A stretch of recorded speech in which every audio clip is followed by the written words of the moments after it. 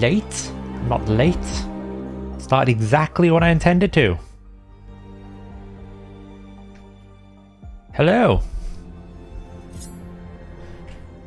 We have a new member, Vessian. Welcome to the minionship. Hope you're all good. Thank you, thank you, thank you. If you are not already a member of the Discord, head over, join us. It's a fun little place to be. Thank you very much. I totally appreciate it. How is everyone doing?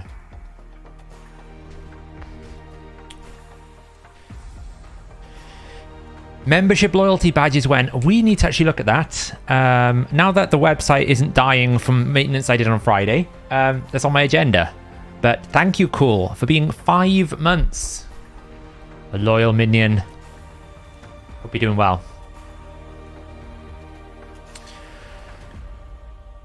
I know at this point, Hershin, right? If I like appear on time, I'm almost like letting everyone down because that's not what happens. It is a bank holiday in the UK, so I've kind of taken it a little bit easier today, but I did record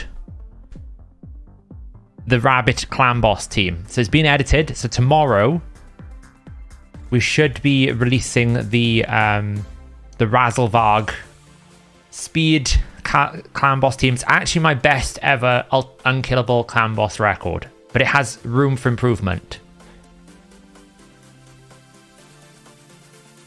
So... yes. I'm just looking at Elva to see if we can make her a little bit more like survivable. Now that Elva's not being used in Clan Boss anymore.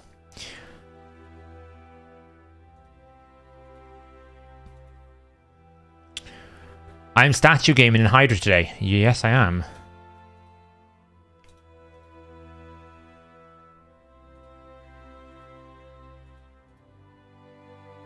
We are statue gaming in Hydra today. We're going to try it out. We're going to see how good it is. To be honest, I didn't really know where to spend my energy today because I saw the Ice Golem. I was wondering what was going to happen because they put super raids on for Ice Golem. I'm like, why did they do super raids? Normally we get super raids to your infusions because they want to try and save you time, right? And then they were like, randomly they announced on Saturday super raids. And I'm like, why? What? Is something happening this week? And now we've got this like Ice Golem tournament, which I'll be honest, I'm not grinding all the way up there to get 3% defense. Because that's all that glyph will give me. If it's a speed glyph, maybe, or like 5 defense percentage glyphs. But I'll be honest, that Ice Golem rewards are like, they're bad. Like, they are bad. Possibly some of the worst rewards I've seen in a very long time.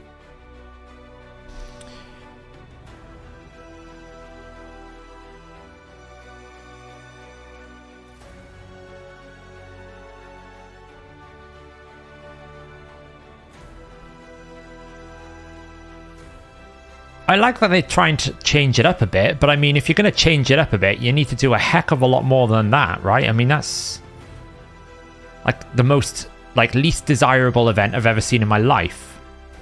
So, I wonder what else they've got going on. Like, obviously the summon event tomorrow are insane. If you are interested in live arena, you're kind of like looking at that going, can I stretch some budget for some shards? I'm a bit like, have no shards? Why can't I find that piece? Oh, because it's equipped. It's fine. So I'm going to put my Elva in bolster. See if we can stabilize this Ice Golem team.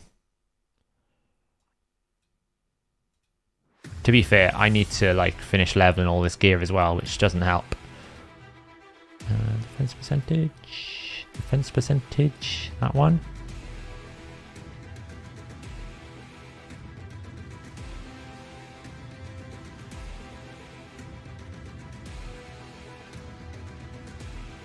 The rewards are blue, yeah. Someone did say, are they doing just like color-based rewards? I'm like, if they are, that's very basic, isn't it?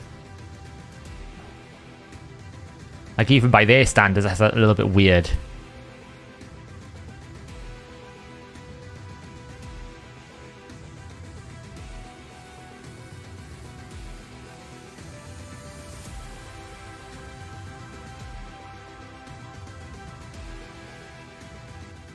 Very dramatic music. I'm a bit chill for that music, to be honest. I've populated some more songs in the playlist. A nice little shanty to open up. A nice little chill one. Swift parry, chest is a 60%. Is that it? That's the one.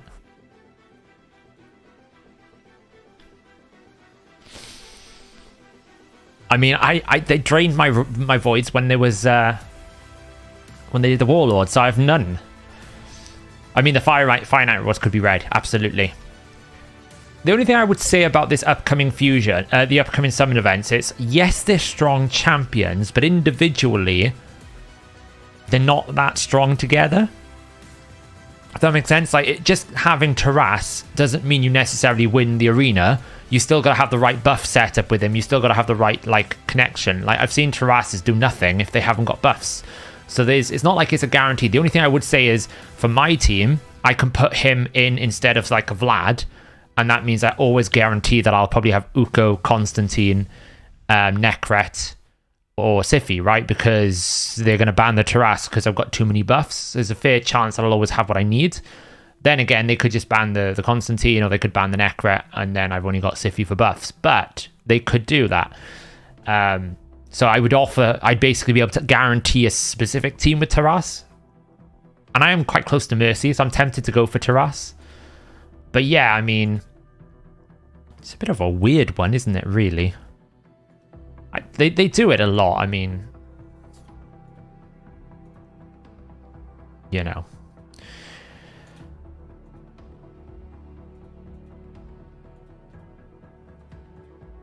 I want the counter attack on that. I want that. Probably. I want that. That.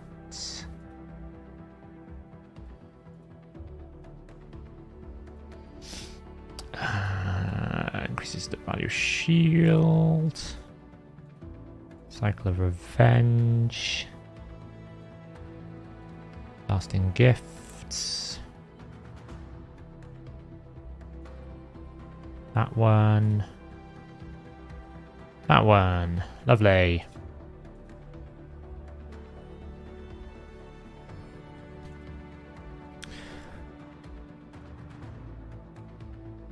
Yeah, like I would have preferred. Like, I much prefer Warlord or Yumiko for sure. For sure, that would be the case.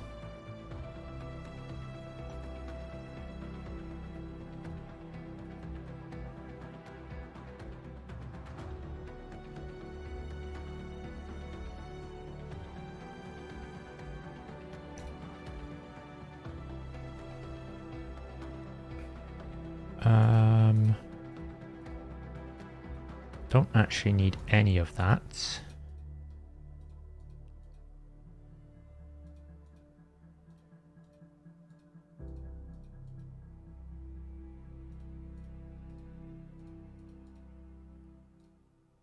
I'll just use it automatically. Okay.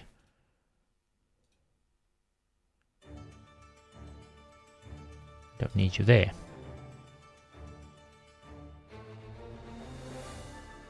The only thing is, I've put her in bolster. She's a constant shield buffs, I think. I've just messed this up because I put her in bolster, and of course, like all the other shields get consumed. I mean, she's probably got enough. She doesn't need like much more. Let's see if she can do it without.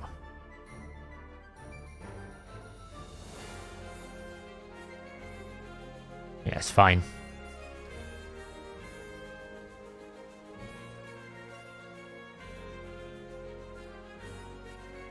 Say lives. Okay, I really don't want you reviving my... kind of want them to die sooner. There's what, nearly. She's going to eventually...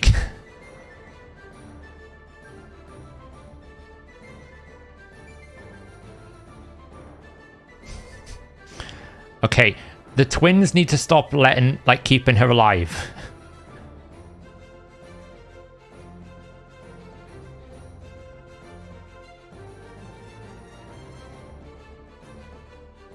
I should probably tell her. Seer's too tanky because of this. This is the problem with the blessing. Seer's too tanky.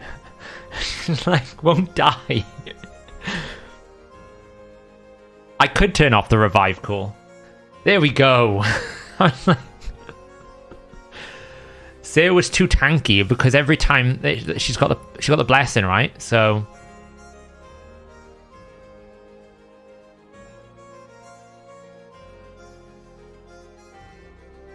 I should probably just turn off the revive, I guess. Oella still needs a bit more gear. She's getting there, though. Like, her gear is not level 16, so she's a bit squishy at the moment.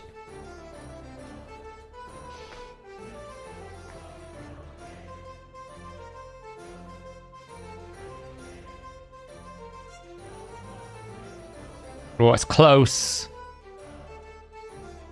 Oh, look at that heal, though. Huge amounts of heals. One's down.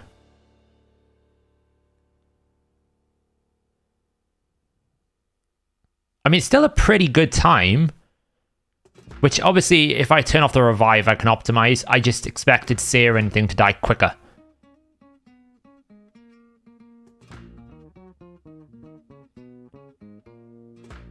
Like, obviously, I think Oella, when she's 16 with gear, will be safer. I can probably turn off the revive.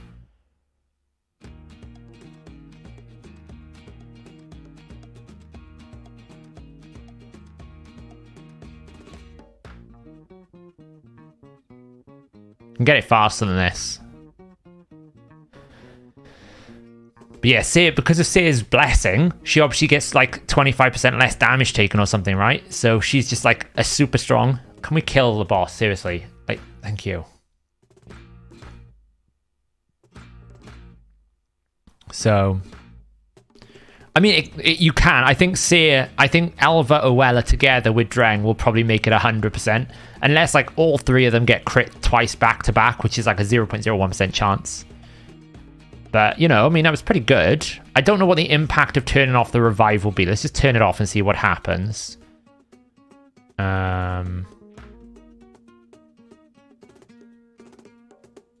Let's not do that anymore.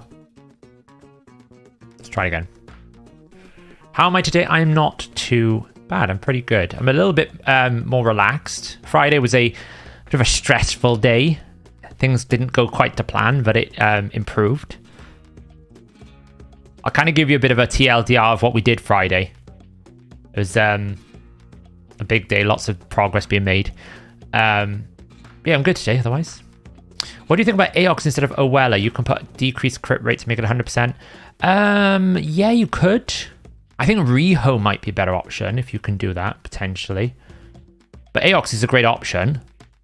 I mean, these two together, what I'm saying is, Oella and Elva here don't have max gear yet, right? They're still at like level 12 gear. So they're not as tanky as they could be. They've probably got about 50,000 effective HP to come. It doesn't help that all the continuous heals keep going on Seer. Look at her. She's just like a beast. There we go. So this is a trio that I'm thinking of running, right?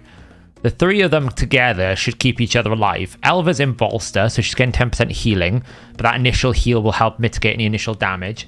Oella is in Frenzy set, so she should get more turn meter, and which means she should get that turn meter fill on her A3 as well, and get that heal going. And then, of course, we've got like the equalized HP with Dreng. So I think in terms of like, can you mitigate instant crits? No, if they both get double crit and it kills them, there's not much I can do. If I proc his passive, I'll probably die. But you can see I'm avoiding his passive quite comfortably because none of them do any damage. None of them have any War Master. The trio together are super tanky. And Oella with Elva is going to do a lot. You can see how many continuous heals I'm producing. Because the thing is, Oella's going to do 30% turn meter fill. Elva's then going to do the A1 continuous heals. We're also blocking any debuffs. Technically, we didn't need to run as much resistance as we did, but we've run resistance. Because obviously, we've got block debuffs here now. But you can see, like, they're pretty tanky. I mean, some of them are taking big hits. But the healing alone is just... So now it's a question of, can we optimize the times down a bit with these three? Because obviously if you include an extra champion, it's going to slow your runs down. What doesn't help is the side minions just take a long time to die, I guess, but it's pretty safe though, right? If you consider the gear that they're wearing, I'll show it afterwards, they're not maxed out gear, right? They're quite squishy, some of these. I'd like to get it under 2 minutes. It's a bit slow at the moment, which it may not be possible to do with 3. You know, I could potentially just run Elva instead of Awella here without both. I don't really think I need both. But 2 minutes 53 is not bad. That is pretty 100%. It's pretty safe. If you look at the gear here, we've got... where's Elva? Elva running here.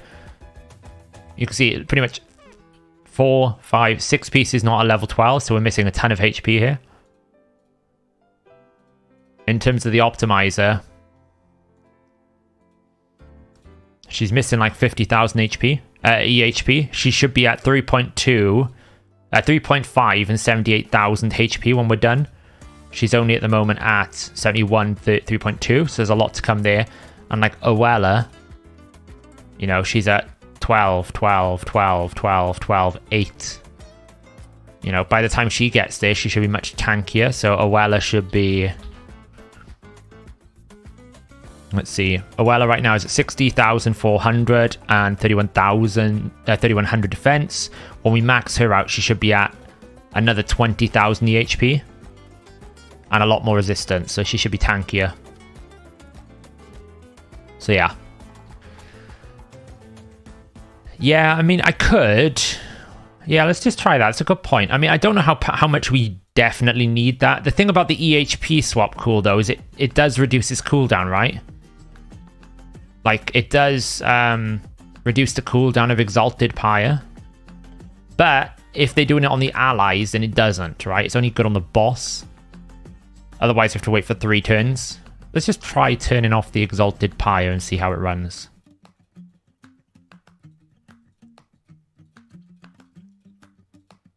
Let's try it again. I wonder if Pythian works instead of Elva. He could. The value of Elva really is the fact that on the passive, every time she takes a turn, everyone like heals for 10%. Like you can see everyone's healing for 10% every time they take a turn. So you're basically giving someone an innate bolster set. Paired with the fact that every time she A1s, she places continuous heals. Like it's a lot of healing she's doing. So... we'll have a look now. We'll try it without the exchange HP. Like you can see, she's pumping out plenty of continuous heals. The thing is as well, Awella is extending the continuous heals of Elva. Because Elva will place the continuous heals. Awella will also place continuous heals when someone takes 15% maximum HP loss, which she then extends herself. So you can see the value of the two of them together. They're just going to keep healing constantly. The vulnerability we have at the moment is the critical hits, but you can see the volume of healing this trio has is absolutely gross. Imagine putting Awella Elva in a like an arena team. You'd be like frustrated to try and kill them, especially if they're in like a protection. When you get their star blessings up, it should also help. Yes, exactly. I mean, that's why Seer was living for so long, because effectively her passive kept activating. Yeah, this feels better. Cool's right. This feels way faster, doesn't it? Rather than the exchange. It does feel a lot better. It doesn't feel like I need the thing, because we've got so much healing.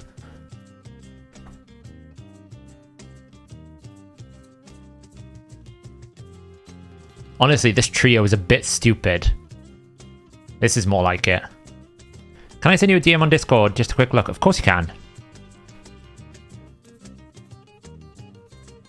I've got my eyes open for it.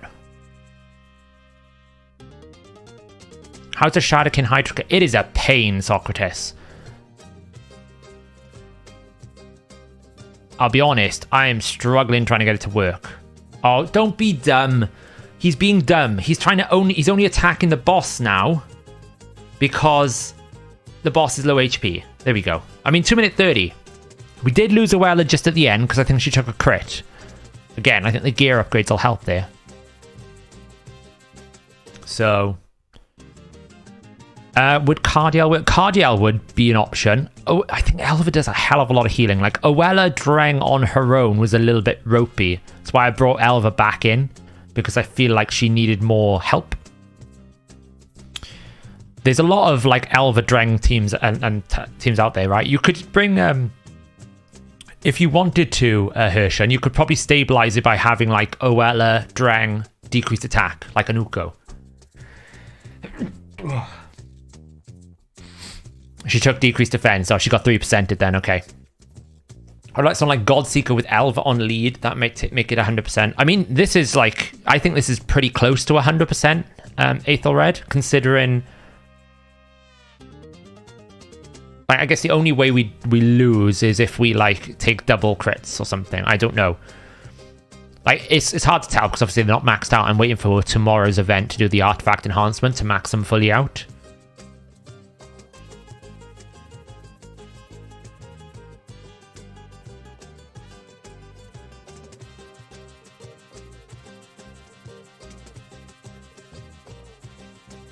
But you can see there, like, the blessing that Seer has got going on for her means that she just can tank the hit, which is kind of insane. I guess that shows the value of High Awakening. The fact you can just tank the hit.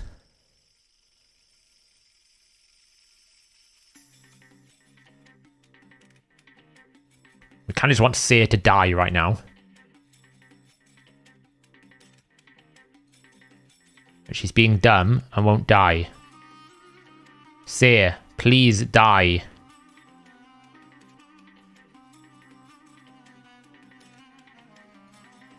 Because she's stealing all my continuous heals that I want on my main team. Seer. My Seer's too strong. Oh, Lord.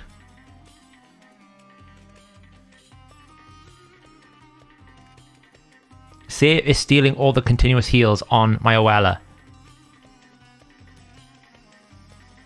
There we go. And that's the problem. That's why Seer needs to die quicker. Let's see how these two do together now. We took a nasty crit, but that was generally because Owella's not geared up fully, right? Let's see how these two do together. Another crit. Pretty good heal.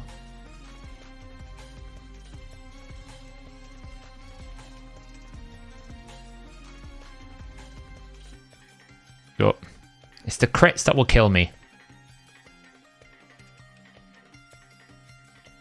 And then, of course, the resistance buff has fallen off, so we've lost.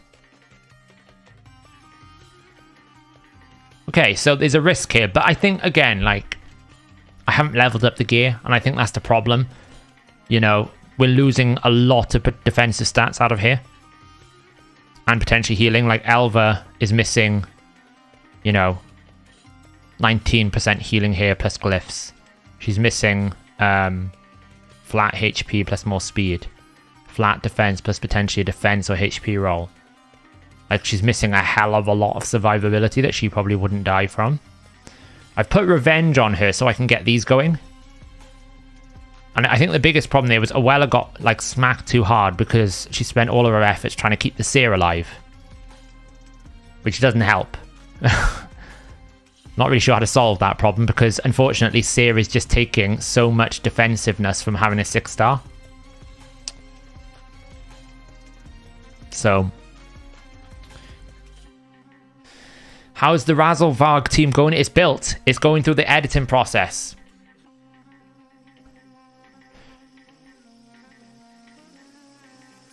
So yeah, I mean, because she's 6-star, she's not taking the full whack from the boss, so she's living basically, which is really frustrating. I'm still trying to make the Shadowkin Hydra team work. I'm struggling with it. It is a pain. It's just because I'm forcing a faction in. I can't control the Mischief heads and the Decay heads, which is a bit of a problem. Like, the Provoke Wuji is not going as successfully as I'd hoped. So not having a definitive control for that Wuji is a problem. And then obviously Michinaki without the Hex going. I think I've booked his skills now. Which I didn't when I last tried it. When I last tried the team, I hadn't booked his skills. So obviously he didn't have his cooldowns. But he's got his cooldowns now, so that'll help. Because this is on a 4-turn, this was on a 4-turn. So obviously without the Hex, you're not getting this go off. So it was just, I was struggling completely. But maybe it's better now. I want to try the Shemnath out in this stream, just to see, how it goes. But tomorrow we'll be able to upgrade all those stuff, because we'll be able to do an artifact enhancement event. Could Sigmund be a good substitution for Orwella? What does Sigmund do? I forget.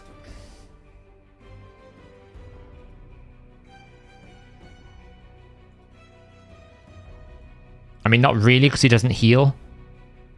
Like, Orwella's job is the increased resistance buff, the increased resist aura, and also the heal and turn meter boost. Like, she's doing a heck of a lot. If you think, right? She's doing an extra continuous heal. We get a 30% fill and increased resistance, and we get a 30% heal and an increase of all duration of buffs. And we also get decreased speed.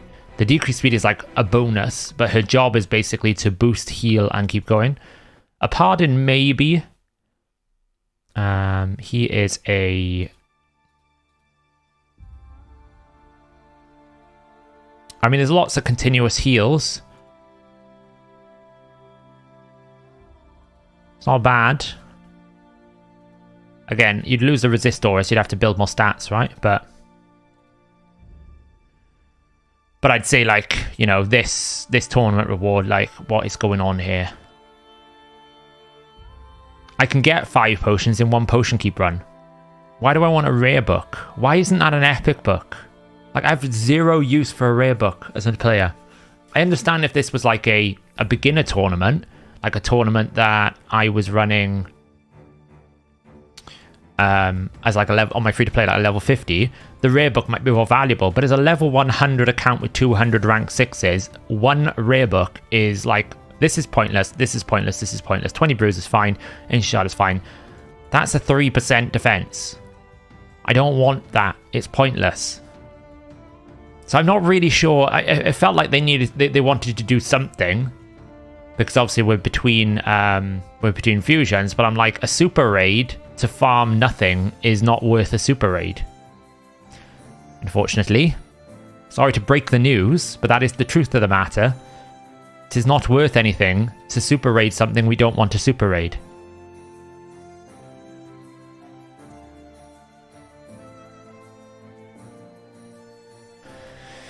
Yeah, exactly. Like, I get that. The thing is, though, Pocket, they didn't replace the Epic Book. They added 250 points and gave a new reward. It's not like they replaced something, because the Epic Book would be 2750 normally. Like, I wouldn't say it's a replacement. It's almost like they've made it more expensive than an Epic Book. Weird. Hey, YST, he is in the house. How's it going?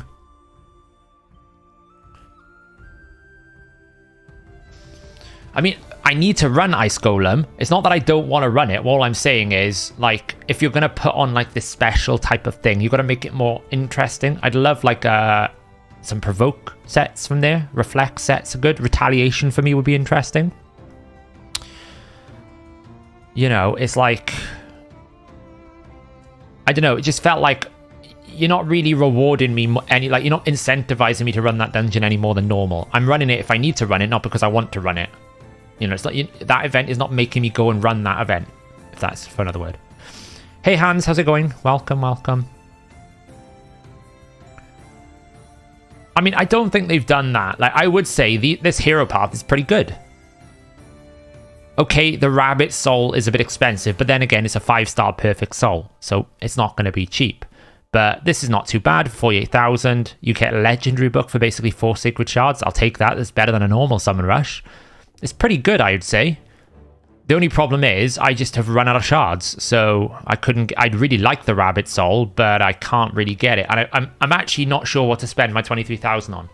I could get a legendary book quite comfortably. I could probably go like legendary book plus this, right? Because that's what, 1, 2, 3, 4, 11, 1450, 2450. So I can probably basically get a legendary book and this. Or I could go down the left-hand side and maybe... I don't think I've got enough for this, right? Because if I go down there, it's basically what, 1... Well, it's going to be 1500, 3500, 6500, 75, 8500, 18,500, and then I'd have to find a heck of a lot of points to try and get that Eternal Soul Stone, which is obviously better than a tier 3, a tier 2, this tier 3. I think I've kind of disqualified myself from the Rabbit Soul because I just didn't want to pull shards, or didn't have any to pull. I got like 90 Ancients, but Ancients give you nothing on this event. It's Voids and Sacreds. So I could push the boat out and try and get this, but I mean, I can get to the Legendary Book, but then where am I going to find another 22,000 points? When it ends before the Summon Rush tomorrow, or the Summoning tomorrow, and I have one Sacred Shard. Like, one Sacred Shard's 4,500 points. So you could just, like, we did work it out, actually. It's actually, if you were to spend any money, this isn't terrible. If you think 15,000 coins is about 3 Sacred Shards, 4,500, it's about 3.3 Sacred Shards. They value one Sacred Shard around about 20 bucks. So in terms of like an exchange rate to the shard rate, it's not bad, right? I don't know what to spend it on. I've been like sitting here all weekend going, I know I can't get the Rabbit Soul because I just don't have the shards. What do I go for? Like, do I push for that? I don't know. What's going on, Chief? Late, but rather late than never. No, you're not late. We haven't started the main event yet. Oh, I should actually change the title. I always forget now with the new overlay to change the title.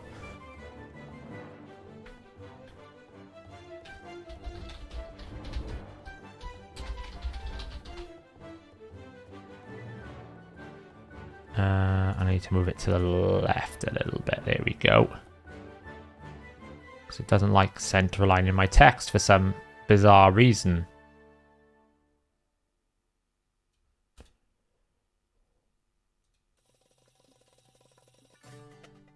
On any prediction on the next fusion?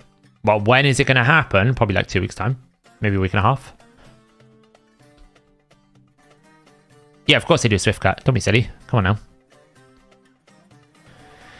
Yeah, cool. Definitely, when I was looking at it, I would definitely go to the right-hand side for the gems. Like, regardless of what I do, I should probably go down the right-hand side. Like, if I'm not getting the soul, then I don't need to go for the key, and I can't wail for the soul, so I might as well go this, this, this, this, this.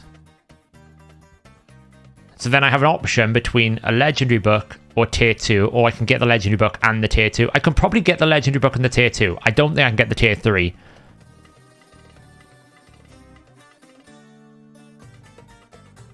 Oh, yeah. It's only 500 points. Cool. It's not the end of the world. It wouldn't have made a difference, right? I can farm 500 points in the dungeon pretty quickly. Yeah. I mean, it's 500. It's 500 coins. It's not the end of the world. I mean, when's the best day to mine data from the client? There is no any day. I'm not really sure what you mean by mine data. I just pull it whenever. Thanks, Hans. Tower, statue. You're right. Okay. Sorry. You're correct. It should be statue, not tower.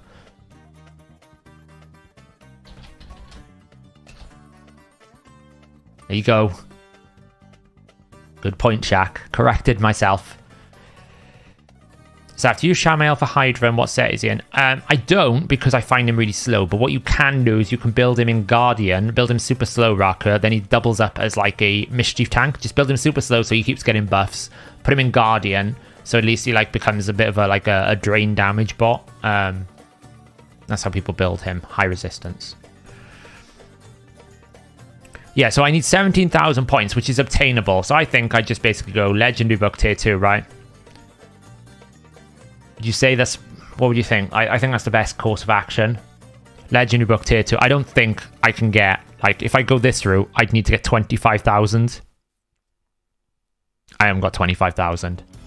I could technically get 25,000, which would be a...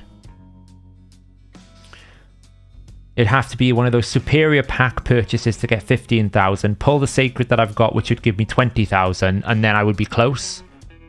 But it's not worth it. So let's go with the Legendary Book. Let's pull this first, and then we'll get to like 1,500 for the other stuff. Right then, what are we going to get? We're actually... If we get enough for a tier 2, we might be able to pull a tier 3 now, actually. It's close. It's close.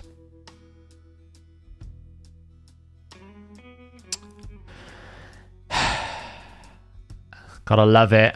You gotta love it. Honestly. I always find that tier 2 stones give me the worst results. Can we get any sort of, like, value out of selling some of these things? Like, I need... What's that? 250? If I get 250, I can summon one more stone, which will give me enough for a tier 3. I mean, these rares are not worth anything, like 12. It's not going to do it. It'd have to be, like, epic clear-outs. Like, we could probably get rid of the blood feather. That. Probably never use you. What else have we got going on here?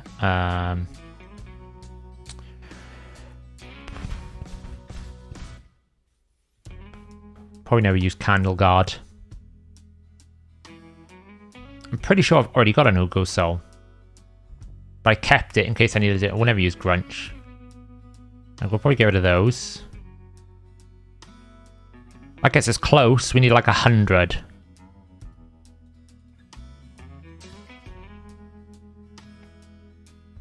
I feel like it's just such a waste to sell any legendary souls. Because legendary champions normally have some use. Like, you think all of these souls here, with I suppose with the exception of something like a King Galkaba and maybe the Vomit Frog, they're all going to have some sort of value somewhere. I need like 100 though, and like I get rid of Kinagashi. Which one does Kinagashi do? What's the Kin? I always mix up the Kinagashi with the Nagorio. Oh, it's the Revive. I'm never going to need one of those. Let's get rid of the Kinagashi.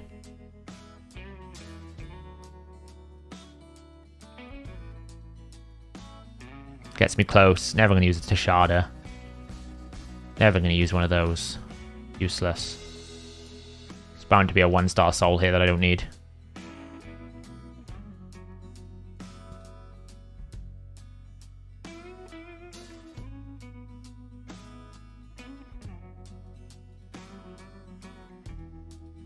Okay.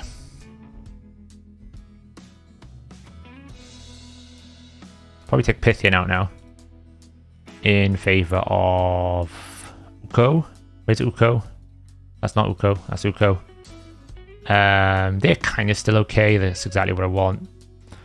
They don't change either. Okay. What are we going to get? Gotta love those tier 2 stones, right? They really add a lot of value. Garden's actually quite a good champ. I probably could have kept that. But we do manage to get a tier 3. So we've paid the price for 2. What do we get for this third? It's guaranteed 5 or 6 star. Guaranteed 5 or 6 star. But it's pretty much guaranteed to be a 5-star epic, right? I mean, the odds of it being a 6-star legendary is 0.2 times 0.2. So it's like a 4% chance we're going to get 6-star legendary. Or a 16% chance. It's like a 20% chance we're going to get legendary. I guess it works out like that, right? So it's a 16% chance it's going to be 5-star. The odds are it's probably going to be a 5-star epic or a 6-star epic. Let's find out. What are you going to get? Gold? No. Epic? Oh, fuck. That's a useless champion.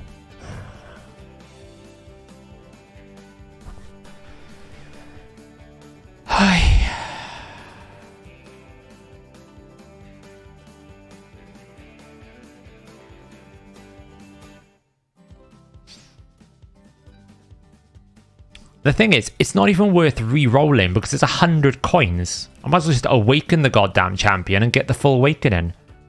Same with this dude. Like, they're just not worth, like, this is not worth reselling. Even the 6-star epic is only 380. Like, I could, if I wanted to, just sell all these and probably generate another stone. But you never know when you might want a 6-star Tarshan. I can't imagine I'd ever use a 6-star Rhine Beast, but you never know. Like a 5-star Hope. I could probably get rid of those. That'd give me 400, but I'm still 600 off. Like, I'd have to sell all of these. Right, if I sold all of this, I could probably have enough to make another one. Right, I could probably do it. But like, some of them are actually quite worth keeping, I would say. That one's probably not. Tarshon is pretty good. Durandal's good. Rock Beast, no. No.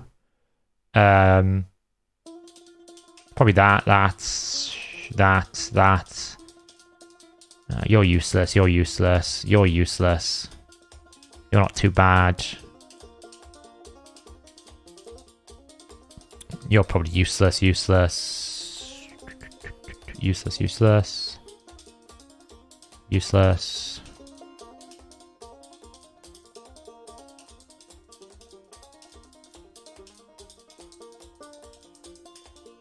You know, at best, I can probably get 780 from the things I would want to sell. I'd have to sell the 6-star, but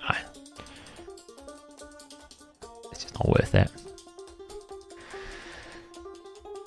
You know, you'll just get trash back.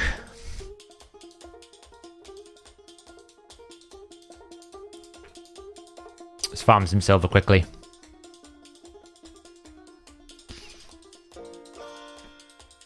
Do I use Charlton right now? Not right now, but he is 6-star, right? So I've got a 6-star of him. I'm of the opinion that unless it's legendary, selling souls, like, it doesn't really earn you an awful lot back. It's always at a very negative cost. Like, if you sold a 6-star rare soul, you're going to get more value from keeping the 6-star rare soul than you would selling it. It gives you like 50 tier 3 coins. I'd rather just keep the damn thing and actually leverage a 6-star Phantom Touch or a 6-star Survival Instinct or a 6-star, you know, something of that nature, right? So I feel like when it comes to rares especially, selling souls not worth. When it comes to epics, then I'm looking at the type of epic. If it's a support epic, then generally souls are not so great because there's not that many good ones. So like your Madame Cerises or your Harrier style things, right? Not Harrier, like Broadmoor. They're not much uses, but Tarshon, a 6-star Tarshon could be Cruelty. A 6-star Tarshon could be what's the blessing? It's not Heaven Cast. One of them, it could be Heaven Cast. One of them does A1 weaken and nothing else, right? So when it comes to epic pool, the blessings open up even more. Yes, you do get more currency back, but it's still not enough to necessarily make it worth selling a 6-star soul. I'd rather just keep the soul in case I need the champion. Unless the champion is utterly useless, which is always a dangerous path to take because you never know when a champion is going to be not utterly useless. aka Muckstalker became a totally useless rare, and all of a sudden when Sand Devil came out, he's now like a very good rare to get. Ares is the same. Ares probably wasn't that used much often. Demitha comes out, Ares is in all the top clan boss teams. You never know when a rare might be useful. So, I don't know. It's just frustrating. You get a tier 3 stone and then you just get something useless. But then I can't complain because I had a 5-star Baron out of a soul. I had a 6-star Seer. I had a 6-star Doom Priest. So it's not like I've had bad luck. It is what it is. Yeah, I'm just going to farm some silver and get the event coins for the legendary book. What about 6-star Dark Aethel, lol? I've been sitting on it in a couple of months. Yeah, like, she's one of those champions where you think, not so good. But then again, 6-star Dark Aethel gives you access to a 6-star Cruelty, gives you access to a 6-star Phantom Touch, gives you access to a 6-star damage. Like, maybe with those extra bonus stats, she's not as bad as if she wasn't. Awakening gives you a lot of bonus stats, talking 400 attack, 20% crit damage, 7 speed. There's a lot of bonus things to give to an epic that may not be as good as other people. I go into the soul market just to look at everything I can't buy. I'm looking for the Rabbit soul though. Like a 1-star, that would be good. And also a Roric soul, I wouldn't mind one of him. Am I free to play? God, no, not on my main. I wailed for the Warlord. I'll probably be getting like one of the Void packs tomorrow because I know I'm close to Mercy. I'll try and get a Taras. I'd prefer Taras over Marichka, if I'm being honest, because I feel like Taras will add more value. Actually, it's an interesting one. Let me do a poll in chat. If you had the option, not saying that you did, but if you had the option to choose between which one would you go for? Because I'm curious. My gut tells me Taras is better, but then again, I've seen YST decimate the arena with Marichka because people just don't know how to play against her. And it could be that I'm a little bit like biased because I know how to play against Marichka, so I don't feel like she's as valuable. Let me know. Vote in the poll. Would you go Taras or would you go Marichka as a ban? As like a pick? Because I'm pretty sure I'm very close to Mercy, right? I'm pretty sure if I pull like 20 to 30 voids, I must be like really close to getting it. It's not like I'm going to get the void, but void times 10 is probably the best times 10 in the game. So it's not like... It's like a 20... It's like an 18.8% chance. If you get it, you get the legendary. So...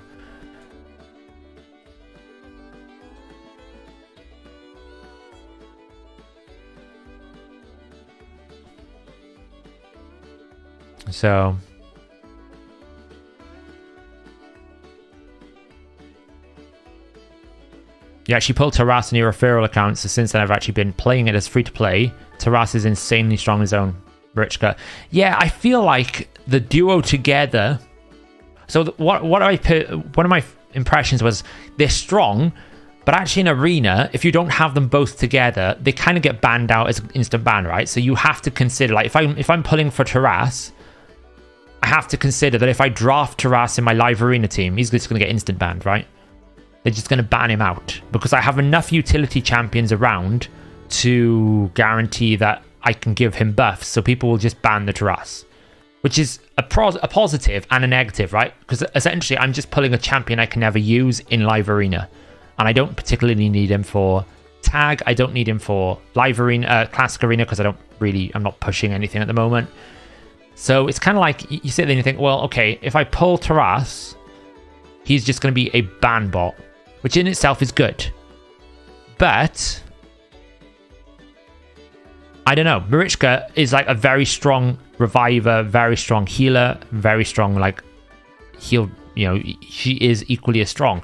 But I feel like if you had both, then both together changes the whole spectrum because you can't ban them out. Then you can draft both in your team, and it's impossible to ban them out. Where's your Atkinson Spider team? I'm only running stage 20. I only run stage 20. I only run stage 10 hard during CVC.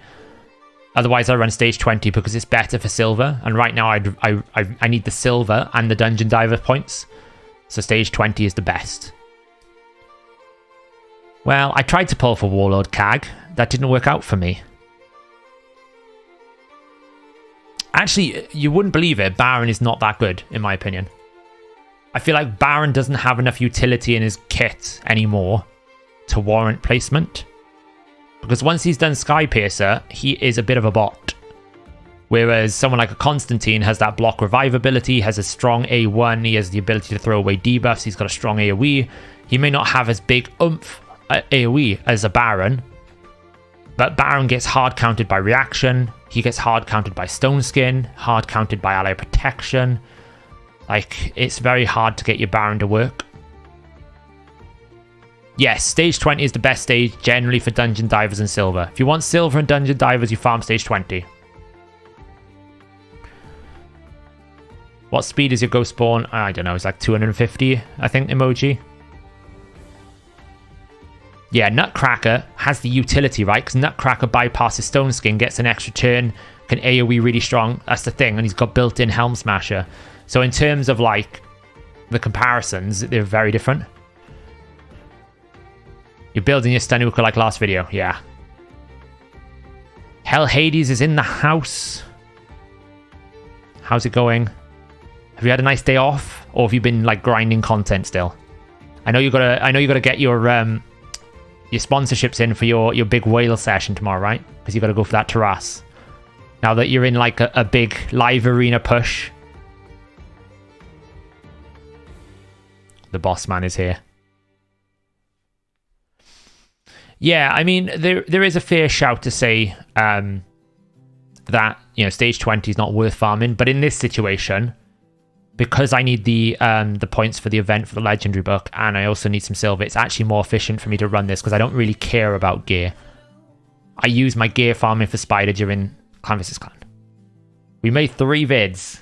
Yeah, I know. Yeah, that's it. People say, oh, it's a bank holiday, take the day off. I'm like, it doesn't really work. In like, one, it doesn't work for player scheduling because they release news on Mondays, Saturdays, whatnot. And secondly, generally, there's too much going on. Can't really take a day off.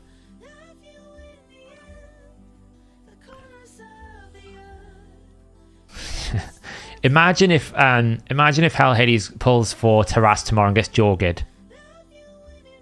The scenes. To be fair though, that would still be a win, I think. But it would be quite hilarious that he pulled on the weekend so hard for Jorgid, didn't get it, and then tries to pull for Taras, doesn't get him, but gets Jorgid instead. That would actually be quite a funny turn of events. Not quite.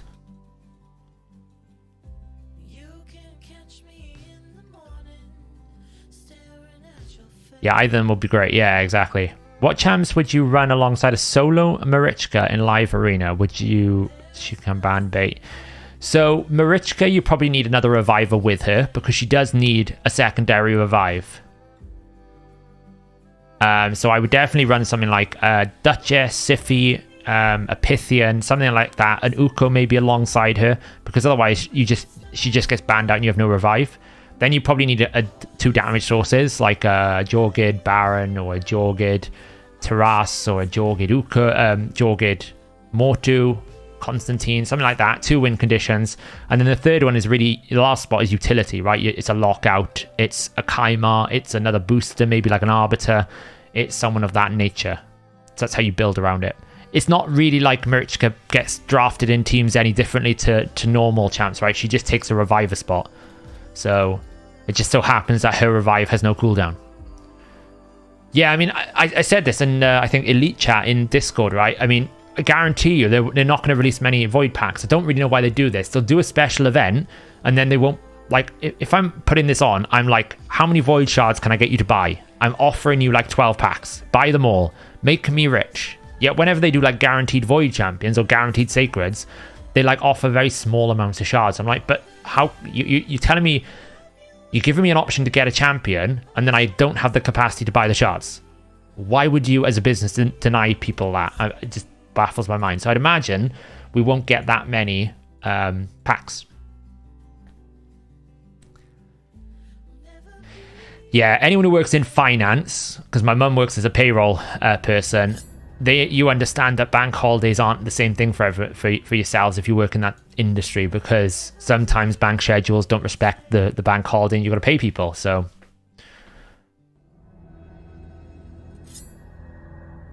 I mean, don't worry about twins, you don't earn enough for that. Have you seen anything of the unbooked CBT? Have I seen anything? Yeah, I've recorded it, Zenbull. I've recorded the run. It's ready to be edited. So it's with our editor at the moment because it was quite a long run. It needs like different things. So tomorrow, hopefully, the Razzlevarg team will be out.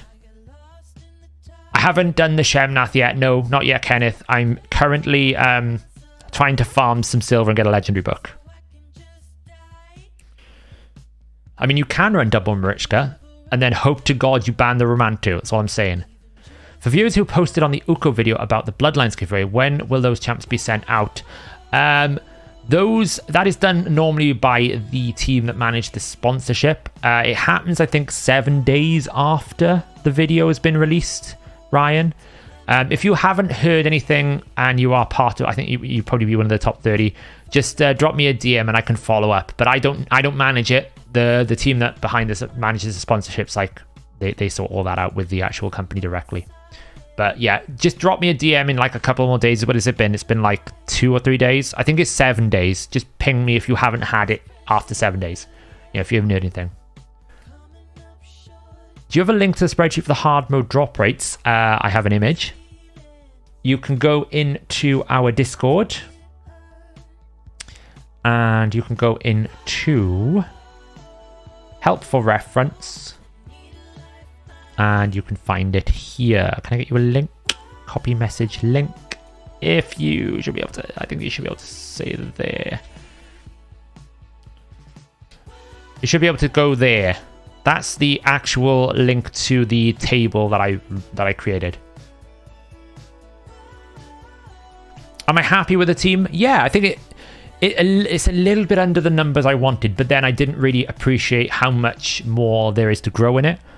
because obviously I haven't booked any of the Razzlevarg. I made a bit of an error with the Rorik because I didn't book his A3 and I needed his cooldown booked.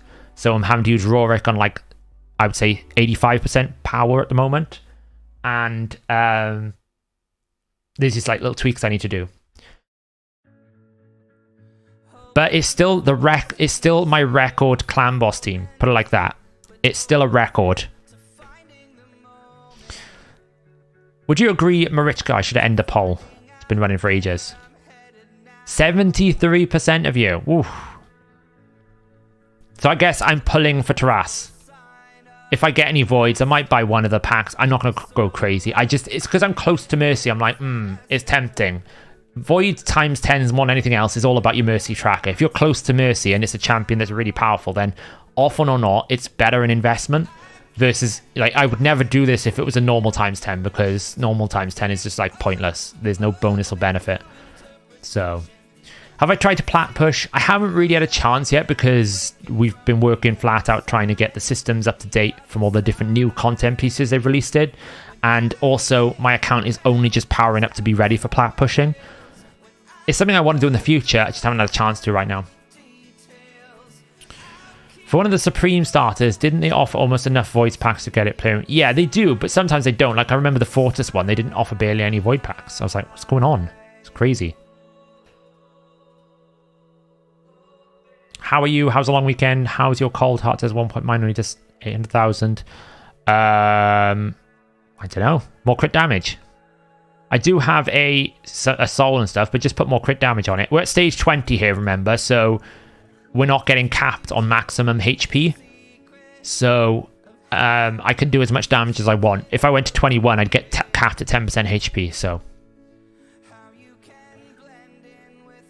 But I would ask, is it better to farm Twins or Sand Devil? They do different things, Rex. I mean, like, Hellhades will tell you right now, we've both been putting a lot more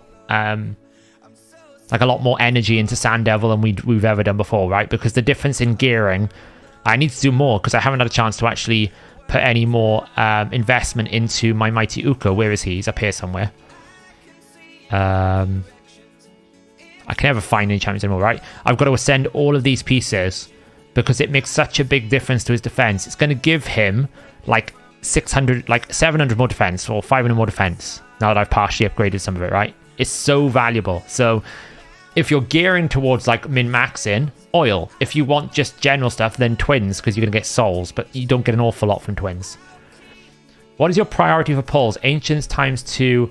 I don't bother using any Ancients, really, unless I have to for a summoning event, because I'm just holding on with the hope that there'll be some sort of guaranteed in the future. Generally, times 2 or times 10 for non-voids, I just don't see any value in it anymore. Times 10 for void legendaries are very valuable, because they tend to be the most powerful champions, and you get a good chance, like an 18.8% chance at the moment, based on the current pool of void legendaries. It's just a pretty good chance that you're going to get it. So, yeah. I'd sell a kidney for Siffy.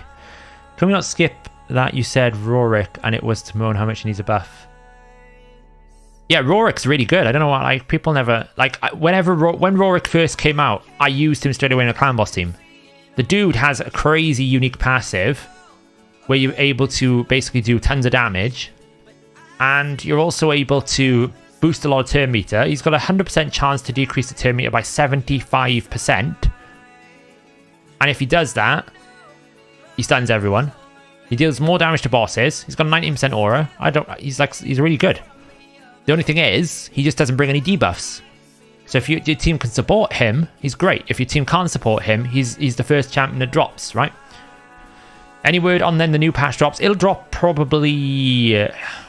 I would imagine it could be this week, but we haven't heard much. Normally, the patch drops 2 weeks after the champion rebalance announcement. So I would say next Tuesday or Thursday would be patch week. So yeah. Why is it Shemnath isn't used in PvP much? She just doesn't do enough damage, Wraith. And she also takes buffs. What is happening with the free-to-play? The free-to-play should be, if everything goes well, starting up in about... I'll be back on the free-to-play more often in maybe a week. Maybe a week is my plan. So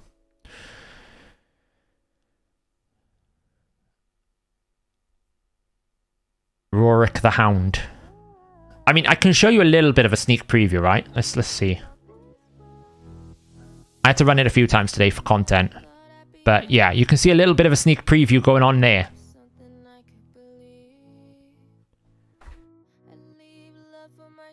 Yes, that is an uncommon champion.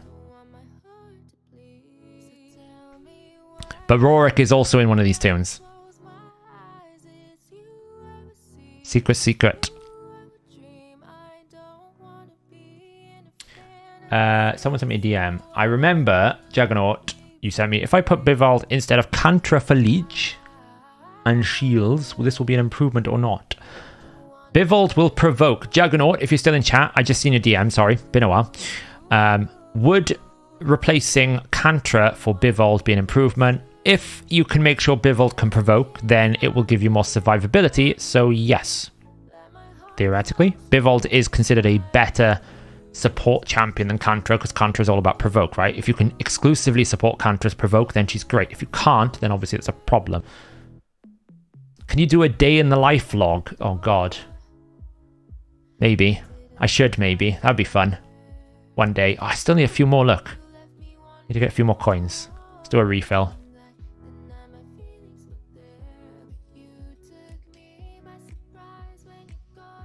$170 mil, roughly, yeah. Sniper.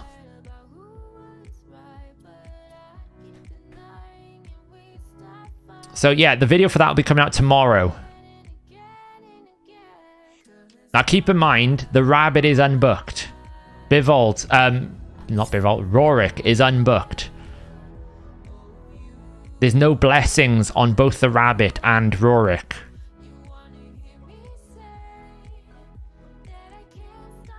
Yeah, I could pull mysteries, G-Man, you're right. I could if I wanted to. But then I also need silver, right? So it doesn't really matter. But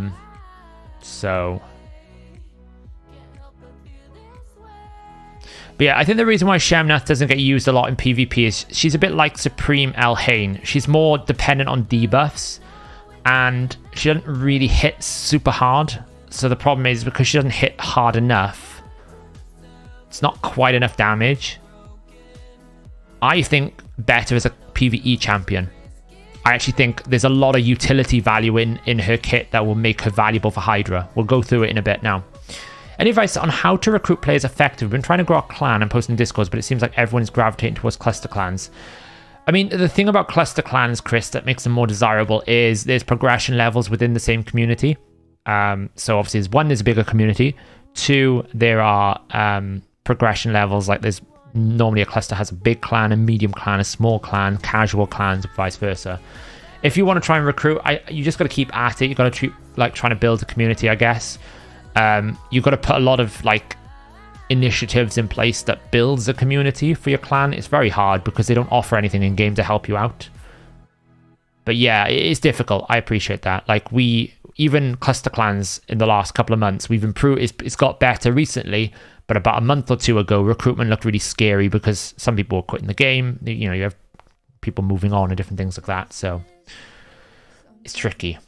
But yeah, you can join Hellhades Discord and use the looking for members channels. Follow the rules in those channels, of course. But you can use those to try and advertise your clan. That'll be like some exposure for you. It's a pretty big Discord.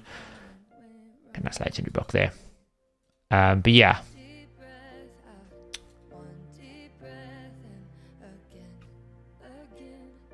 I had Rorik only doing his A1 on CB. He was doing good damage, like 40 mil average. Yeah, that's the thing. He's immune to stun targeting, right, Mark? That passive is low-key powerful for clan boss. You're immune to stun, and you deal 15% more damage to bosses. So he's actually really good. You get the speed aura built into it. If we didn't have the rabbit, we would be using the speed aura. And this actually does... So the only thing I was trying to work out, and I didn't figure it out in the video, is do you still get the penalty for counterattacking even though he uses this ability, right? Whenever you counterattack, normally you have a 25% damage penalty. So you counterattack, great, you do more damage, but as a consequence, you only deal 75% of that ability's normal skill. I think you still get that because he was matching his damage on the A2 when I was running him with his A3 when he counterattacked. But this has a 1.2 times stronger multiplier, so there is no way this, with a 50% ignore defense, should be doing less damage than this, even with a 10% buff. There's just no way. So I think this is actually getting a counterattack penalty.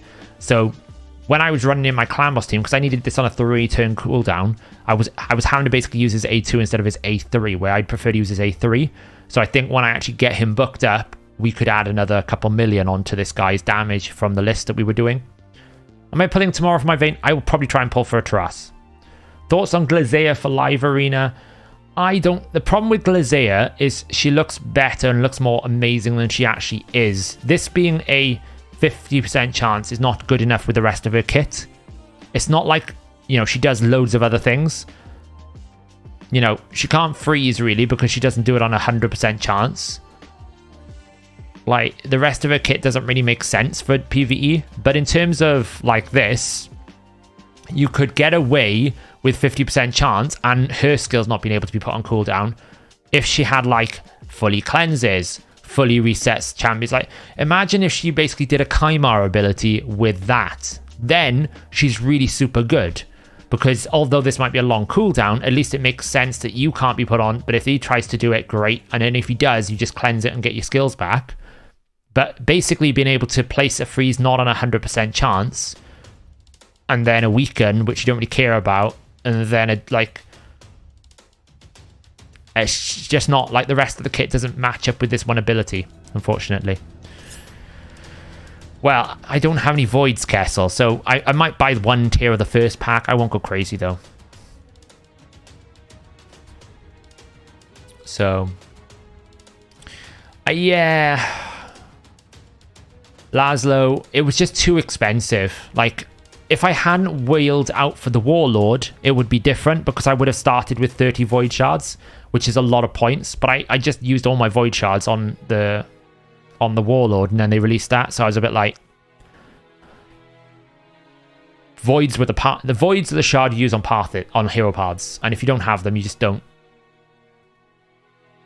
You just don't have it. So, you know, if you look here, I've just spent all of my points and I haven't even got any of the capstones. I would have had to go extremely hard to go all the way down the right hand side and then down the middle. 30,000 is the capacity that I could earn. Earning any more than that, it's just, that would be excessive spending, and it's not really worth it for a 5-star soul. A 1-star soul on the rabbit is as good as a 5-star soul if you ignore the stats. So...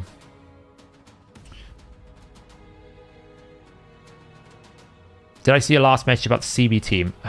Did I see it? Maybe I didn't. Let me check. Is it happening more than 15%? Is it happening consistently, Jessica? You got a 6-star Royal Huntsman from your big soul. Wow.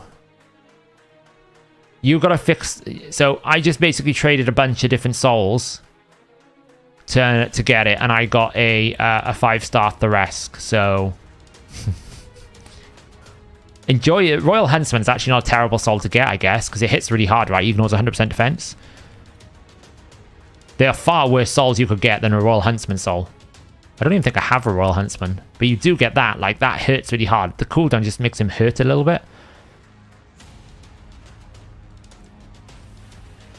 You know, I mean, he's not as good as Basilius Rowanus, but like that.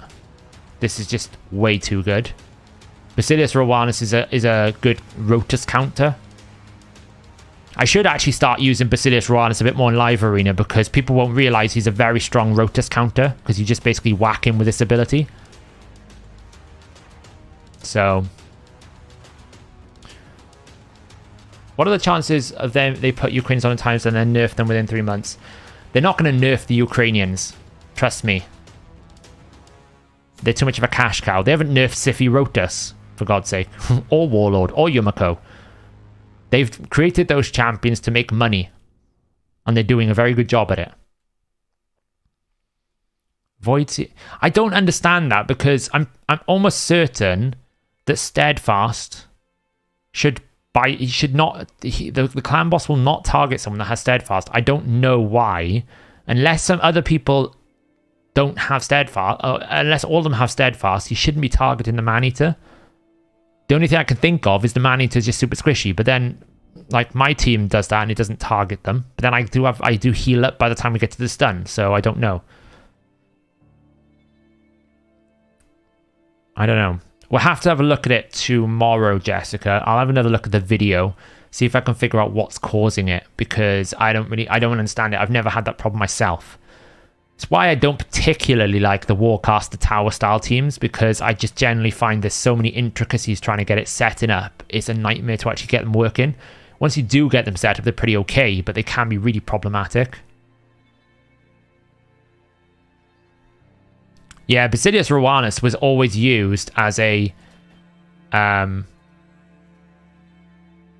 as like a counter to Rotus, because you hit him 3 times, you basically ignore all any buffs he has going on it and just like take him out. Yeah, they won't nerf the Ukrainians, they'll bring out stronger champions. Please tell me Supreme Aethel is good. Sorry to tell you, Supreme Aethel seems a bit pointless to me. I don't actually know what the point of this champion is.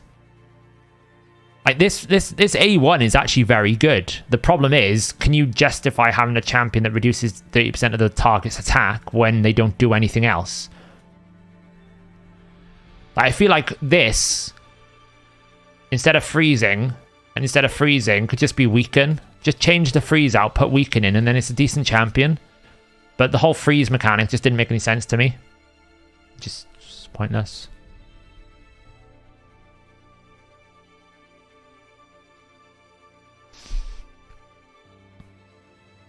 Like, I'll show the video, actually. I'll show the video. Maybe chat can figure out what's going on. Hang on.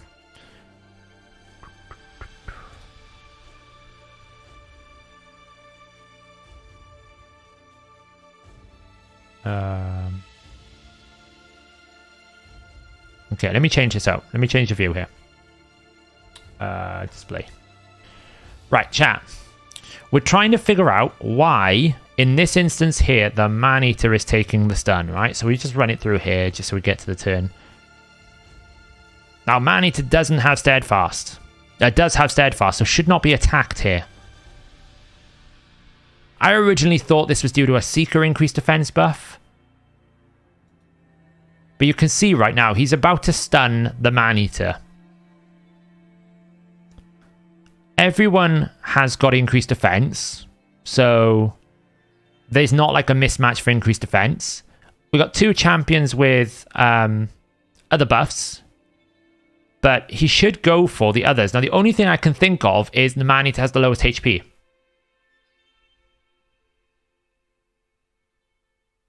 Maybe it's a team order. Yeah, what position is the Man-Eater in, Jessica? Is he position 2?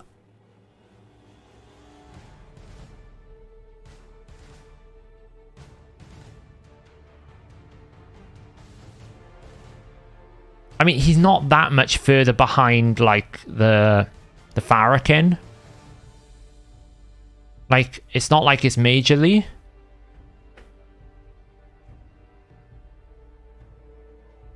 I mean, yeah, I mean, it could maybe put it as position 3. How does it go? It goes like 1, 2, like, how does I never figure out the team order when we're in battle here.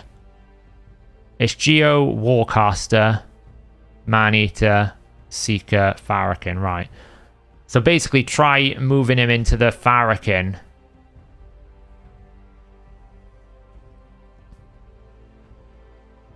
Like, once it's his own... So what I would say, guys, it's only turn 1 that this is a problem. When we get into all the other turns, everyone has stun immunity. We got the Man-Eater block debuffs.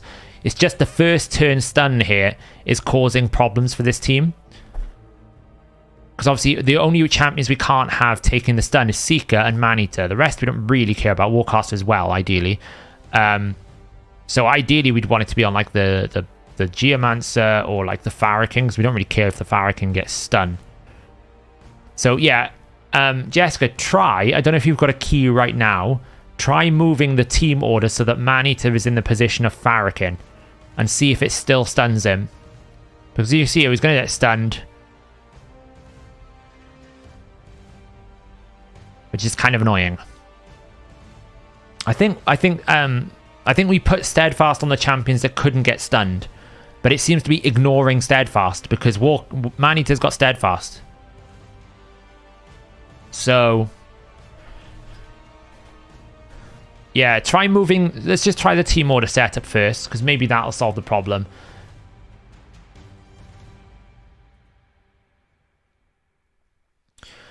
Yes, but even then, Moon Baboon, stun targeting is a bit of a dark art. Like, I despise... that's why I like the Demitha teams. So much easier to do stun targeting.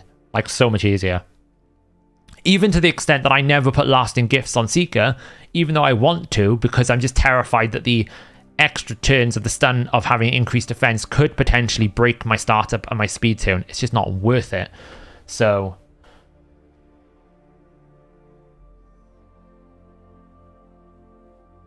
I think we had some glyph space as well to make him a little bit more tankier, which I don't know if we've done yet, but yeah. So why are we looking to do Shemnath? So if you haven't caught the video that I did last week, I will be, by the way, guys, doing a video on a list of all the champions that apply to the rule set for multiple chances of getting the stun targeting going, or the provoke set going. I will be doing that, but I haven't had a chance yet because I kind of took a bit of a download. The weekend kind of like the Friday killed me a little bit. It was a long day, and I took a bit of a few days just to like recalibrate my brain and get it back in order. But Shemnath is one of the champions on this A3 that can proc the chance to provoke every single attack. This is pretty good. The rest calculator won't work, Cameron, because that is only designed for the budget unkillable. This is not a budget unkillable, so that won't work. I have to post this because I don't like Skull Crusher. I'm 1 key in Ultra Nightmare Daily now. My classic 1-1 ratio full defense comp, Razin, Brago, Mithrala, Sepulchre, and Skull Crusher. I mean, Mithrala is a beast, right, Laszlo? I'd imagine Mithrala is actually one of the top damage dealers in that team. So it could be as simple as positioning, right? There's lots of things to try. Did you make a Razelvarg speed tune for Clan Boss? I did. It is coming out tomorrow.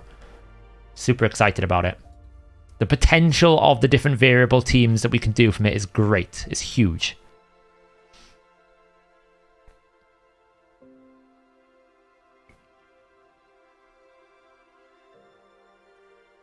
Yeah, I mean, those like block damage comps, the tower comps and all that, they're a bit of a nightmare to get set up. Once we get past turn 1, the stun targeting is fine. It's just that first turn is really frustrating to beat.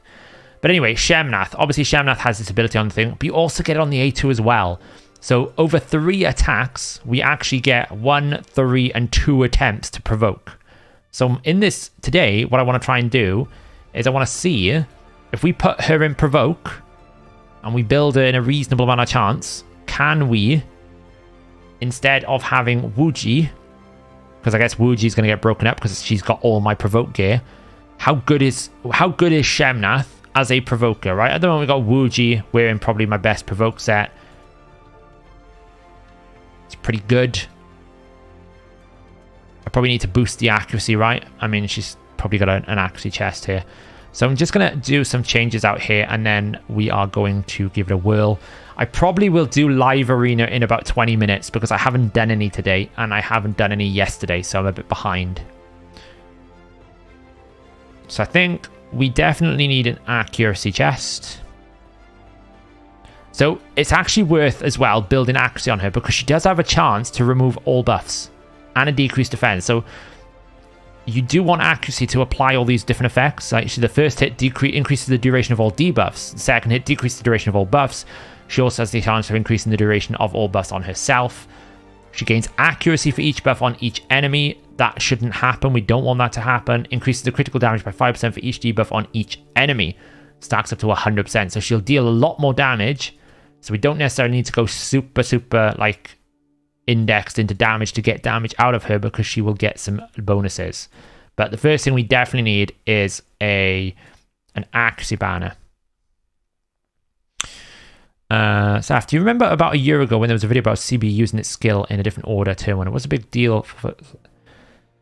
Yeah, it's almost like they came... I remember that. We were trying to figure it out at the time. They came out and basically said, it's always worked like that. And I'm like, why have I been playing this game for like 2 years or a year and a half at that point, and it's never happened before?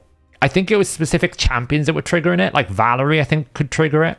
It forced the boss to change like directions. But I don't really know what the outcome of that was, being honest.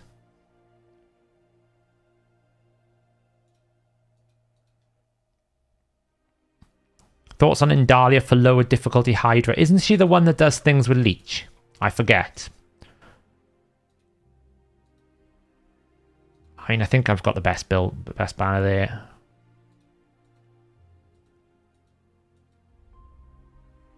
We need accuracy. We are in need of another gear cleanse, naturally. I wouldn't mind crit damage, to be honest. Crit damage with accuracy would be great. Like something like that. I take it off someone that's already got 16, save me something. Oh, look, there you go. He doesn't need that. It's kind of hard to justify taking that ring off her. Imagine if I had a Jorgid. Look what Jorgid could wear.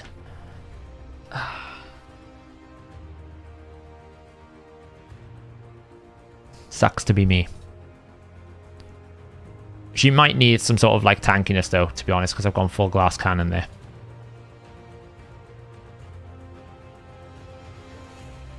We'll find out.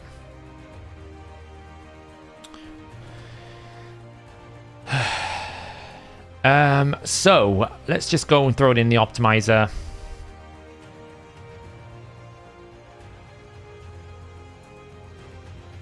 She needs to be locked one.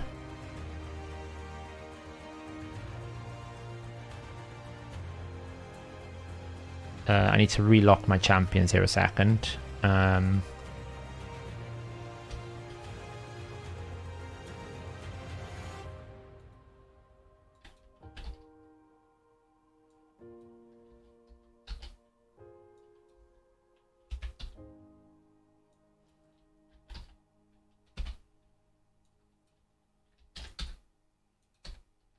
Okay. Okay, so Shemnath, we need to probably... I could go damage. I kind of feel like I need survivability as well. Because otherwise she's going to die. But we'll go with damage. We'll see how she does. We probably want to like 240 speed. Let's go with 250. Accuracy needs to be like... What is the accuracy requirements for these bosses? I never remember. Hydra, let's just go rotation. What rotation are we on at the moment?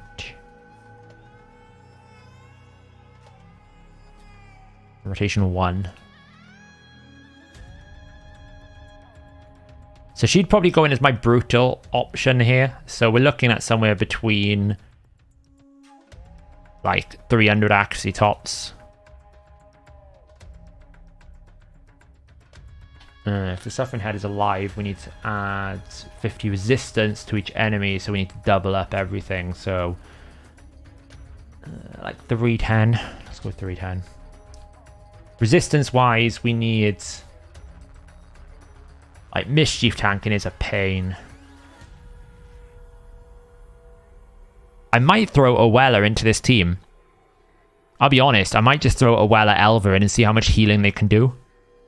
Which, if that's the case, we don't need as much increased resistance. So I would potentially go like, I need 450 resistance. But actually, if we use the Aura, is she all battles or is she dungeons? I bet she's dungeons, just to ruin my life. Of course she's dungeons. So we don't get to use the Aura. Like, I'm trying to think of a team that I would use Shemnath with. Obviously, we talked about the Shadowkin team. That's kind of like on the back burner at the moment because I just cannot make it work. But we could do... Obviously, we've got Michinaki. That's our Hex champion.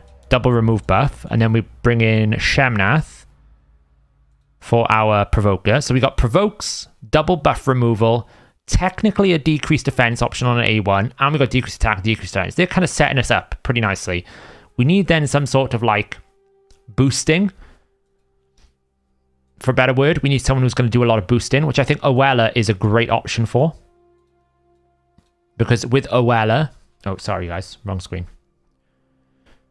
With Oella, we also get like turn meter fill, increased resistance. We also get lots of healing. We get lots of like different things here. Decreased speed on different places. I think Oella fits in. So Necmo is out of the team. He's in my top team.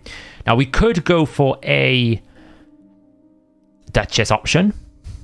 She is currently in my other teams. So we could do that. But if we do that, in order for us to deal with the Torment Head, we do need like an extender. Otherwise the Veil is going to fall off. Or we need some like other Veil champion, right? Now we could, if we wanted to, go for the Elva. Right, where's Elva? Because now that Elva is released from Clan Boss, she can stay alive, where she could never stay alive before. She hasn't got much resistance because she's built for the aura, but that could give us Elva. Now, the only problem I would say here is we're limited on damage if Michinaki gets eaten. And I'd like to have a resistance aura. That would be my desirable outcome here. But it's a question of who actually can fulfill the role of a resistance aura and also maybe be a secondary backup for damage. Like we could do Necret. Seems a bit of a pointless use though, not really appropriate. What else we got going on here? We could do a Pythian, would give us an AoE, but then like that's just overkill. We would probably have to drop like the Elva or the, you know, we could easily drop like the Elva or the Oella, but that's another option. What else we got going on here? That's arena only. You know, we could go the Glazea. She'd give us AoE weaken, but I feel like, you know, on block burst, but I feel like it's such a waste. So I wouldn't use that. I don't really feel like she has that enough in her kit to warrant it. We could use like, that's Doom Tower only. Do we have any other resistance auras? Seer. Secondary damage source. Nope. I am tempted to just throw in Whisper, by the way. Whisper, but I feel like Whisper's more appropriate for a hard team than a brutal team. And we're kind of running out, like, you know, we're kind of running out of resistance auras then. There's not that many good options, I guess. Let me have a look, see. Let me just go into my index. I do have Tila Gormain, yeah. They're not 60 yet, but we've got some more champions down here. Oh, Tila. Tila's got it. Okay. Good shout, Tiger. So we could get 50. That would give us more healing, a burn. But we then have this problem of, is there enough balance in the team, right? So we've got AoE decrease attack and defense. Great.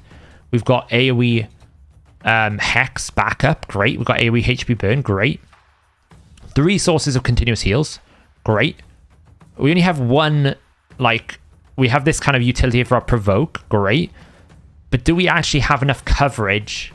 Like, we don't have increased defense. We don't have strengthen. We don't really have shielding.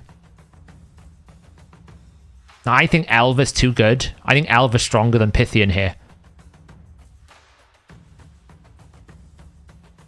If anything, I would replace Elva with someone with strengthen rather than... The thing about Pythian is, yes, his passive does 25% increased defense. Not doubting that. 25 increased reduced damage, right? It's basically a strength buff. But I could just bring someone with strength buff, and that's the same thing. And then you go down the path of all Pythian is really doing is he's healing on the A1 and the A2, and he's blocking and cleansing, right? So Elva is doing everything that Pythian is doing, but also giving us continuous heals, and also healing everyone every time they take a turn. Far more healing than Pythian. She's a better healer than Pythian. Mithrala is in my Nightmare team. I actually think the problem is if we take Duchess out of this team, we have no solution for the Torment Head. I don't want to use Shamael because he's just so... He's slow. He's freaking slow. Yeah, but Elva has a revive. This team will not die. Put it like this. If we had Tila, Elva, and Oella, that is so much healing. Nobody's ever going to die. She does have Veil, but only on one target. It's the ally with the lowest HP at the end of the current champion's turn. It's not a lot. What I want to have a look for is auras. Who has a resistance aura in all battles? So what? Jinro the Stork, Siphi, Arost, Warlord, Glazea, Helior, Necret, Pythian, Pixneal, of all things, Rathmatab, Vergum Kar, Beauregard, Gurptuk, Sathalia, Tila, Wither the Crowned, Burungiri, Hopharis, Renegade, Scare, Scathix, Taragi the Frog. Interesting option. Carlinia, Gloral. Yeah, so I mean, the resistance auras, they're not that many champions, actually. They're very indexed quite heavily to the top. Like, Jinro would be an interesting one if I had him. Urost. I mean, I tell you who might be a good option here. Actually could well be just a solid option. It's Urost. You get Strengthen and Ally Protection. You get AoE Poisons. And you get a chance to place Decreased Speed if it's relevant. You get a really big tank. Like, this ability will keep my team alive.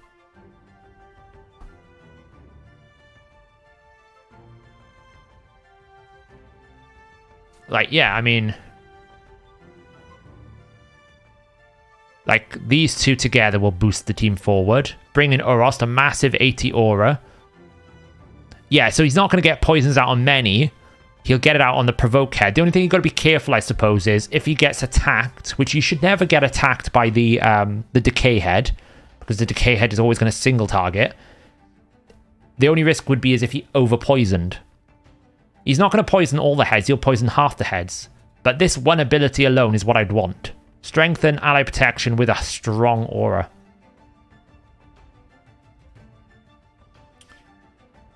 There'll be no damage.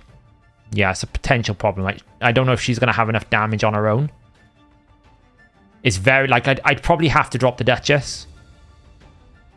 And bring in some more damage. Yeah, I think the healing's not a problem.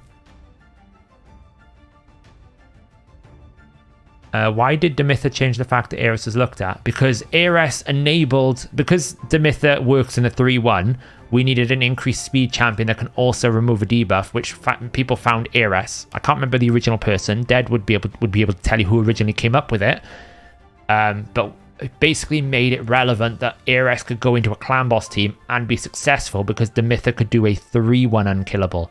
Most of the other block damage champs go on a 2-1 because they're a 4-turn cooldown, so they can't do a 3-1. Oh well, Demitha made it possible for Ares to push people into a 3-1.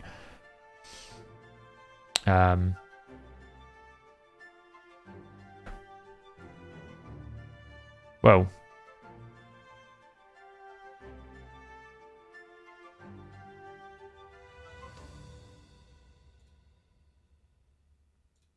You're on timeout. Bad. Stop spamming. You're upsetting people. So in my head, I was just thinking the biggest problem I have when I'm running Hydra is either the Decay head gets out of control or the Mischief head starts stealing everything and then the Decay head gets out of control. So a resistance aura just means it mitigates the risk with an increased resistance buff. The chances of me actually losing anything are quite slim. Because even if the increased resistance buff falls off, you know... Oh, I forgot. What am I? I'm an idiot. I'm an idiot. We can run Duchess. Where is she? Because what does Oella do? She increases the duration of all buffs. So she's increasing the Veil. I forgot about that. I feel like Tila has to go in here, right? So we get a secondary source of damage. So we get 2 forms of Hex so that Michinaki gets maximized stuff. We get Leech and multiple continuous heals. We get the Duchess Veil in here to keep the Torment head from fearing us all the time. Oella's going to extend. And then if we use the Resistance Aura from Tila, that gives everyone 50 bonus resistance. And then we've got 3 forms of damage. Well, 2.5 because Shemnath will do decent damage. And then we've got Michinaki and Tila as our primary source of damage. It looks good, right? The only thing that is risky is we have a lot of healing, but not a lot of damage mitigation. We don't have like strength and increased defense, ally protection. So if someone gets targeted and smacked out hard by the Wrath Head, that could be a risk. We don't have any block buffs, so we can't really like stop the Wrath Head, but we do have 2 forms of buff removal on a reasonably low cooldown, right? So we've got a 3-turn buff removal. We've also got a 3-turn buff removal. My Shamails are not built. I've got 3 of them.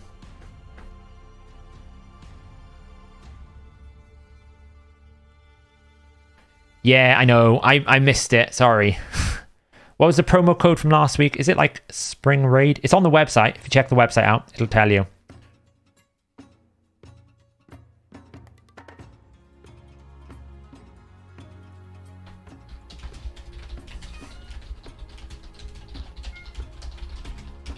What do you want, cat?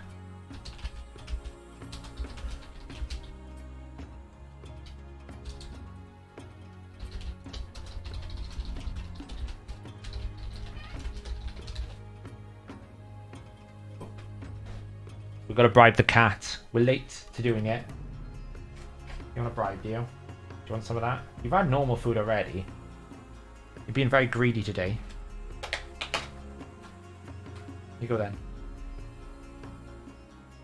Sheesh.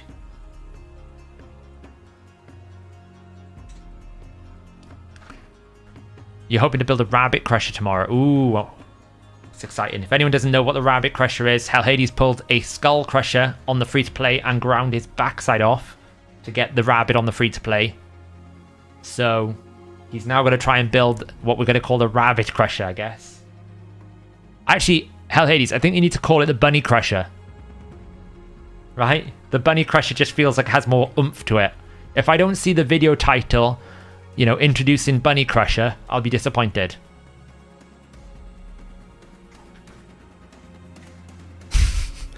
Although you might like upset some like, I don't know, environmentalist eco warriors. So if you get paint on your Lamborghinis, I can't help you there.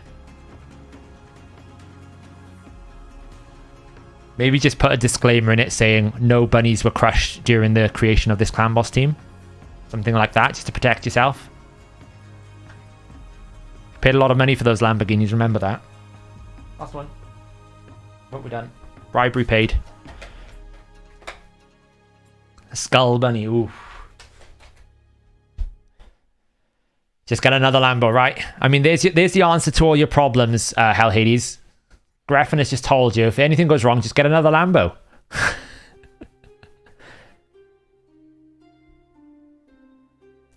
So yeah, I think this is a good team option, right? Because we've basically got 3 champions already well built. Michinaki is built for damage. He's slow at the moment, but that doesn't really matter. I think Tila is reasonably built. I don't think I stole any gear from her. Let's just build a little team config here of Tila so I don't forget it, because obviously when you leave it, it resets. Michinaki. Shem. And then we're going to have Duchess. Really, Duchess should be super high up the turn order here. Duchess, Michinaki. And who else are we going to get? Oella, Elva. Where's Oella? Oella. Elva. Okay. Let's just check the Tila builds.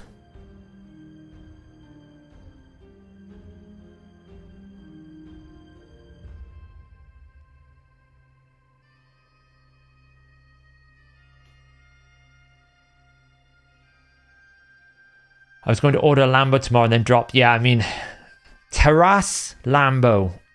I mean, these are difficult choices, okay? These are difficult choices for Hellhades. You know, on one hand, as long as it's not an electric Lamborghini, because we can't charge electric cars, as long as that's not the case, then Lamborghini Terrace.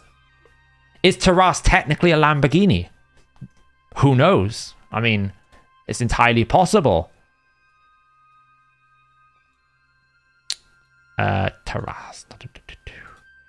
Your internet's just slow, is it, Carl? That's all right then. I timed you out because you were just... there was a lot of messages coming in. It's fine. Just give it 5 minutes before you actually repost or something, because we are seeing them. They just loads came through in one go. No, Kessel. Hellhades, when we went to Insomnia, drove long distance for the first time. Never used a charging point before. And obviously, when you go to the charging points in the UK, there's like 3. Normally, there's like a slow charge, the one you plug into the wall, which takes like an age to charge. And then there's like different connectors, like a CCS or a Chatter mode, depending if you've got a Nissan car or everyone else. And what he didn't realize is in his charging connection, there was a little plug that you pulled out, which allowed him to do the CCS supercharge. So he, in the first point when he charged, he basically charged on the super slow one, didn't get any charge at all. So, to be fair, there wasn't that much of a pull this out so you can fast charge in his defense. It's only because I know about these cars and how like finicky they are that I thought to look for it. It's not very obvious. I will defend him on that. It wasn't clear that you had to pull the plug out. It was like a rubber plug thing that was protecting the CCS component. And obviously, if you've only ever charged at home, you don't even realize there are other charging connections, because at home you just have this normal AC connector going at 7 kilowatt or whatever. So, oh, by the way, I wanted to point something out to everyone, by the way. I've discovered something today, before we get into the Hydra. It's physically impossible. Hellhades, you're like this. It is physically impossible for any player to earn more than or less than 1,700 bronze arena crests. It is physically impossible. Because in live arena, you cannot decay back down into bronze. Once you hit silver 1, you can never go back to bronze. Ever. At all. Because you can't decay out of silver. You can't lose yourself out of silver. So you're always silver 1. So you're forever... You can't go it. But because you don't gain any medals on a loss, and you don't lose any points on a loss in bronze, effectively, everyone in bronze earns the same amount of crests. And I didn't really put much thought into this. And then I went into here and I was like, well, hang on. If that's the case, and the total you can earn is 1,700, it means that of all these bronze bonuses, you will only use 3.2% required crests for the bronze bonuses using bronze medallions or crests. 3.2%. Now, it's not really a major problem because all these crests are 1-to-1, right? Because the value of 1 bronze crest is the same as a value of 1 silver and the same value as 1 gold. Obviously, the only difference is you can't use bronze crest to upgrade silver and you can't use silver to upgrade gold, right? That's why I can't go any higher than here, because I haven't earned any gold crests. But it does beg the question, what was the point of requiring all of these bronze crests when I physically cannot earn more than 1,700 bronze crests? Because you can't decay out of bronze, because the minimum entry point for automatic AFK is 1,300. So you don't AFK decay in bronze. You don't you don't decay points at all in bronze. You only ever gain. Once you hit silver 1, then if you don't play, you can decay down to silver 1, or maybe just below silver 1. Maybe you have to win 1 bronze, but you can't actually lose any more points. So you earn 1,700 and then you never earn a bronze crest again. What was the whole point of doing this for 3.2% of the bronze requirements? Because that's essentially how much it works out. You need about 52,000 bronze crests and you can only ever earn 1,700. Someone goofed the math somewhere. I can see what they've done. They've copied the same model, changed the crest currency. Then someone's gone along and said, oh, well, we don't want people staying in bronze. We want people climbing. And then they've gone, oh, but you can't earn bronze crests. Well, we don't want to make silver so easy that all these bronze ones can get upgraded easy. So they just took away the exchange rate. But I'm sitting there thinking, you know, what I long argue for, which is don't make these different crests. Just give me one currency of crest and make it so that the amount of crests I earn are scaled based on the tier. So if I'm in gold 4, just give me twice the amount as if I'm in silver 4, which is twice the amount as if I'm in bronze. Why don't we just do that? Because now you've created a bronze system that essentially only applies to 3.2% of the actual requirements you need to spend. 3.2%. Why does everyone now stream on YouTube instead of Twitch? I think YouTube, for me personally, I never had a Twitch following. A lot of the community here watch my videos on YouTube, so it makes sense for me to stream on YouTube because more of the audience is there. I don't have to rebuild a secondary audience. Secondly, the video becomes a VOD, so if any of the community want to watch it back, it's much easier on YouTube than Twitch. And thirdly, as we're already like a big channel, you know, the channel's bigger than what my own personal Twitch channel would be. It made no sense to like split people's focus, if that's the right word. Like, it just feels better for me personally. It feels better to go on YouTube, and I think generally YouTube streaming is becoming much more popular because of the way Twitch is going in different directions. So I think it's more applicable to some people. Can you decay? You can't even decay by inactivity because inactivity decay, Mr. Bougio, starts at silver. You can't lose points until 1300. Physically impossible. Physically impossible. So basically, in essence, you earn 1700 bronze medals and never earn a bronze medal again. You can lose... No, that's not what the code suggests. The code suggests you don't decay until 1300. The code literally says that to me. The only thing I can think of is if you start in silver, you can go down into bronze. But once you're in bronze, you can't decay, surely. Are you losing points in bronze by not playing?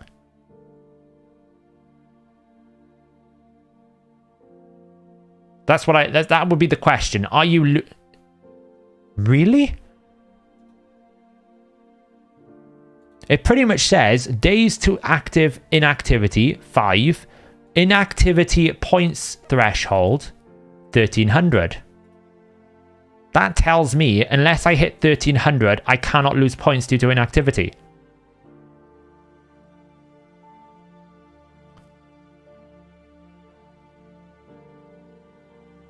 I think that's a bug somewhere. I'm not gonna lie. I'm reading the code directly. That's why I'm surprised. That's what the code is saying. Minimum points for inactivity 1300.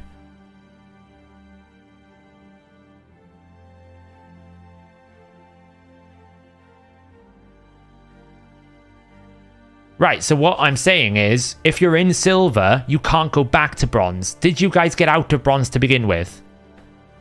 That's the question. Did you actually get it? Did you get out of bronze to begin with?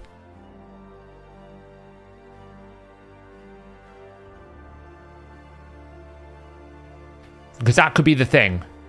If you got out of bronze and you're in silver, you can never get back to bronze. So that's probably what's happening. You're decaying because there must be some sort of bug. But if you get out of bronze, you can't decay back into bronze. It's physically impossible for my account to get back to bronze. There's no way that I can do it. Because it won't decay. Because the minimum number is... I reckon that's a bug. I don't think you should be decaying in bronze. I got a feeling that's not working correctly. So once you're in silver, you can't go back. Anyway, the point is, why the hell did we develop 52,000 points of bronze medals when we can only earn 1,700? Back to our original broadcast, which is Teal Gormain booked and built? She is booked. Yes. Is she built? Reasonably. She's a bit squishy, I'm not going to lie. That's probably because... I mean, she's got gear. It's probably just not upgraded, right? She's got enough accuracy. She's a bit slow. But she looks to be built. I'd imagine it's just because this isn't upgraded. She's very heavy HP. I'm surprised by little defense I've got here. I'd be honest. I think I should probably swap that out for a defense amulet. She's very squishy. Maybe I just didn't have many. Like that seems to be a bit better for me.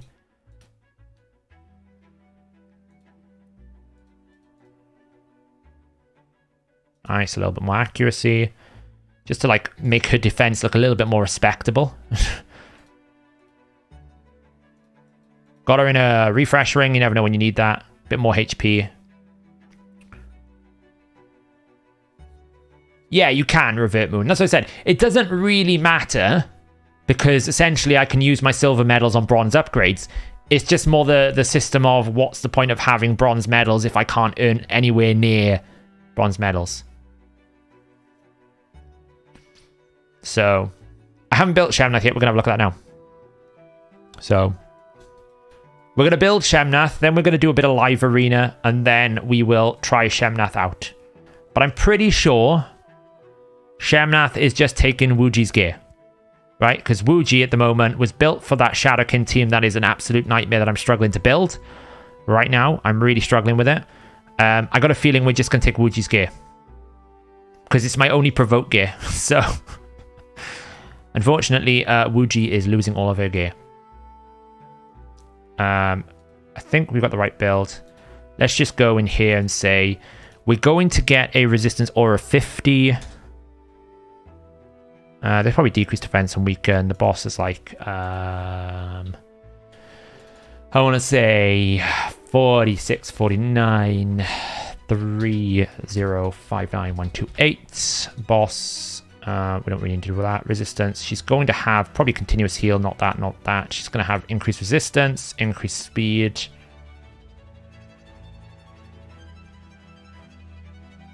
Block debuffs probably is in here somewhere. Those don't really matter. Those are stats I kind of want. I think she's got the best gear. Let's just live refresh it.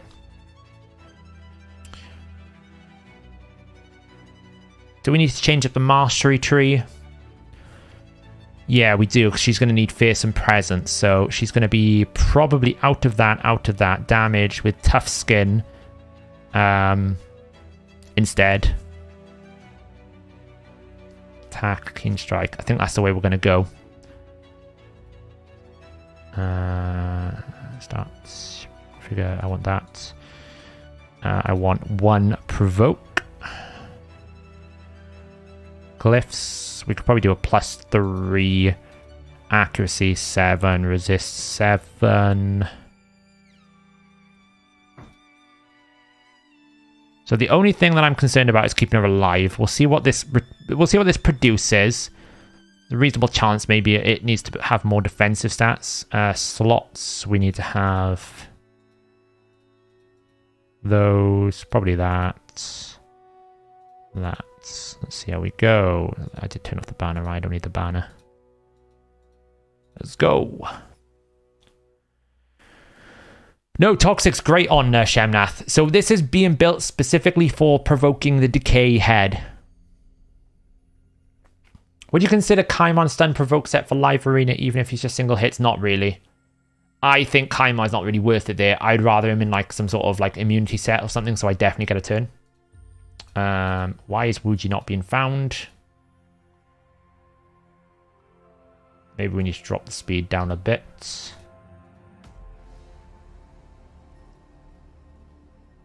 Maybe we need to drop the speed down a little bit more. Just bring us down to 400. We don't need that much.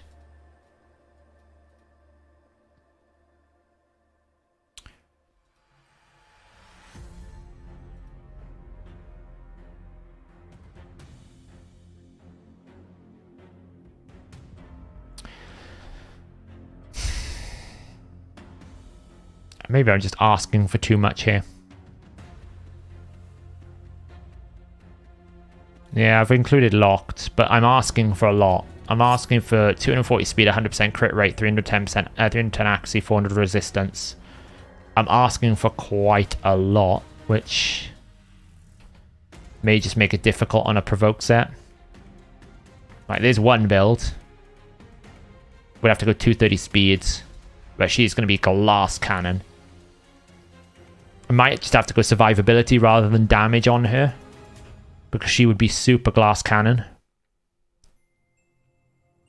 I mean, Can I keep a 35,000 HP 2k defense in Brutal alive?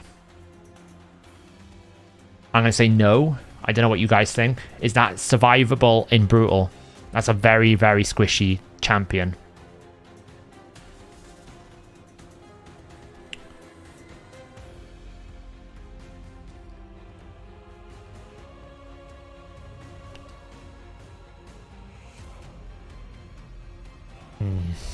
I don't know. I feel like she's just going to die. I do have revives, but we can't really risk her death because she's the Provoker. So we might just have to, like... Let me go to balanced mode and say, do you know what? I don't think it matters if she crits, right? It would be nice to have a 100% crit rate. So like this, and then like 2,600, 40k. I think that would be nice. It's gonna be hard. Yeah, I'm asking for a lot. But 75 here.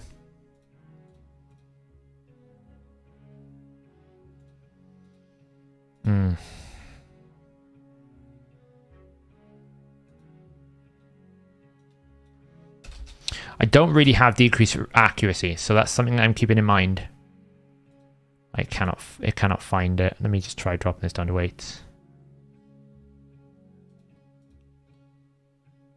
I mean, she's not going to be super tanky to begin with because of her low defense. So... Oh, wait, did I have 26,000? No wonder that's not working. I had 26,000. Lord above. Too many zeros, yeah. Thank you. There we go. That's a bit better. It's still decent damage. If I did like a little bit on crit damage here.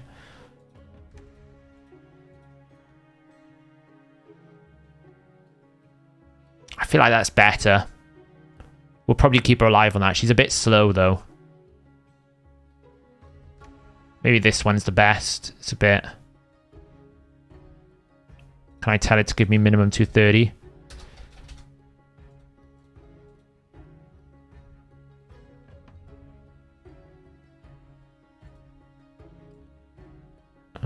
Let me just bring this down a little bit because the base defense is going to be awkward.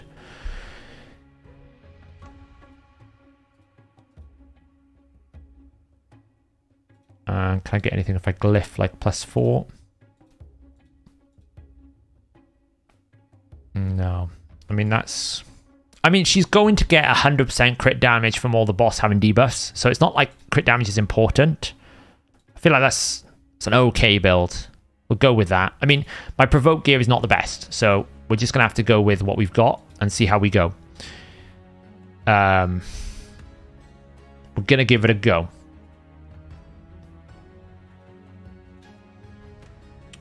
Provoke.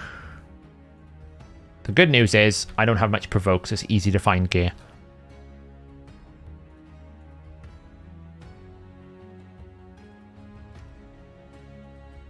Oops.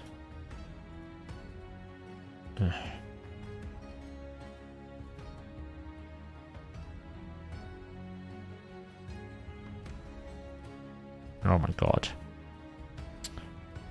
Perception. Should be some epic gloves. Those ones. And then we need Wuji. I have no space, so I need to sell something.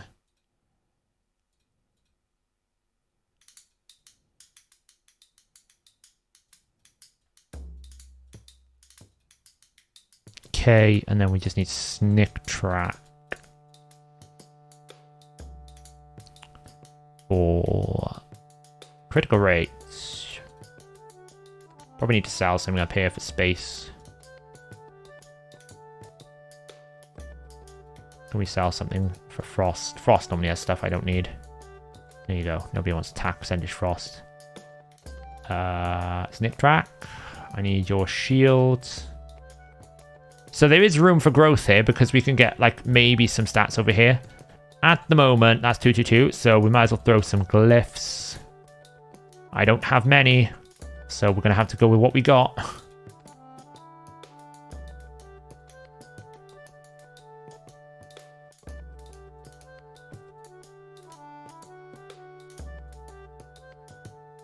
Got a 2 there.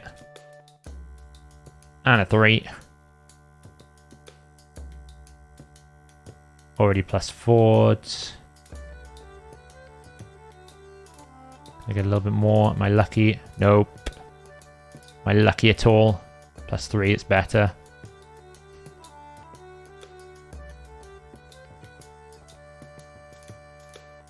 Throw bad boy resistance on that one. Nice defense.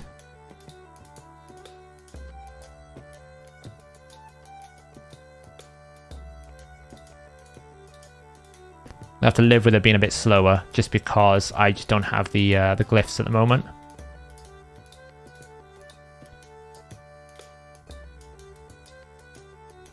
Well, that couldn't be any worse than if it tried.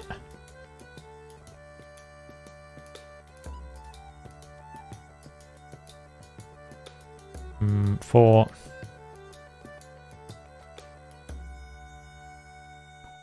think that's as good as we're going to get it. 227 speed. It's about right.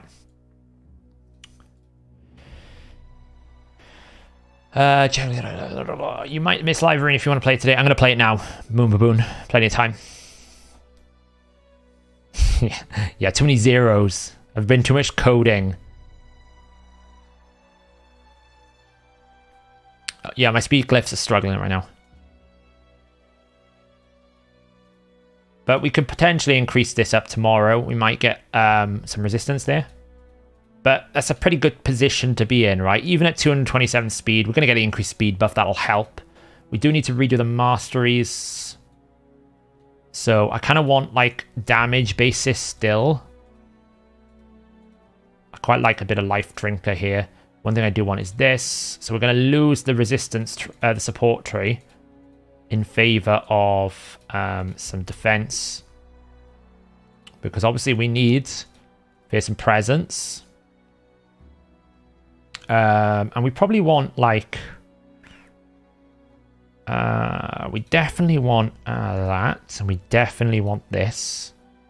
We probably want...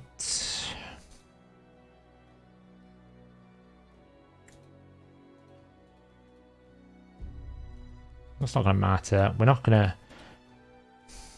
That doesn't apply to provoke, so that doesn't matter. I'm not placing buffs, so, I mean, we could basically go cycle of violence. And then I guess we just go, like, either single out. Single out is better. I know we lose Warmaster, but I feel like Fearsome is just worth it. Obviously, we've got Phantom Touch going on here. That could be whatever we wanted to, but I feel like bonus damage is probably the best thing still. None of these other things. We could go Brimstone if we wanted to, but we're going to be targeting the head that can't do anything with Brimstone, so that's pointless. We could go something else, but all these other things are pointless. The only thing I think of value is Phantom Touch still. Could go Aura, just to get like 2.5% Aura, but I really think it's not worth.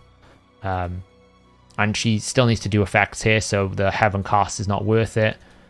I think it's just the best option. Right then, we've got to do some live arena, so let's get the arena tracker on the go.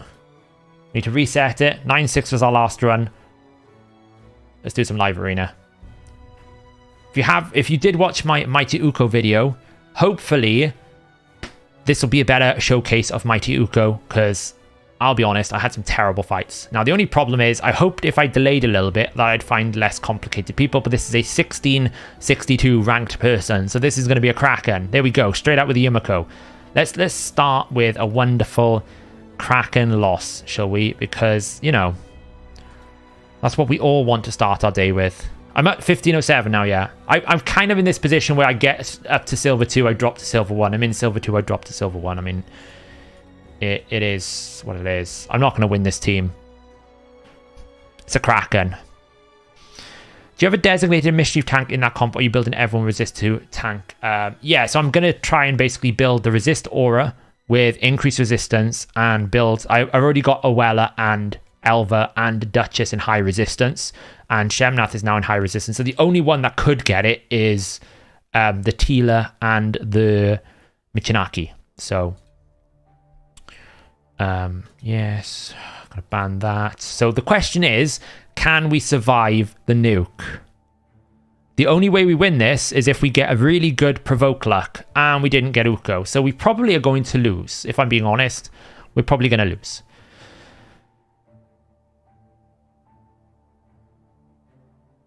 You've been waiting for Cranky Staff to arrive. I should have got a drink before this. I might, after this fight, I might get a drink before we continue.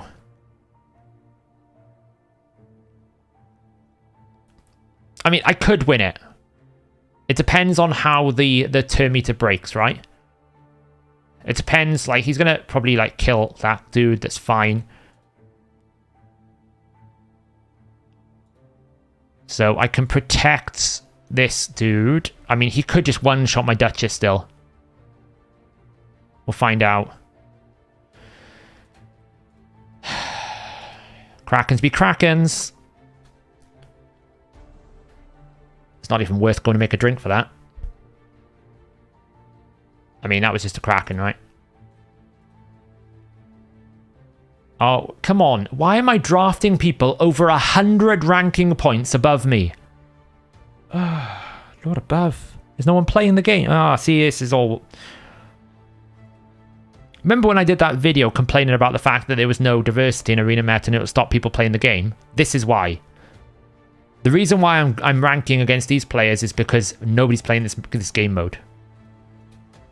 The player pool is low.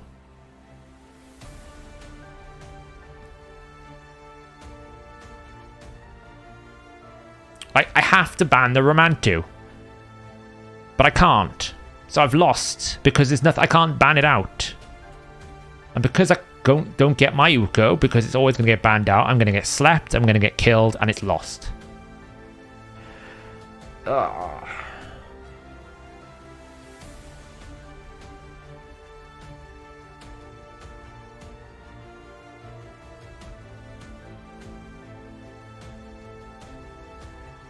Oh, sheep. Bam, one shot. Nice knowing you. Yay.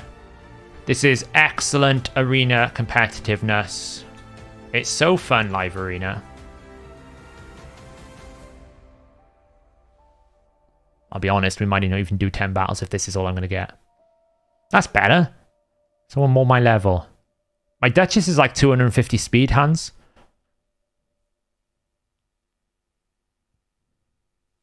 People just... this was my fear with live arena when I was trying to make that video and people were missing my point. It's not about whether or not people can like climb or compete, or if people feel like they can't win, they will stop playing the game mode. And then if you don't have any player participation, the game mode dies. It's not like classic arena where people can grumble and complain and then they'll still do it and then there'll still be fights available. If people physically do not play this game mode, then you physically, like, the game mode dies, which is a big risk and a big concern. Interesting. Why would you ban the Vlads? This always makes me wonder what people's decision making. Your only win condition is Rotus. Constantine block revives undead hordes. Either he just doesn't know that the passive still happens without Vlad, maybe. Could be the case. I mean, I'm 100 points over him, right? Am I 200 points over him? Let me rephrase by someone more my level, not someone in the top tier. That's probably a bit unfair on this person to say he's my level. I'll agree. You are totally correct that it was probably unfair for me to say this guy's on my level. But the point I was trying to make was, I'm not fighting someone with all the legendary tier, you know, S tier.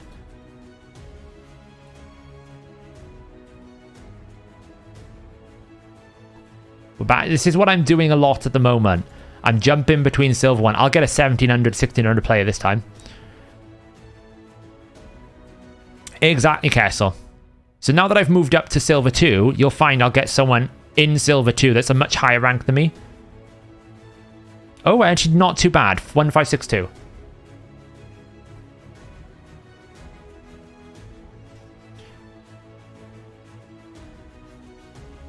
And I think as well, the other problem is I can see what people were saying about Quintus. Like if you're a Taras player, what incentive do you have to get Quintus? You don't really care about the buffs because you've got Taras. Taras will do more damage than Quintus. So if you don't care about area bonuses, you don't care about Quintus, really all you care about is ego. And if you're finding it too slow to climb, then you're just going to not play the game mode until other people have climbed. So you're in this like kind of like push and pull scenario like this. Look at it. Everyone's got a Warlord. Everyone's got a Yumiko. It's painful to play this game mode when you don't have any of these champions. Yeah, but not really, because Quintus is going to be dead before you get to do that. I think that's the point they're making. So I was basically speaking to Rats about it, and Rats basically said that they're not that excited about Quintus because it's going to be too difficult to keep him alive. I don't know to ban. If I don't ban the Arbiter, they go first, but they probably go first anyway with Kaimar. If I don't ban the Warlord, I don't get a turn. If I don't ban the Kaimar, they're just going to power cycle kill me, so it's just... This is every fight for me at the moment. I don't know how to beat the Kaimar Warlord duo. I just don't know how to do it.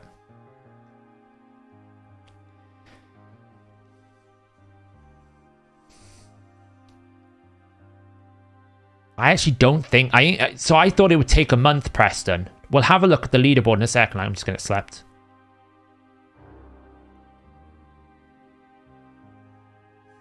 Then I'm going to get bombed.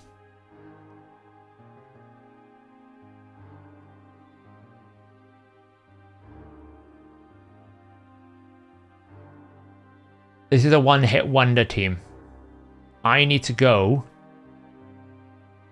before the Ronda, and I didn't. So he should, if he's a smart bunny, put the A2 on my Constantine. Yep. GG. Moving on.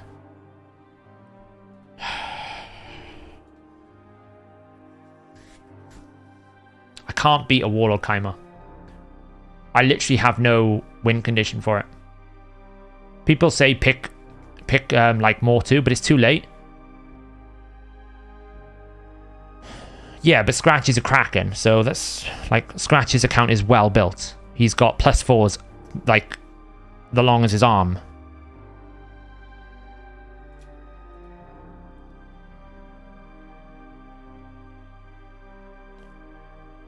I actually think a lot of people will just stop playing, and it's like people keep telling me, "Oh, it's fine. You just gotta wait. People are gonna climb." Well, they're not gonna climb if people don't play the game mode, because if everyone is waiting to climb, who's climbing? Because these top Krakens, if they have no one to like beat up, then they're just stuck. Like, look at it. It's every team is the same team. I'm like, I've got to ban the Yumiko. I don't even get to use my Uko because they'll just ban the Uko and then I won't get a turn. It's really frustrating.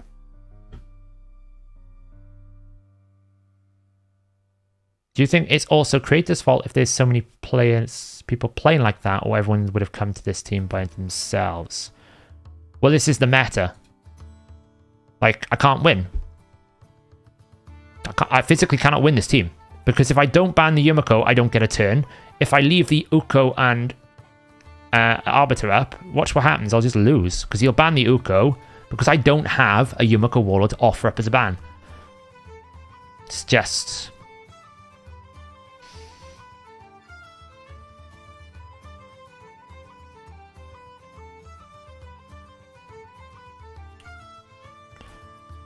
Because I'll be outsped because they'll ban my... here we go.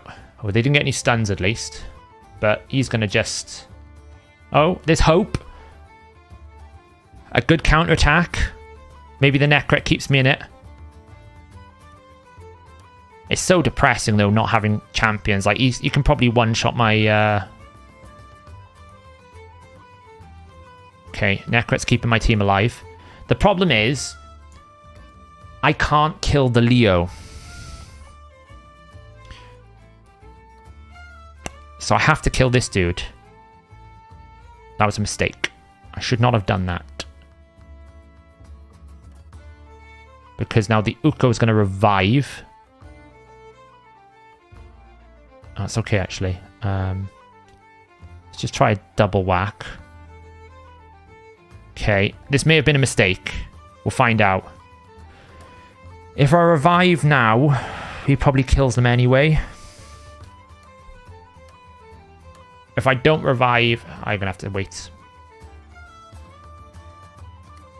There's a risk I lose anyway. We'll find out. Okay, that was what I was hoping for. Ooh, do I just A1? I just A1, right? Yeah. Okay, I won that one. I was being overly negative. But I got lucky with the A1 counterattack from Constantine killing the Karato straight away. I got lucky. It's so stressed.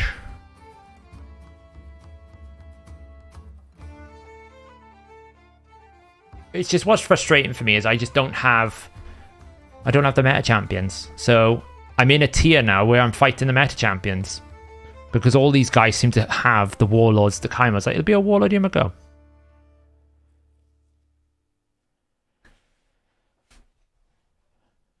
It's so boring. Basically, my ban, like, I have no counter to warlord, so the first pick is always a ban. And now there's a +4 Foley. Because the thing about the Warlord is you could deal with the lockout, but you can't deal with the turn meter drop. Like, I'm constantly turn meter dropped. And I have nothing, like, Uko is almost a guaranteed ban for me these days. Do you know what? I'm going to offer, like, if I offer up Arbiter, they're just going to ban out my Arbiter.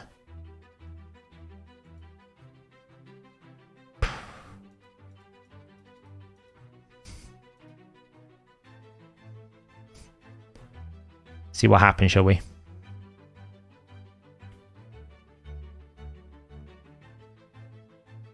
I'm fed up of seeing the same team and losing to the same team.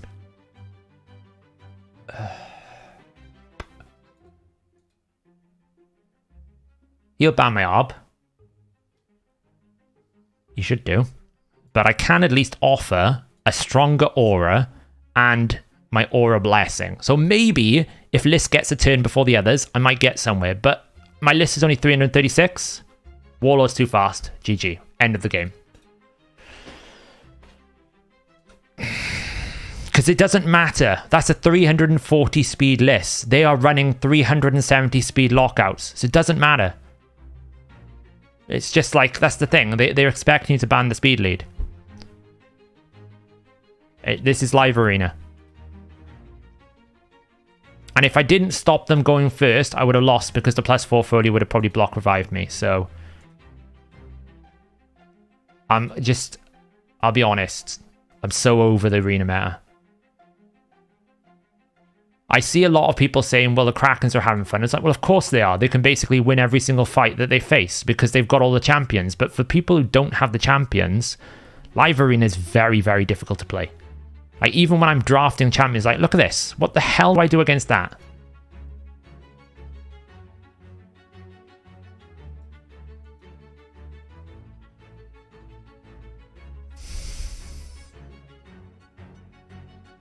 I'll get my Uko at least.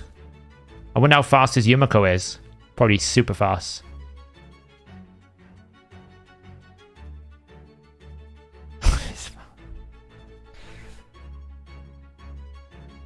Oh well, maybe I'll get lucky.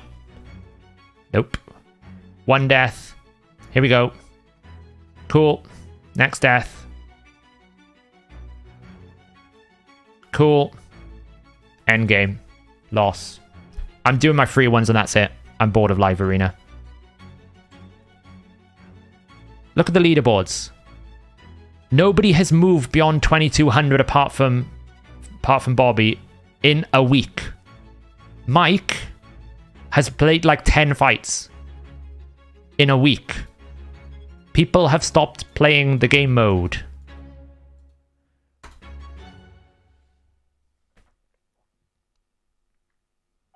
it's not even a rage machine. The game mode is going to die if they don't do something about this climbing. Silver is too punishing, which means people feel like they can't climb, which means that the top players don't have enough people to fight because they're fighting each other. They're win trading and not getting anywhere, so they're starting with the mentality of, well, I'll just wait and we'll see... Like, I'll just wait and we'll wait for more players. No players come up to fight them and then they're not fighting. And then everyone just is in this state of, well, nobody's going anywhere. We're just all stuck waiting for something to happen. So, like, I know people enjoy it. And I know there are top players who enjoy it. And probably people are saying, oh, you're just complaining because you don't have the champions. I actually think there's a real risk that the game mode is just going to die. Because what happens when those top players don't have any players to fight? Do you think what happened with Classic Arena when Platinum died because there was just not enough point growth? You have the same problem here. Like, I've basically got nowhere. Like, the gear sets are trash. They're not worth fighting for. Like, why would you pick Reflex and Zeal is only good for Shamael? The Arena Medals is okay, I guess, but not that crazy. And Quintus is a one-time reward. Once you get Quintus, you peace out and you never play the game mode again. Simple as.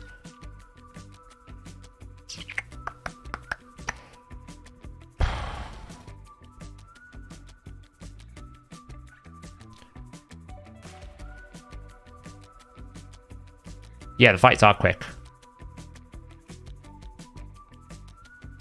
And it's not even about, like, you need to equalize the fights. It's not that. The problem is, there are certain champions that are just way too strong that they need balancing. Warlord shouldn't be doing turn meter control, for a fact. Yumiko's A3 shouldn't be able to be reset on herself, for a fact. You know, Taras and Marichka are probably a layer too tall. But they've made like... They've kind of, in the last 6 months, I would say, made a boat that they can't get out of. Because they've effectively caused this themselves. Because they've made champions too strong. They've power crept champions like a Krizia, like Taras, like Marichka. They've made them too strong. So because they've made them too strong now there's no answer. Because they can't nerf them now. Because if they nerf them, well... you end up in a situation where people who have paid a lot of money to get those champions will complain. So you're kind of stuck in this boat now of, well, we've got super OP champions. The only real way that we can make those champions viable is if we... By the way, I'm going to lose potentially. I got block damage. It should be okay. The only way we make those things solve problems, we make even more powerful champions. And then you get to the point where it's just like, you know, he's strong, he's even stronger, he's even stronger. And then at what point do people just go, well, everyone's too strong? So that's the problem they've made for themselves, is by releasing champions that are way too strong. Damn it, sometimes that can happen. Can I get a stun lock on him? No. Can lock out his abilities at least. They've just made champions way too strong. So my level... is probably stronger than this dude, but nowhere near the strength of the top dudes because I get power. My roster gets like out rostered. So,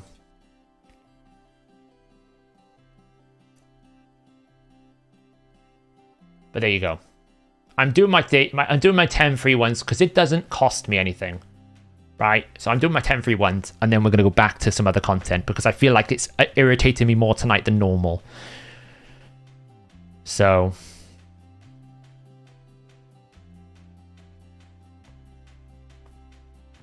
well, of course they did. There's like hidden, there's like, they want the Void Duos to be popular because they're Ukrainian and a bunch of other things, right? They wanted 2 champions to be super OP, and I would imagine they want their lore in the game to be more powerful than others because it's, which is fine, I get that. But to me, it's just things like a Warlord's turn meter control. He already locks out your abilities. Does he really need to drop your turn meter control? I think it's reasonable enough to say no, right? I think a full lockout and a 4-turn cooldown is enough. He doesn't need more in his kit.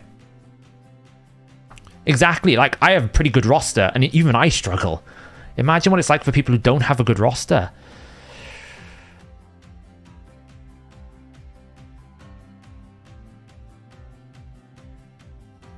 Well, I mean, you have handicapping in Classic Arena, right? Is what you're saying, where basically if someone has much greater point range to you, you get more. They haven't done that here. Or I think one thing they definitely need to do, which would help a lot, is silver needs to be like a -3, not a -4. So it helps move people up. I don't think I should be fighting in gold 4 with like the top Krakens. I'm not saying that my account should be fighting with the best players in the game. Like, I can't compete with Scratch and Bobby. That's fine.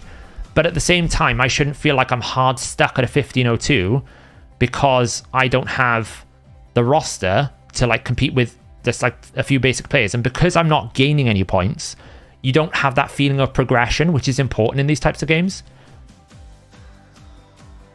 So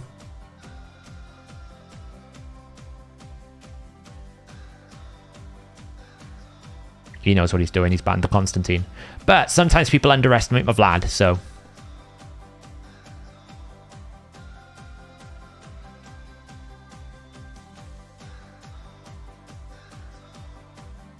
I played one day in open beta and quit. I played about total matches in live arena and quit and never returned. Not worth it. They need to introduce medals for losing at the very least.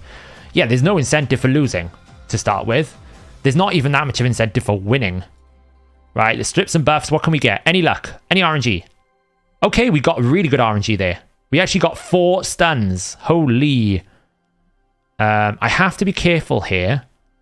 So if I take out him to start with, because I don't want to activate the Rotus passive, even though he cleanses, of course he does, because he's OP as but at least I didn't want to activate him there, because now I can actually control the fight. So I probably need to just attack that, because I probably won't kill anything. And then put Uko under ally protection, so we get some counterattacks. Let's get some stunnage. None in that time, okay. Revive is okay for me, because it gives me life harvest. I can just lock them back under. Probably kill him. Oh, he's got swift parry. This is a fight that I don't mind, right? They're using powerful champions, but I feel like I can at least play it. Like, I've got options. So we'll just re-kill him again, because actually I'd rather he just died. He needs to be dropped below 50% HP. Someone's going to get slept. Nobody can, so nothing can do. I feel like I got this. But this could be one of those fights you were winning until you lost. Although, how the hell did I land decreased defense and block active skills on these guys? Do they not have any resistance? I only have about 250 Axie on my Vlad. Oh, we got one down. Don't kill my Duchess. Okay, that's fine. She can't revive. Kill the Duchess. Kill the Duchess. Kill the Duchess. Not the Duchess, the Siphi. Yes. Siphi down. There we go, we win. Whew.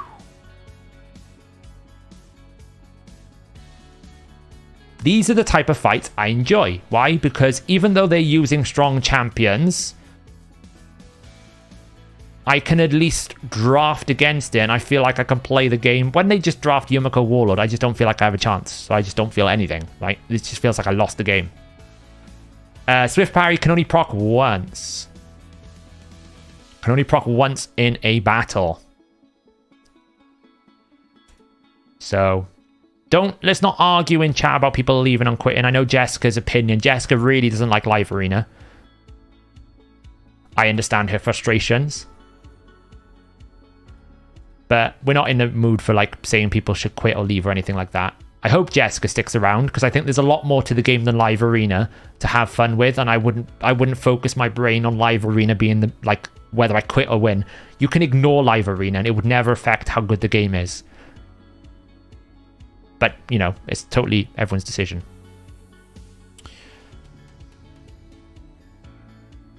Like, I think Jessica's got a lot of progression to do in other places of the game that can be really fun, like climbing Doom Tower, building Hydra teams, building clan boss teams and going to the next level there, building more dungeon teams.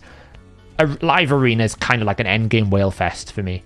If you've got a big account, you can go, like, you know, measure it on a table, but apart from that, like, there's more incentive for doing classic arena for progression than there is doing live arena, because the era bonuses are not that substantial. They're good, but they're not that crazy.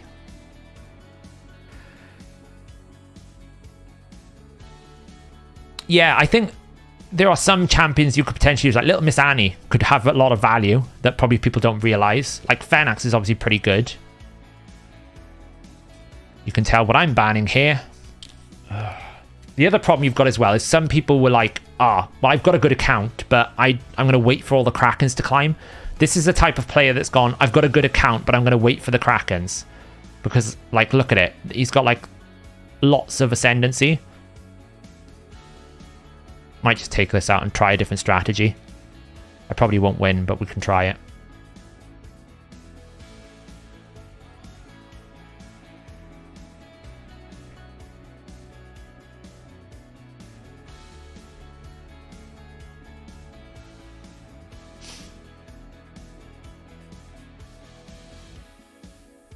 Yeah, it doesn't really make sense that the PvP only improves PvE, right? There's nothing in PvP improves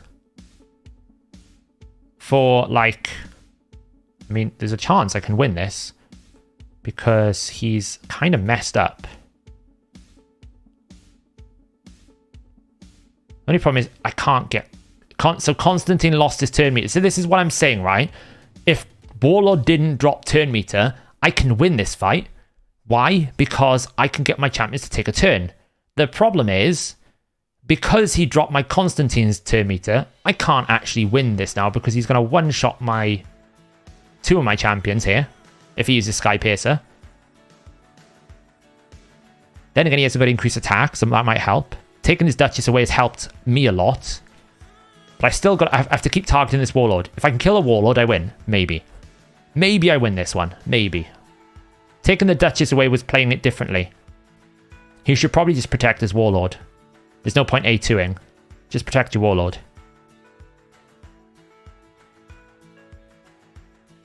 Yeah. Because now it's actually hard for me to kill his Warlord. And do this to proc the shield.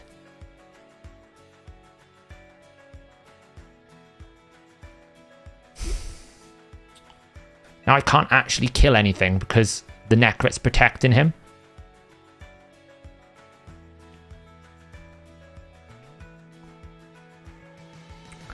Now Necrit's going to die. Or Duchess. Probably should kill Duchess. It's the only reviver. Oh, it's not got enough damage. I've helped myself by taking his Duchess out. Now, I might actually get some... Vlad is going to be really big here. Vlad is going to potentially win this fight for me because he's going to get a lot of turn meter management. There's a very slim chance I win. It's kind of like all or nothing now.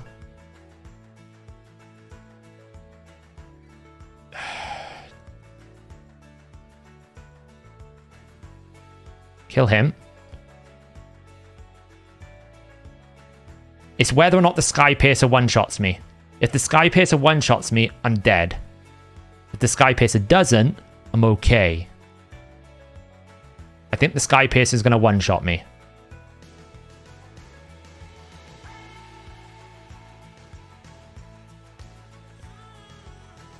Oh, I got turn meter control.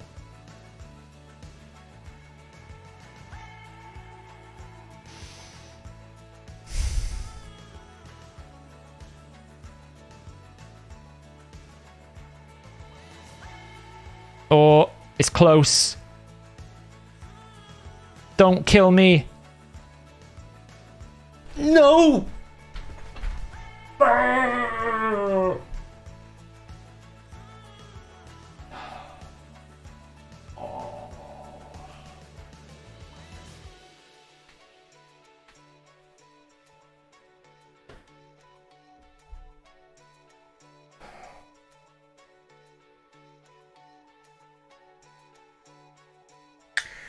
Why did I lose that? I lost that because Constantine turn meter got reset by Warlord, which meant I didn't get that extra attack, which is the missing damage to kill the Baron.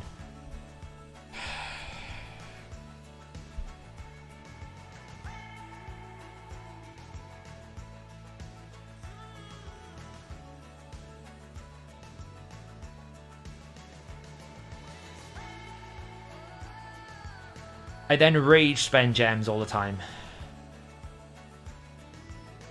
If I didn't lose my turn meter control, my turn meter on Constantine, I would have had an extra attack, which meant I would have been able to do a little bit more damage to the Baron. I would have won. Oh, it's like, oh, so. Well, no, because he fully reduces all of your abilities to nothing, James. I mean, it's highly reductionist. Basher reduces your cooldown by 2 turns. He fully resets all abilities on a 4-turn cooldown, which means you probably can lock people out permanently. There's the fact he drops turn meter as well, and he has an A2 that does a heal and block debuffs and a shield. Like, come on. It's not the same argument at all. I'm going to have to ban the Siffy here. Straight up, I'm going to have to ban the Siffy.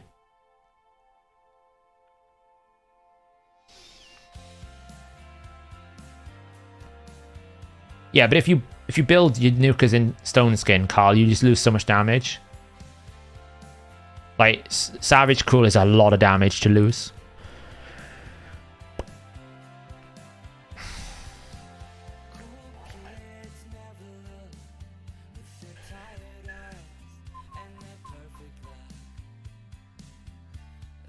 Yeah, I know, Hirshen. I was like, oh, I was so close, but because he A1'd on the Necret, I think it just weakened my my Necret too much, and then I lost the ally protection right because he didn't live. It's unlucky. It happens. I can't really drop turn meter control, but it's probably a good idea to anyway because I can slow the Rotus down. Rotus is so squishy, that's the problem. I shouldn't have done that because Rotus is going to kill my Vlad now. There's no point doing anything here. I might as well just A3 that.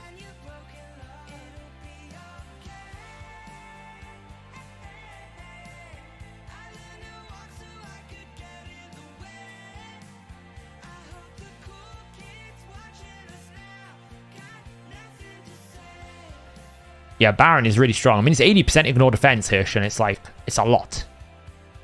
Don't have a Valkyrie. Is Martyr a good spicy DPS pick for Library? I want to try and grow my options. She can be. She hits reasonably hard. Can I just kill? No, mistake. Mistakes were made. Oh, thank God. I forgot about the blimming passive. So, let's not argue in chat, guys. Otherwise, I will time you out. I don't want to, like, I may be ranting a little bit. I don't want our community to turn negative. I'm ranting because emotions, but... Right, you die. Please give me... Yes. Nice. Okay. Yeah, that's the thing, cool. It's out of the way now, thankfully. What's the ideal setup for Gnishak in Live Arena? Gnishak needs, in my opinion, increased attack and increased accuracy. Lady Kimmy is a perfect bomb option. You get increased speed, turn meter boost, and increased accuracy. And then you probably run it with... You'll probably run with like a... Arbiter, right? Arbiter into Kimmy into bomb is the ideal setup. We win this one. I can put the counter up a bit further. We lost that last one as well, didn't we? I just didn't have the counter up because I was disappointed in myself.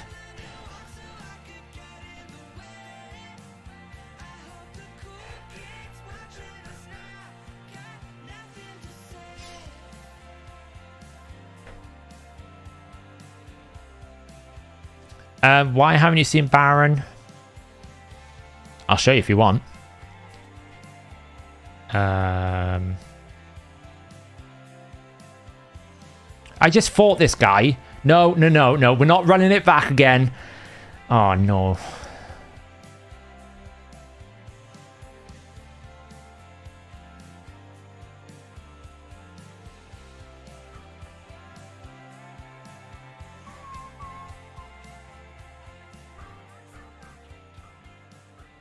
Oh, God. I mean, can I pivot at all? I don't think I can really pivot at all, can I? Like, he's going to be faster than me whatever I do. If I just blast, like, Lysandra Arbiter, then it's going to be faster no matter what I do. So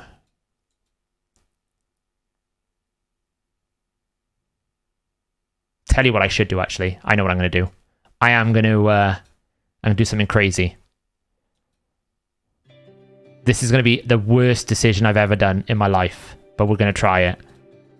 This could be absolutely crazy cool or absolutely awful. We'll find out on today's episode of Stupid Things that Saf does in Live Arena.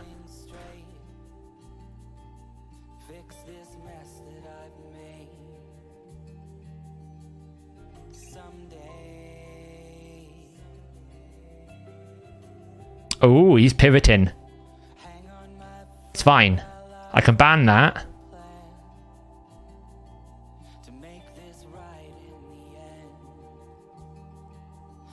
I mean, I've got my speed team. My speed team is fast.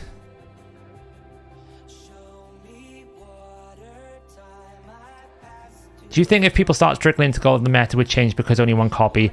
No, it'll just thin out a little bit, Dito.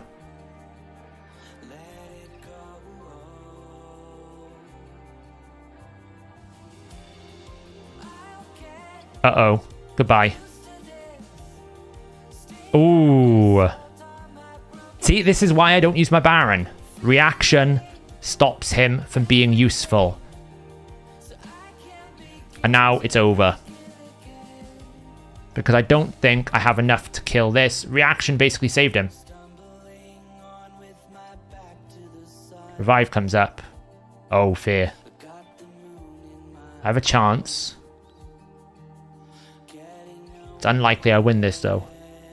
Because reaction saved him.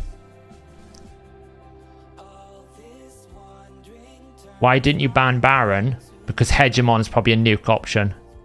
And because I drafted Speed Team, Hegemon kills Speed Teams. This guy has Hegemon designed for Speed Team killing. Yeah, but it's not going to be enough. Because he's going to have his revive back before I get a turn. Because he probably just A1'd and now he's going to revive. So he's a good player. Oh, he must have used his revive. That was dumb. I would have waited. I get one turn back. We can probably drop his turn meter. And then just keep putting this on cooldown. Yes. Maybe. I really think it's awful as well. You lose your speed when you go variant. And you look how much he's now killable. Just because of sheep. Like, you should return on the same HP you left with, not 50%, because, like, he's straight up dead. Luckily, I can probably revive.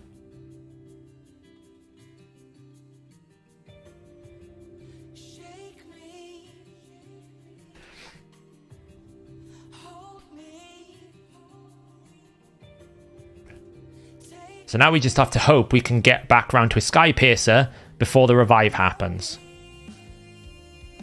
Because if the revive happens, we're kind of stuffed. We're going to try Shemnath thing. Like, we've got an A2 out. He can't do anything, but he can... Like, I've seen damage Warlords, believe it or not. People put 1 DPS up, and the Warlord and the Lockout does enough damage.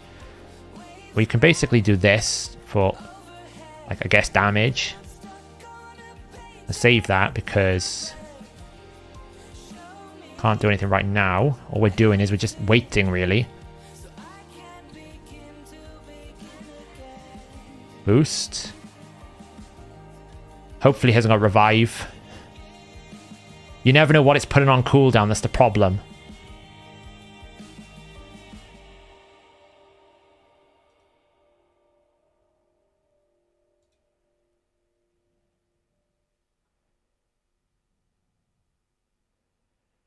He should ally attack again.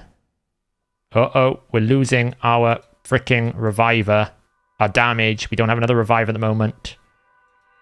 I don't really think there's any value in me A2ing right now. Because they all have block debuffs for the turn. He's dead. I could probably pull this over. That was a mistake. I shouldn't have done that. Unless I get back around here.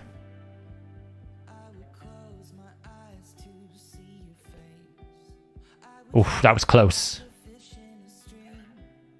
Very close. Okay, revive. Here's the moment. Can we actually win?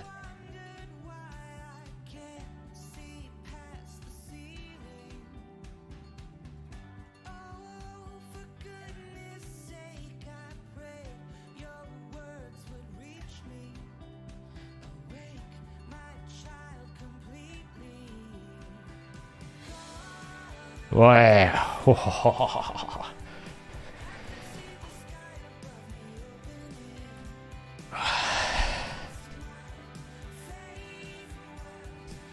But you see why I was talking about Baron, right? That's why I haven't been using Baron as much.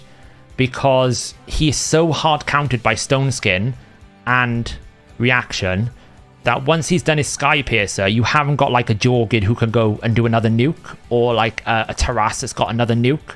At least with Constantine, we've got like secondary forms of nukage.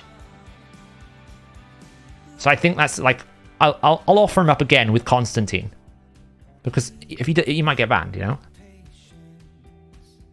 It's not even... So, Italian, I actually hold the position that I'm not trying to say when I'm winning, I enjoy it. When I'm losing, I don't. That's not the position I'm holding. I actually think the meta is a problem.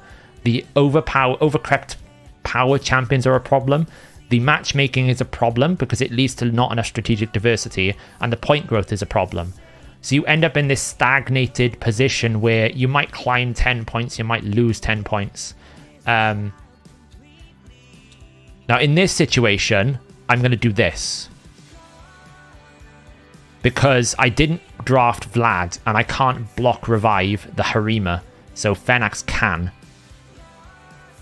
And he's strong affinity to her. I'm going to do that. And I just think I take the Mithrala out. You should ban the Baron. Yeah. Offer the Baron up on the altar of the ban. So yeah, no. Sorry, Italian. The only reason why I say that, Italian, is people have accused me of complaining when I'm not winning because I get out-rostered, right? And that's not what I'm like. You probably weren't doing that. I'm just probably traumatized from seeing some of those messages. But for me, it is very much about trying to build a game mode that could have been more fun than it is. This is just basically more niche classic arena in a live setting. Beyond a few cool little tricks like that, you know, deciding not to A2 on an AI, there's nothing here that is particularly, like, different to live arena. To classic arena. You're just reducing my options because now, instead of me having the ability to use my Necra or my Baron, I'm getting banned out. So I think it'll be a lot better if they just literally changed the minus loss points in silver to -3. I think that would be a lot better. Look at this strength here. This is going to hurt. And I lose. Oh, maybe not. Can we get some... nice. I feel like I should just kill the Siphi first. Siphi's like the biggest threat, so if I just take her out... They haven't got a reviver now, so I can start working on the rest of them. Hasn't got enough damage. Hey, Wicked Banani. Thanks. Yeah, we are a professional streamer now. We got like a proper one. He's going to kill my Fenax. It's fine. You can't really do anything else because you're not going to really kill my Duchess. So it's fine. So now we bring the revive in. So now it's all about, can we get back around to a turn on our Fenax to basically kill the Harima. There we go. We might as well just hit him because we want the ally protection back so we can protect him. We probably win this. I'm feeling comfortable. Yeah, my initial thought was having a pre-draft or mid-draft ban. I don't think that's a solution. I think basically we need to have more bans, but the problem you have with like the model that I suggested, the problem you end up having is you just make it a requirement that people have bigger champion pools. Oh, I'm getting Rotust. I'm getting Rotust. I'm gonna lose still. Oh wait, gotta revive. Whew, that was close. I was getting Rotus there for a second. But he's gonna A3 again. Has he got his ally protect? No. Can I get a stun? Nope. I can protect everyone though.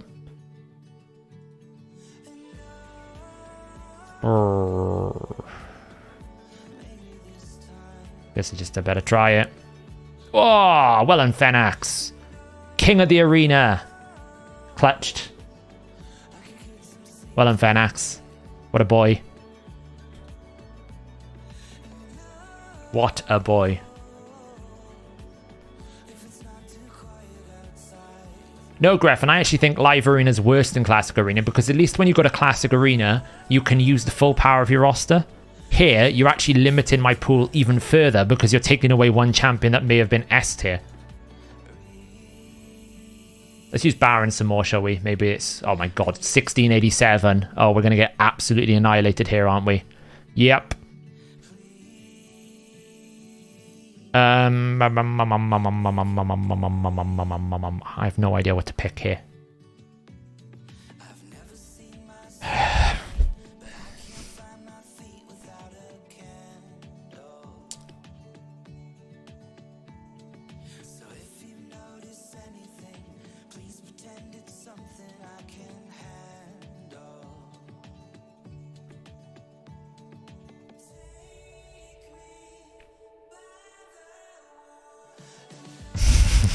Thanks, Kessel. What are the rewards for Ice Golem tournament? Not really anyone knows. It's almost like they had a game in Player HQ where they were like, pick a color, any color. Maybe they were having like, I don't know, a weekend game of, oh, what's it called? The game mode where you have to put your right leg on blue and the left leg on thing. I forget the name of it. Maybe they're having a game of that and they decided, let's make a tournament about blue stuff because... I've not... If you polled 100 raid players, I don't think many people would come back and saying, "Can I have a 6-star defense glyph with a rare book on an Ice Golem tournament, please?" That's what I want. Who do I offer up here? I mean, Uko is kind of okay. Let's offer Uko.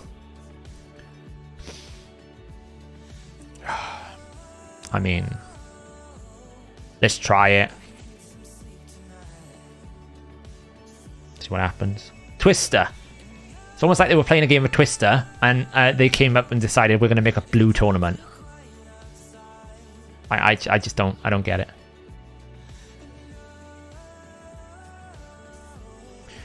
Yay! Now I don't get to play the game for 5 minutes. Yay! The only good news is I've got strong A1 champions here.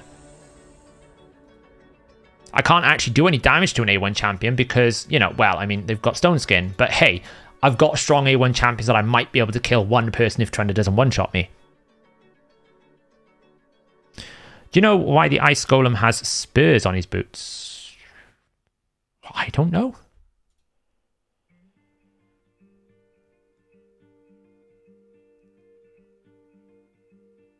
Kill the Protector.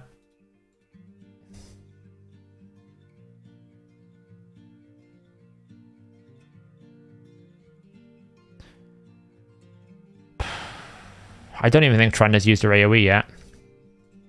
Probably just kill out this. I can't even kill anyone because I can't do increased attack. AoE coming in now. Yay. Wasn't that fun? I've got one more fight to do and then it's over. We're at like 7-8. Have I missed some though? Like 7-8 doesn't seem like 90. It should be like 14 fights. I feel like I've overcounted one here. I've overcounted one of these fights here. I don't know which one I've overcounted.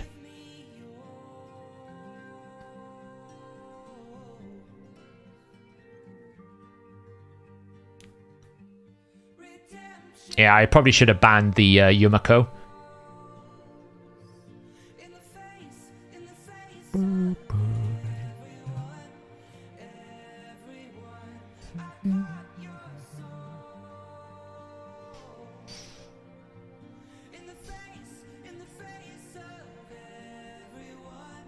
Do you know what I actually think would have been a better idea, right?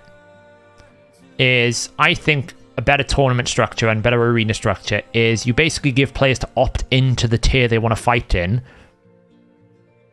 and then base the rewards around that. Now, a lot of people would say, well, Krakens will just go into silver and find easy fights.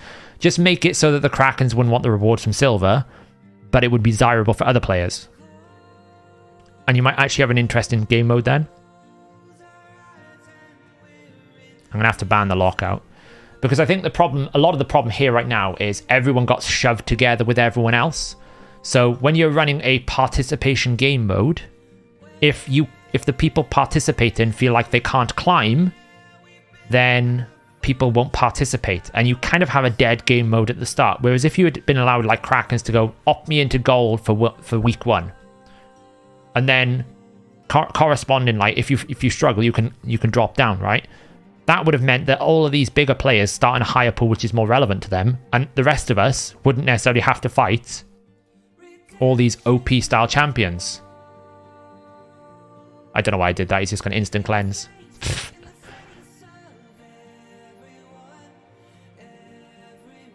But they're very bad at giving player choice, right? I mean, that's what I've noticed.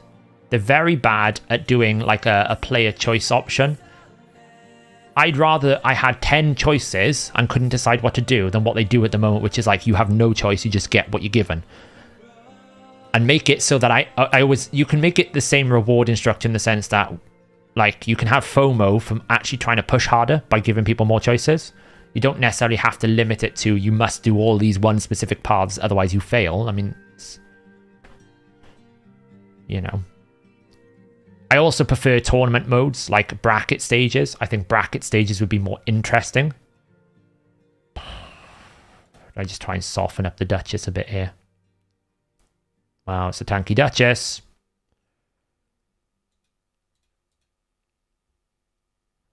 That's a very tanky Duchess.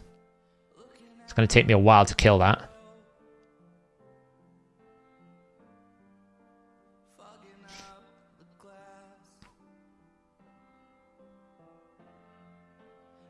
Well, actually, casinos give you a lot of choice. Normally, if you think about it, when you walk into a casino, what do you see? How many machines do you see? How many tables do you see? They condition the environment to give you so many choices you can't leave. Actually, it's not enough damage at all. Get in there, though. It's just whether or not we get there before we get one shot, which I don't think we are, because I think this is going to be a Necret death into a Duchess death. Into a Duchess death because the Harem is going to go, because the Duchess, enemy Duchess is super tanky. He's going to A1. I think this is a loss. Harem is going to come and kill my Duchess and then one-shot everyone with a Celeste. Why didn't you... That was a mistake. That was a big mistake. You should not have done that. That was an even bigger mistake. I shouldn't have done that. Should have just A1'd. I missed playing. Okay, one hit wonder. Oh, we killed 2. It's not enough, but we killed 2. Don't kill anyone. Okay. I don't think it's enough. I think she's going to kill. I think he's going to A2. Oh. Come on, Vlad. Come on, Vlad. Vlad. No. Never doubt the Void Bros. Oh. I'm definitely getting a drink after that. That was stressful.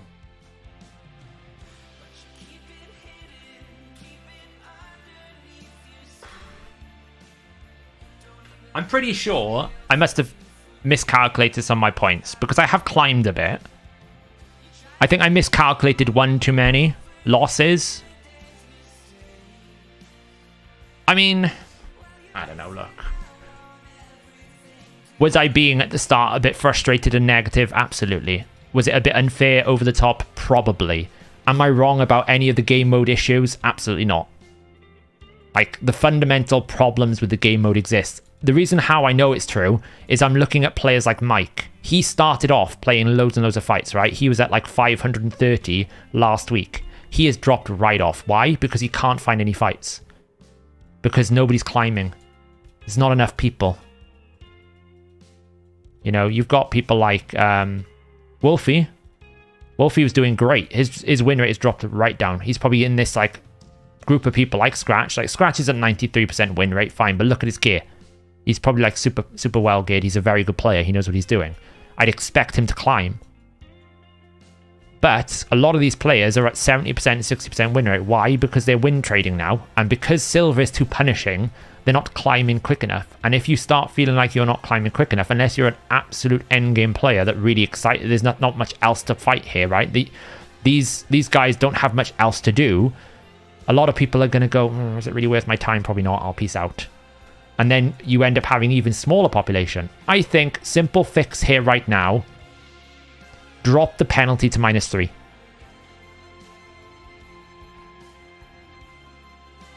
Theo Penis, yeah. Yeah, like, as I said, at the start, I think Kessel, that's fair criticism at me. At the start, I was frustrated. And that led to negativity that was probably a little bit too far. I can do better with my account and my roster. Some people have said that, like, I complain a lot because I don't have... I'll sit here and I say I can't push because I don't have XYZ champion. And probably my account is probably better than I actually think, which is true. But that doesn't take away from the fact that, you know, these guys have been fighting so many fights. Like, we have one person at 2640. Look how far away he is from gold. He's just about to get into gold. What happens when he gets in gold?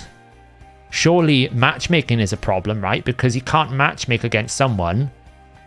How do the battles... How actually, I'm really interested there. How do the battle rules work if, say, Bobby gets into gold and he has battle rules, but the others don't because they're not in gold? You might play bots, yeah. So, I will say, though, my original point at the start of all of Live Arena, eventually everyone will be in Gold 4. It might take 18 months, but eventually everyone is going to be in Gold 4 because there is really... It's like, you can see, even after that win rate, I still gained like 12 points. If I keep doing it every single day for the next like 365 days, I will eventually make it, which I suppose is a good system. The only thing that I'm saying is frustrating is it feels like participation is dropping because people can't really progress. And as a result, people are maybe a little bit like negative and frustrated about it. I just get frustrated with seeing the same champions over and over again. It makes me just like bored. Like, I just get bored of it. Like, it's Warlord Yumiko, Warlord Yumiko, Warlord Kaimar, Warlord Yumiko, Warlord... I just get bored. And that's a me thing. Like, a lot of people say, why do you keep changing up your clan boss team? Because I get bored. I get bored of the same team. It's not like my new team is like insanely better than my last team. I just got bored of my last team. I wanted to change it up. And if I'm not having fun, what's the point, right? So I guess that's the thing. But anyway, I'm going to take a quick breather. I'm going to grab a cup of tea. And then we're going to come back and we're going to change our focus. We've gone through the live arena. We're going to try out this Shemnath. Where is she?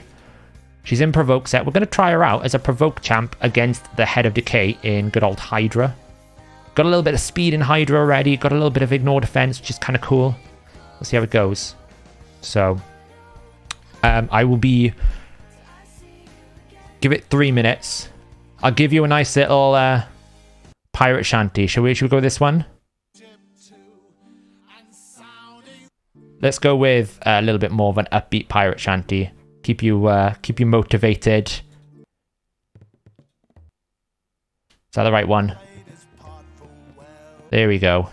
Right, I'll be back in a few minutes. We're going to change our mentality to more positivity. Enjoy it.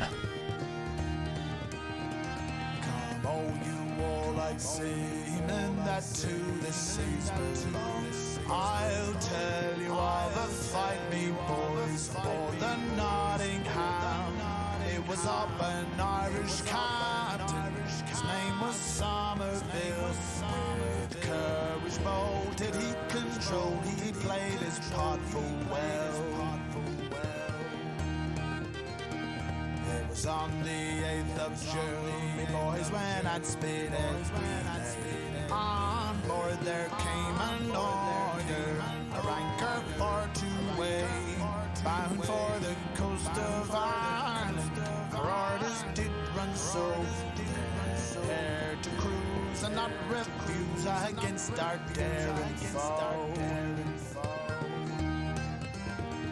We'd not sail many lengths to sea before a ship we spied. She being some lofty Frenchman, bearing down so wide. She hailed us in French, me boys, and asked us where we came. Our answer was from Liverpool, and London is our name.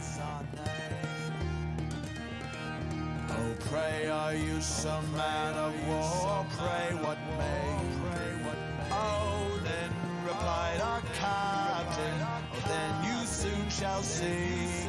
Come strike your English colours, or else you shall bring to. Since you're so stout, you shall give out, or else we will sink you. The first broadside we gave to them, it made them fall to wonder. Then rigging and the mainmast came rattling down like thunder. We drove them to their quarter, they could no longer stay.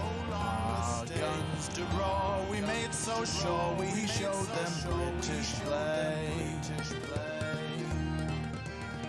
So now we took that ship, me boys, Godspeed us farewell, that we might sail to Plymouth town. If the heavens prove so kind, we'll drink a health unto our captain, and all such warlike souls. To him we'll drink and never flinch out of our flowing bow.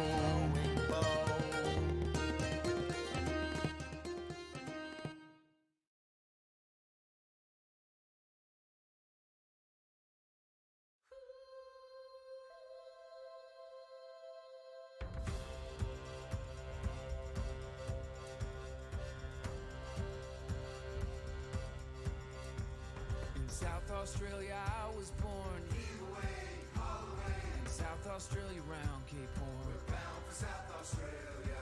Haul away, you're rolling king. Heave away, haul away. Haul away, you'll hear me sing. We're bound for South Australia. Woo!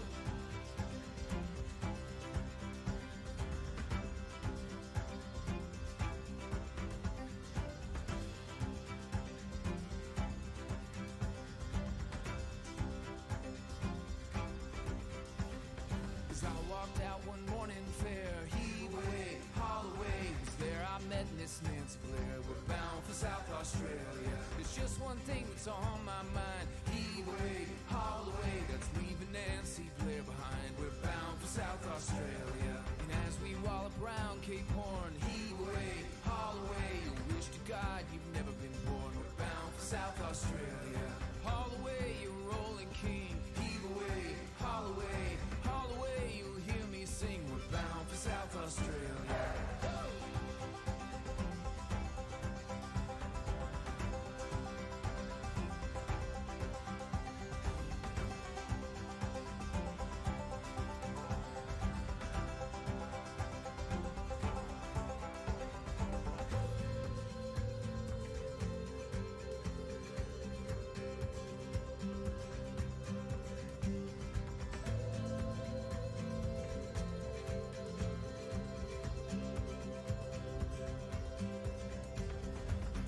Australia I was born. In South Australia round Cape Horn. In South Australia I was born. We're bound for South Australia. Haul away, you rolling king. Heave away, haul away, you'll hear me sing. We're bound for South Australia. Haul away, you rolling king.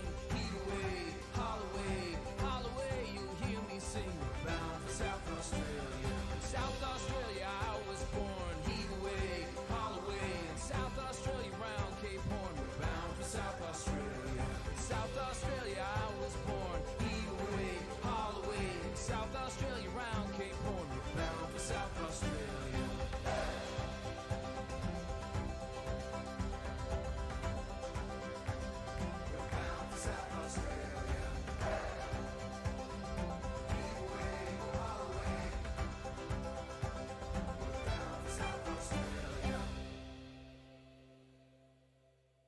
Nice bit of pirate shanty.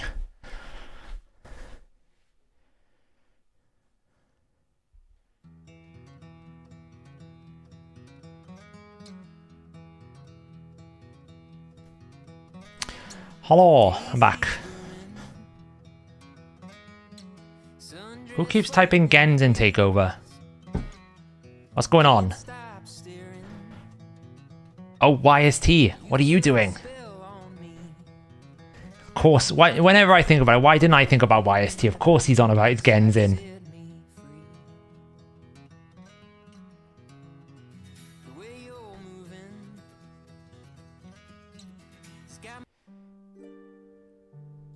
Is that everyone talking about Gens in? Right then, let's try the team, shall we? So we're going to try in Brutal.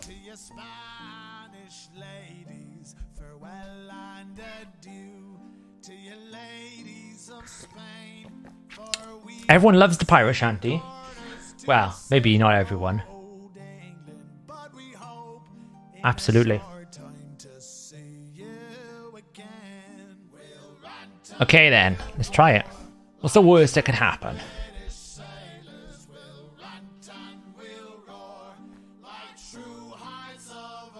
You only come here for the shanty, see?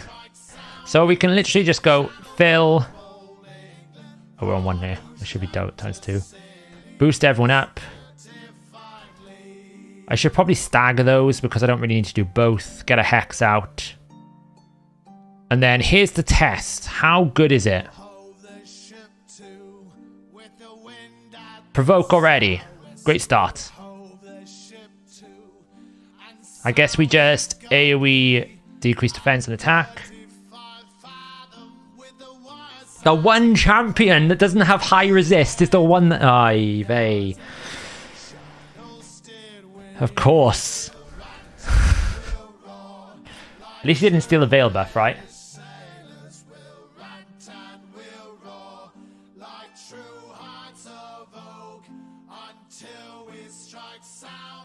Can I do that one? Yeah. On the bright side, I do have this backup option to go... We didn't get a provoke that time. It's going to be a full cleanse. No provoke that time. Where's the cat gone? What do you want? You're not getting more treats. Come on now. I think we're going to get a cleanse. There's nothing I can do here.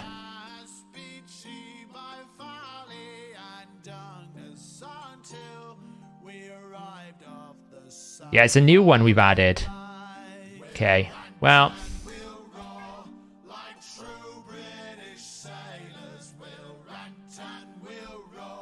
Can we get a provoke? That's the only one chance. Metamorphosis. I mean, we're permanently buffed. Oh. Resistance levels are just not quite right. Although we can fully... Oh, what? He resisted?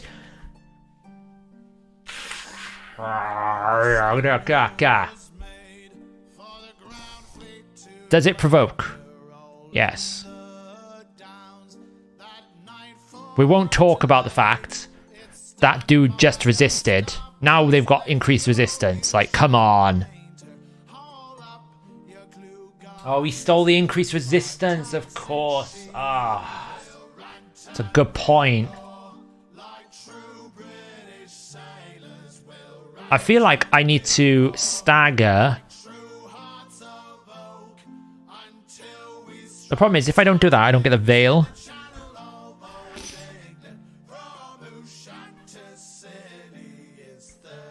Like I do this. Get some burns out to start with. Provoke. 1, 2. Ooh, didn't get one that time. Let's try it again. Yeah, we're testing her and provoke.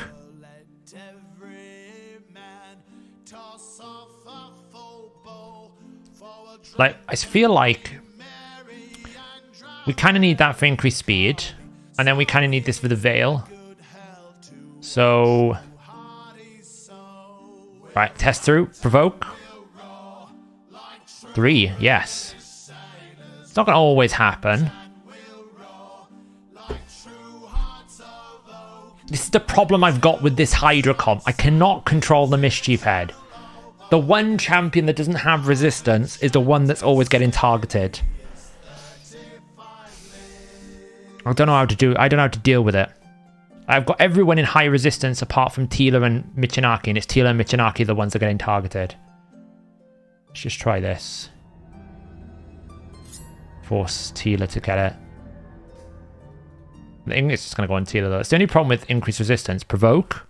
No. No. Okay. I don't think so, because I'm pretty sure affinity sets don't matter on affinity. Cat, would you go away? You've had enough treats for one day. Honestly.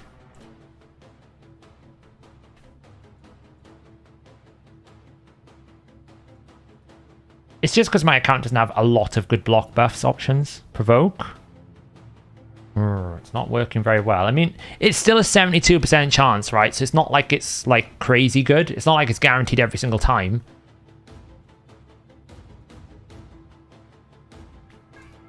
Stop it.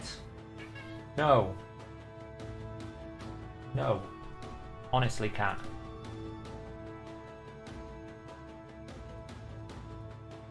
I mean, I've got a shield already. I don't know. I don't really think it matters. Provoke. There we go. This is okay so far. Hey, we didn't do it this time. Actually, I think it's because Michinaki is in Blood Shield that maybe the problem was happening. With so many buffs, though. I've not overdone it with buffs whatsoever, have I?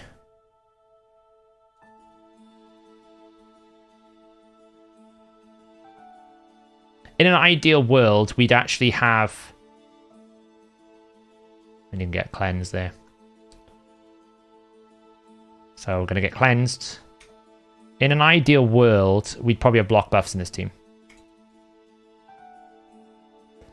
But like, this is the problem I find with provoke sets. If you depend on one single provoke set, the chance is 50-50. It's good. It's still going to get cleansed. And then once you get cleansed, now you're in a bit of a spot of bother, because now you're in this position of, if he does anything, we're in trouble. Gonna provoke. Metamorphosis. And because we haven't got Hex out, we lose all of the value.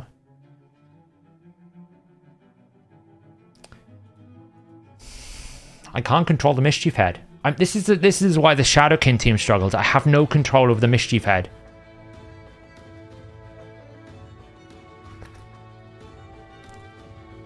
So now,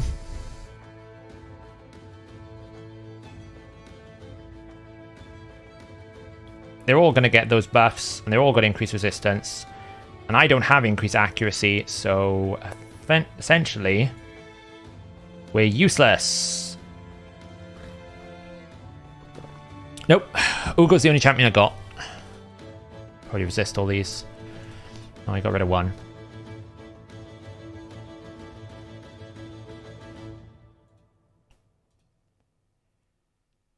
She got rid of some. Luckily, we do have a lot of cleansing, so something. But you can see I've lost control of the Mischief Head now. So now, because I've lost control of the Mischief Head, I can't really stop this. There's no point A2 in there because... Let's try and get decreased speed.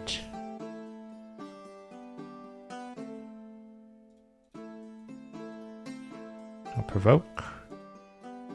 The bright side is we're tanky enough, right? The downside is we haven't solved controlling the Mischief Head. And like, we're doing no damage. We're already at 20 stacks.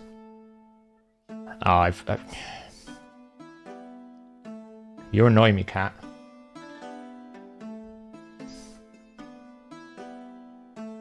Yeah, but, I mean, that's fine. I mean, I probably just need to sort out my resistance on there. But even then, I'm not doing enough damage because I can't keep Hex out because I can't, it's just, yeah, I don't know. I don't have, only have one Uko. Like, even with double Hex, this is just not working as I'd hoped. The healing is fine. But we don't really have AoE decreased speed, which is a big gain. And now it's just running amok. I cannot control the Mischief Head in Hydra.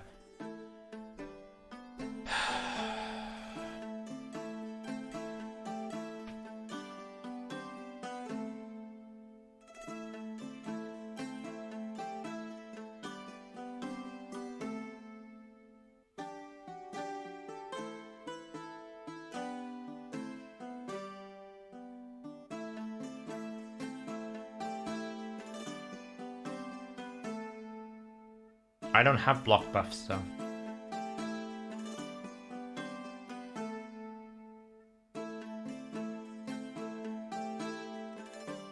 Alva's in here for cleanse.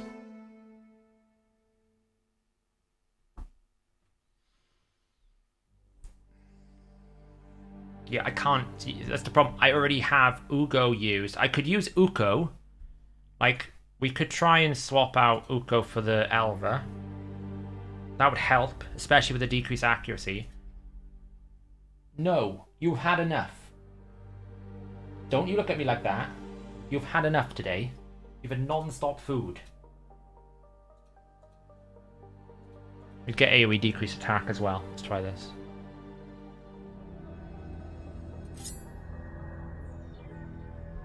Ultimate Death Knight's trash here. I'd never use him.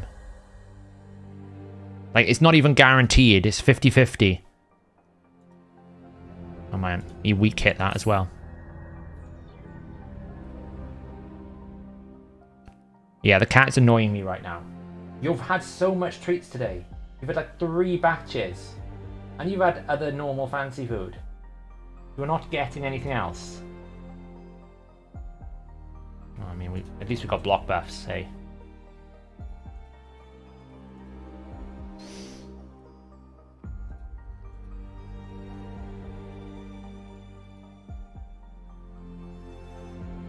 Didn't land the provoke.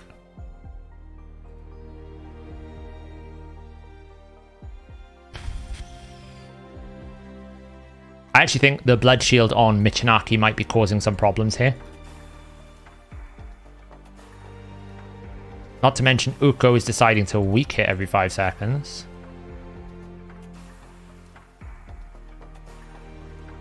Oh. We go. Decrease accuracy is on.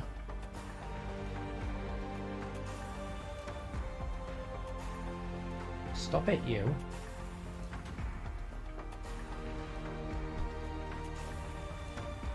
Very much like it if Michinaki could start using his passive, please.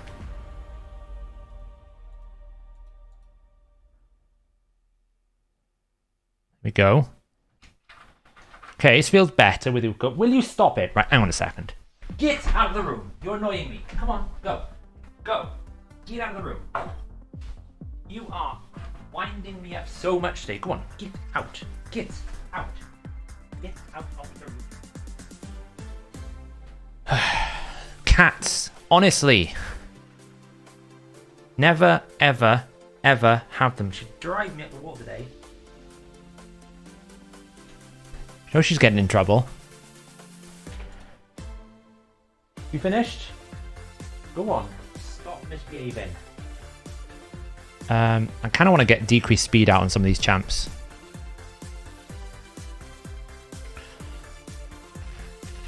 Let's just hit that.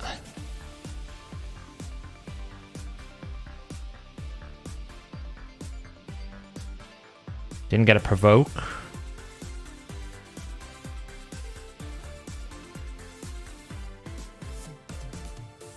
I must say, Michinaki is not really hitting a lot right now. We're going to get a cleanse here. There's nothing I can do. I should have not even got Veil.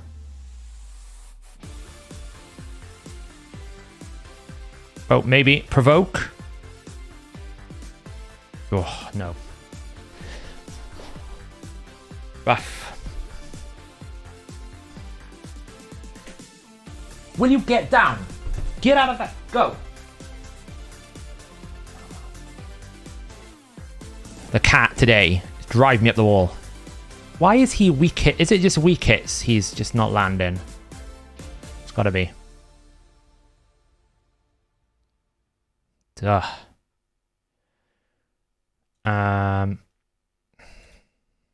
Guess we just do that. Provoke. Yeah. I mean, it does feel like the provoke rate is pretty high. I mean, it's only 30% or 35%, but it does feel like the provoke rate is doing well. We're kind of all feared right now, but hey, what can you do? Ah, man. Got rid of the buffs. Cool.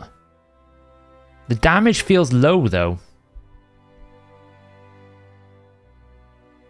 Is that just me?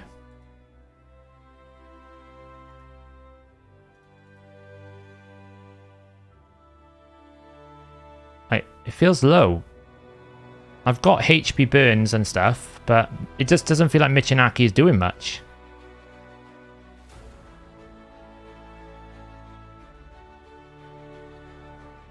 Like, he's being eaten. I've done 1.5 million damage. I don't understand why the damage is so bad. Have to provoke you.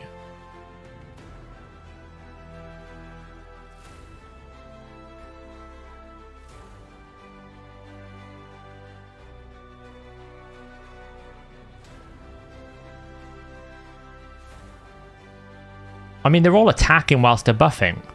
Apart from 2 champions, they all attack whilst buff. I suppose Awella doesn't, but...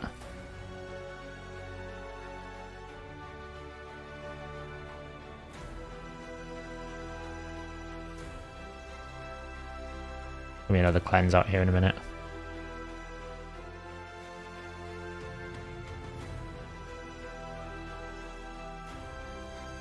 I don't know. This is the problem I've got. I've got very close to another team, but I just cannot find the right balance of champions.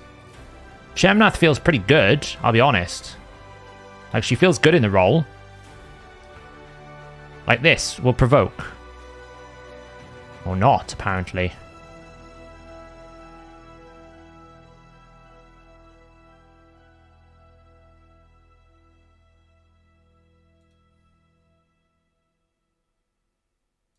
But I have no damage in this team.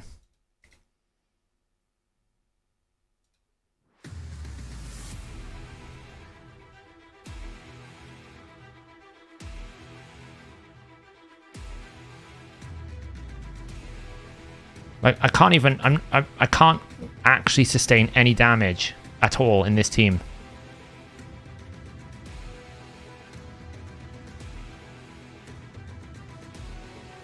Is just not good based on this. I'm at turn 35. I've done 2 million damage. I don't understand how that's even possible.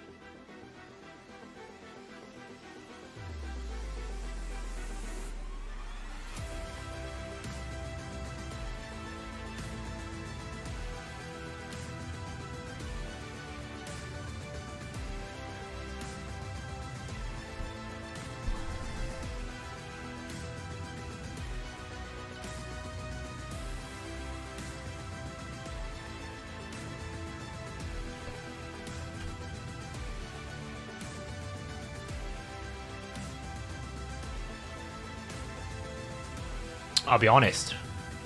Like, look. If I end the battle, I can regroup, can't I? Right? I don't lose a key if I use the end of battle. Is that right? I'm pretty sure if I end battle here, I can regroup, right?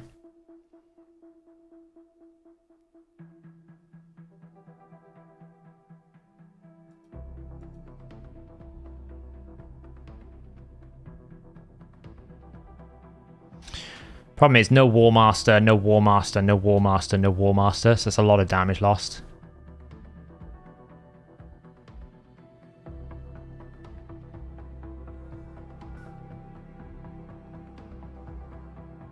So there is damage here, but not enough secondary sources of damage.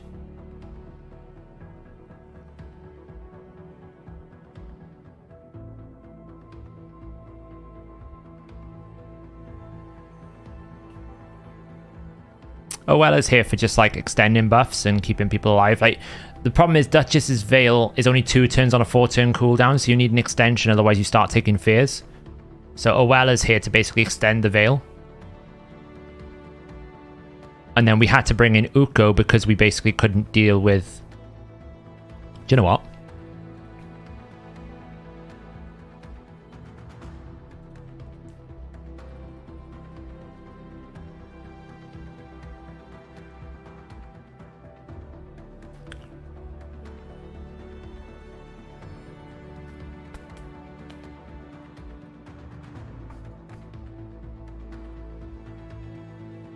Where is she?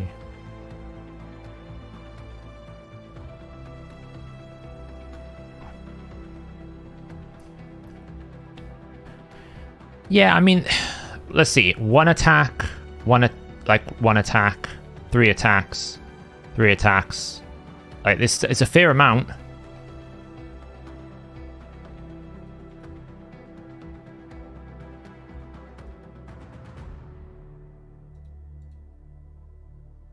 Provoke.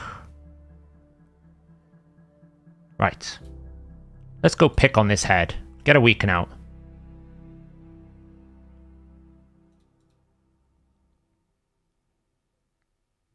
Of course that happened.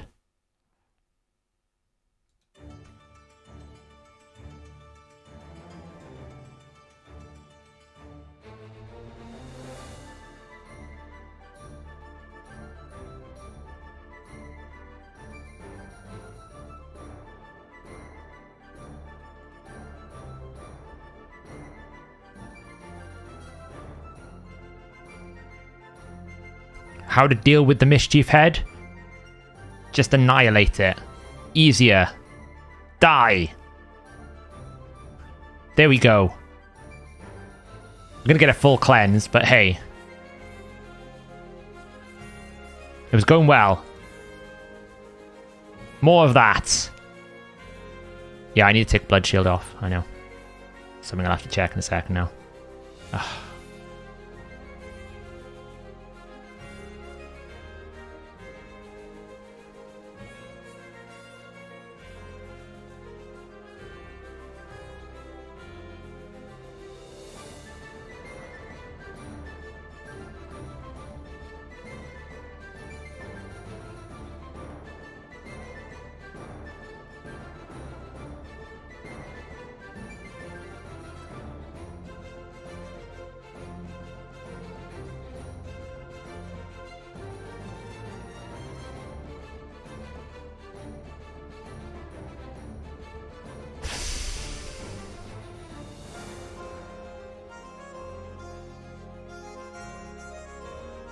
Well, the damage per turn's better.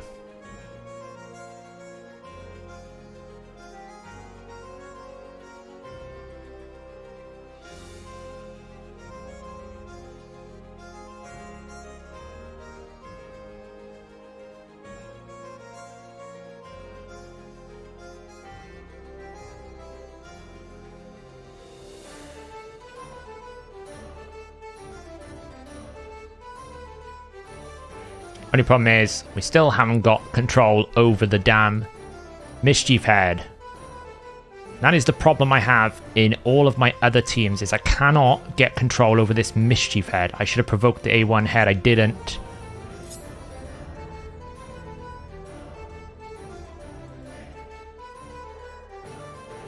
I can get a stun on him now, at least. Okay. Well, we can probably steal some buffs here.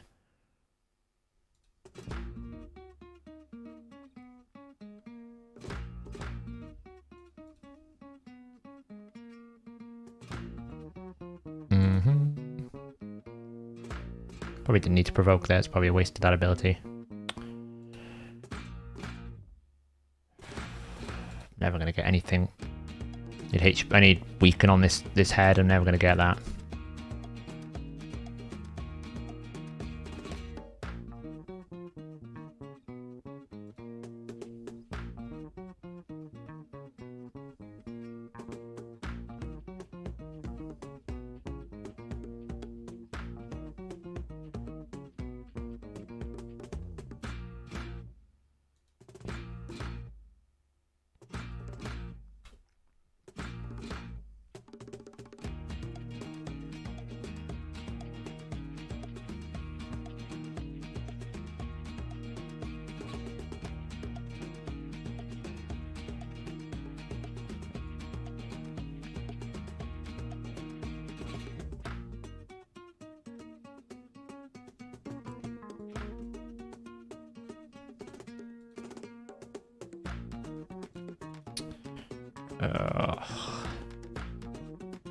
I cannot get...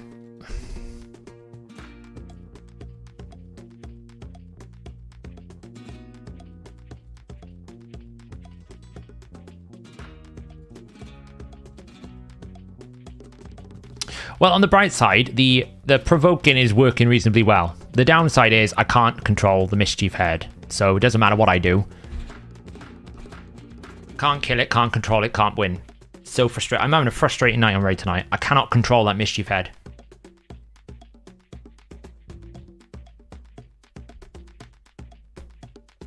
Really frustrating.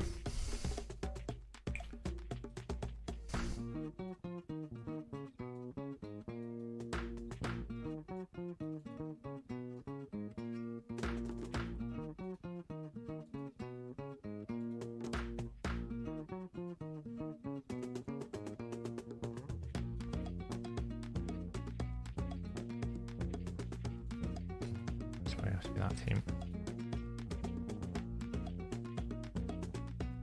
That'll help. Now, I can't take anyone out of my Nightmare team. So, champions, this is a problem. Champions like Nekmuthar, Geo, this team is locked. All these champions are locked. That's my Nightmare team. Cannot use them. Not available. I'm trying to find a brutal team that's going to work outside of that. And I'm struggling because I don't have a backup Ugo and they haven't added enough champions in this game that are not legendary for block buffs, and it's very frustrating.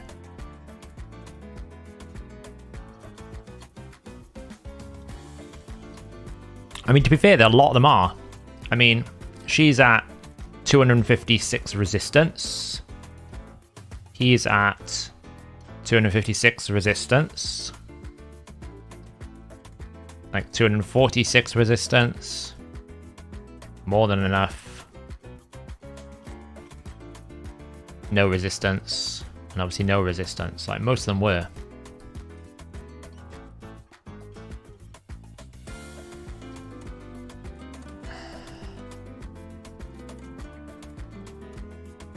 Yeah, Norog's rubbish though because he's just useless. He doesn't do anything else.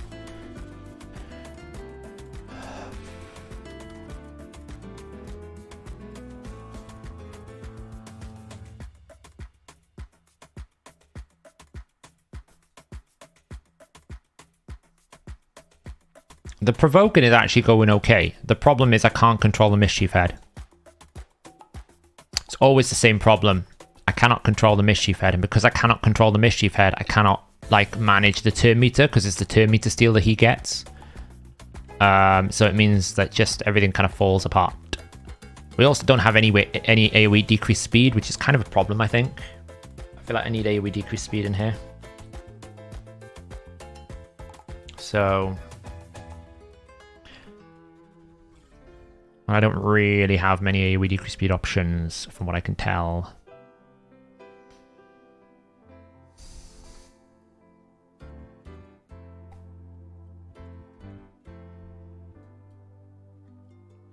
Obviously, the obvious option is Oella for Krisk, but then I lose my increased resist buff, and I'm trying to use Oella more for fun.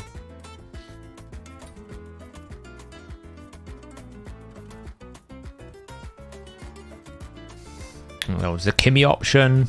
But who do we drop? That's the problem is, if I drop someone, I'm dropping someone for damage.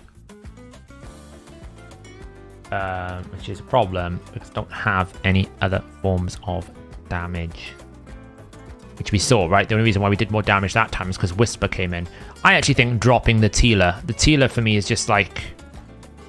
she's not doing much of anything. I don't know. Like, she doesn't seem to be doing an awful lot. So...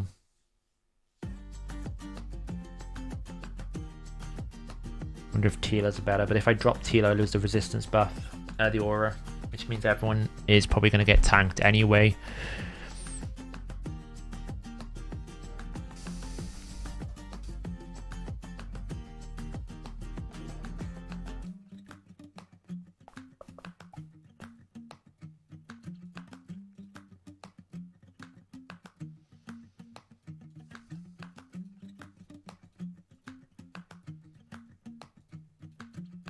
It's tough.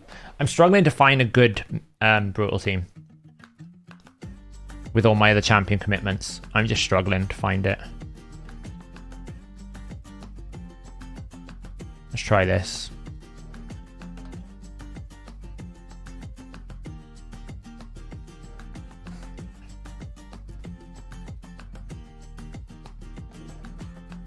I don't have Shamrock.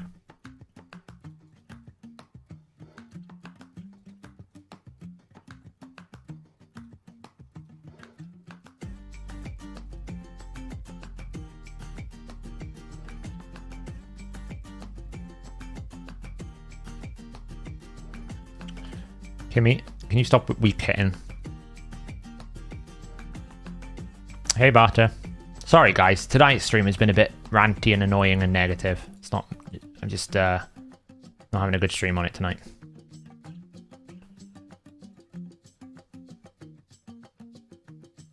Oh, come on.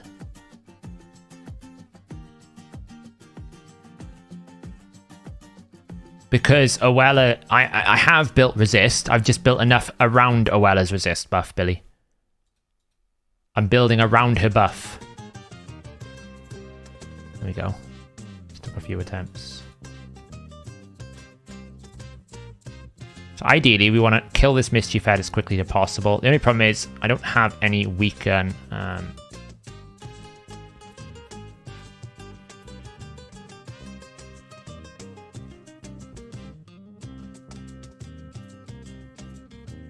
I don't think this will be get me round in time. I mean, I may be able to boost into boost. I may get back around in time before they take a turn. Provoke. Hex.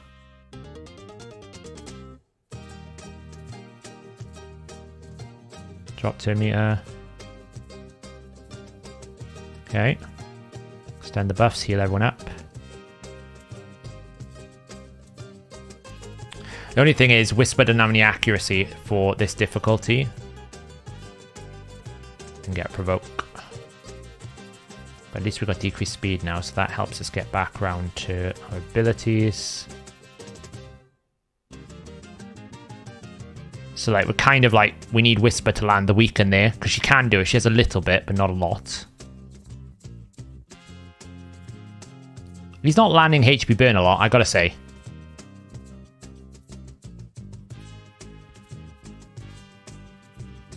Yeah, provoke, that's nice. Only downside is now, we've kinda lost Hex for another turn. But we can get block buffs, even though she decided to 3% the head of Mischief.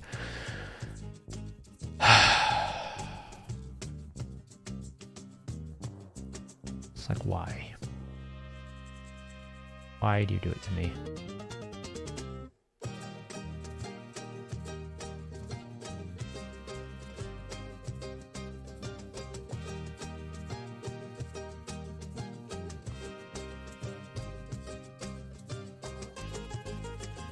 Okay, we'll get Hex out now. Drop 2 meter.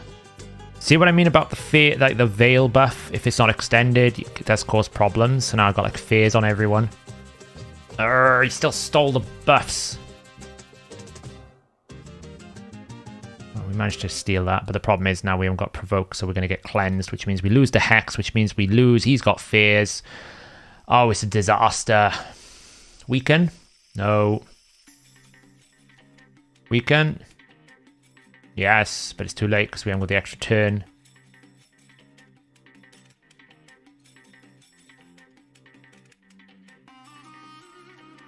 It's because I had to force into using that. I mean, luckily she's dodged that, so I'm going to Provoke back on now. I had to use the A3 to clear the buffs away.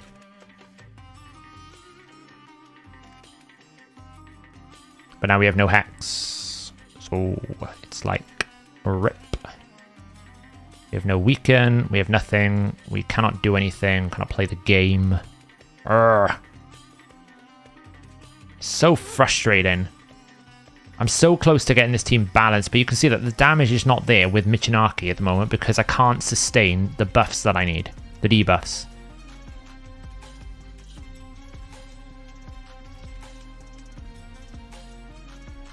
And because Whisper is being annoying as hell and not actually landing like weaken when she should. Like now she can, which is great. So now we can actually do some damage. Guess we used A3 there for some damage.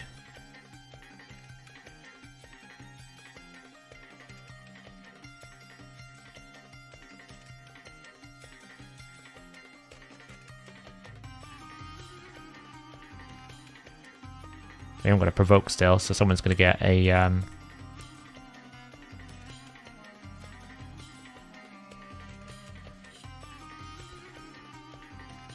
Probably should have A3'd in, not A2'd. Provoke. Nope. Unlucky. I shouldn't have A3'd there because I'm going to get someone cleansed. Just kill this head. Michinaki's about to get eaten by the Mischief Head when I don't have Hex up. The game hates me today.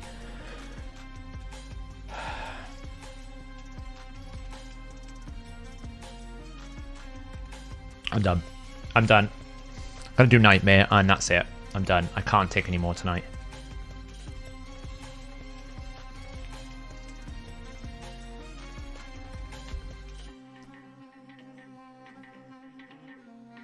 It's not my night tonight. Things are going against me. I've yet to find use for Michinaki. I can't make him work. I feel like he's a luxury. Like this, it just feels like to me at the moment. Like, sure, if you've got all the best champions in the world, you can make him work, but I just cannot get him to work. Like, I'd have to break my Nightmare team.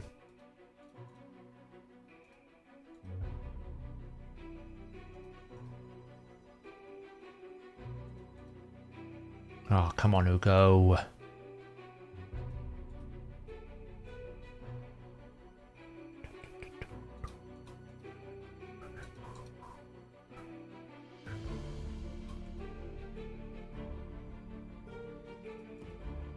Oh, Ugo, stop weak hitting. Honestly.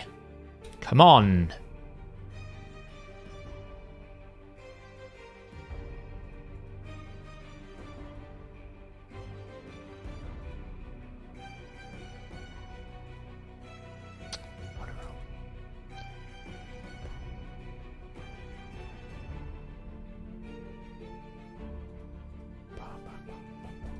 Probably not. I'm probably just doing it bad.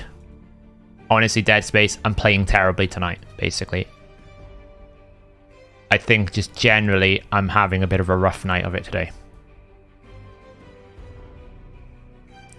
I should probably try. I was actually thinking about the cat. I was thinking about the cat, actually. Do I just bring the cat in for... to sustain the Hex? Because if he hasn't got the Hex up, he's kind of useless.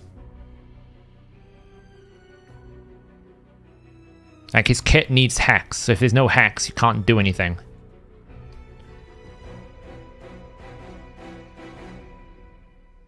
No, I don't know, Kessel. I mean, I feel like breaking this team, which is really stable, like this is 100% guaranteed Nightmare, any difficulty, any rotation. Nightmare is more important to me than trying to get Brutal right now, so like, who am I taking out here? I could take Geo if I wanted to. I'm not taking the Royal Guard because the Royal Guard is basically the essential part of this team, is where most of the damage comes from. I feel like Mithrala is just too strong as well. I'm probably just having one of those nights tonight where little things are annoying me twice as much as they should, and I'm not able to, like, find solutions. It's probably just one of those things. We all have them. I think what's frustrating is the Shadowkin team is having the same problem. And Ugo is such a hard carry. I don't have a duplicate of her. She'd be like a massive addition. Because if I had a second Ugo, Ugo goes in there and all those problems kind of go away. So...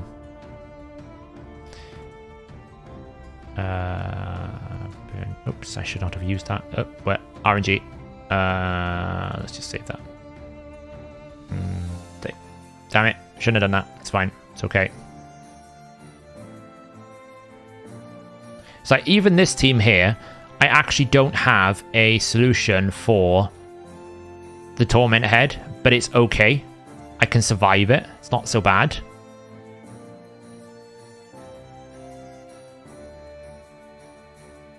Because I've got powerful champions. You know, I've got a Brimstone that goes on pretty much all the time here. I've got a Nekmothar, which is like our hard carry. I guess that was the problem with that other team. Like, I was trying to split Nekmothar's job amongst 3 different people, because he is both the booster and he is the decreased speed and he is the increased speed. Like, he's pretty much everything.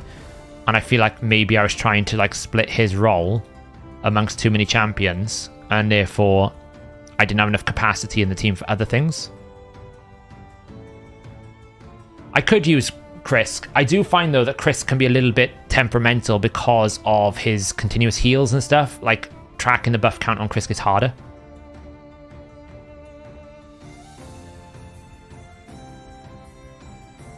Yeah, I actually don't think, like, you'll see at the end of this run, Geo isn't, like, the king of it for me. Geo is good, but he's not as good as, like, a max HP nuker, right? Max HP nuker is just better. Come on. Should have run out the cooldown by now. Night Acrobat. That.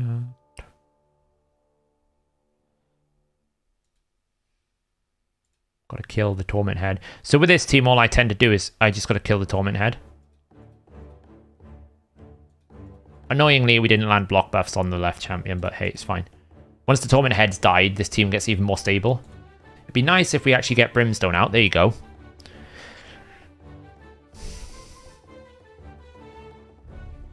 Yeah, I do have Theodore. I don't actually use a lot of Theodore.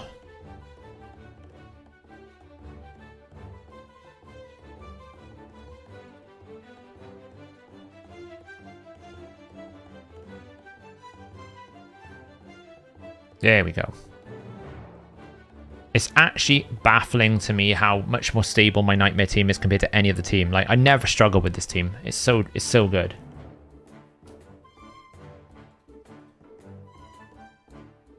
Oh, if we can kill that Mischief Head, that will be good, because we reset the turn meter of this. I also think maybe I didn't have enough War Masters in that last team, because War Master is a substantial amount of damage.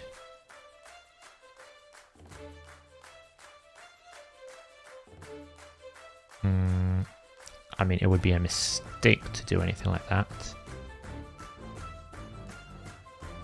A bit of an awkward position here, because I kind of want to attack the Deadhead. Drop 2 meter here now, surely. We're waiting for Brimstone to come back out.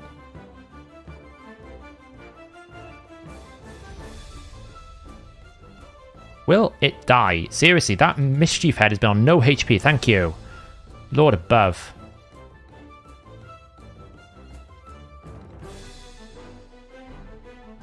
Can we get Brimstone? Thank you. I guess we just burn this dude up. Yeah, I think it's just like, it just goes to show, even though I've got all the champions in the world, actually trying to build multiple high-end Hydra teams is actually quite hard if you don't have like multiples of the power picks. I obviously, if I had more Ugos, the Mischief Head problem would not be there. The issue I'm struggling with is I just don't have good control over the two main factors, which is, can you keep the Decay Head provoked all the time, and can you actually keep the Mischief Head? Now, I would say our original test, or the thing I wanted to test was Shemnath good at provoking? I would say probably quite good, right? More often than not, we had the provoke under control. Obviously, it's not 100%, right? So you're not going to get, like, guaranteed provokes out of it. But she felt like she was doing more than one, 35% chance. It felt pretty obvious that it was working. Can Septimus work as a damage dealer? Probably. Yeah, Seeker's not a bad option. I do have a secondary Seeker for a Provoker. It's not a bad shout. We want you, Bunch. Shield up everyone here.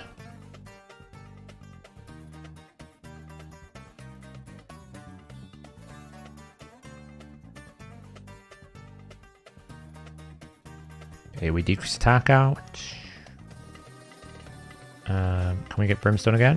Nice. Oh. Let's take away his buffs.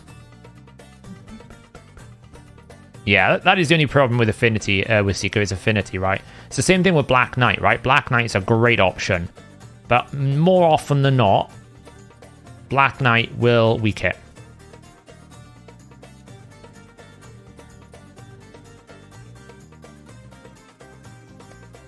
Which mitigates his ability to be good, unfortunately.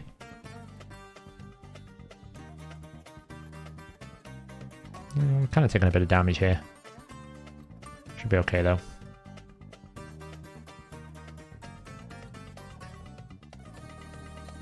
Probably shouldn't have done that. Tantra! She didn't land provoke. So it means one thing and one thing only. A full team cleanse is incoming. Here it comes. And the bright side is we've got everything back. Come on. Stop taking extra turns. Here it comes. That's fine. Necmo's going to get a turn back, so we should be okay. Only downside is there is Poison Cloud everywhere, which kind of makes it a problem. And there's nothing I can really do, so we're about to get absolutely shamonkered. Oh, it's close. Freaking close. I shouldn't do that, but I need to control him.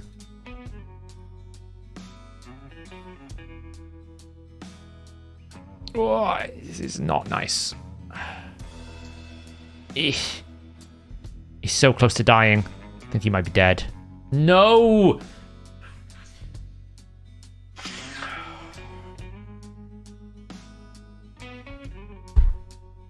I'm losing my will tonight.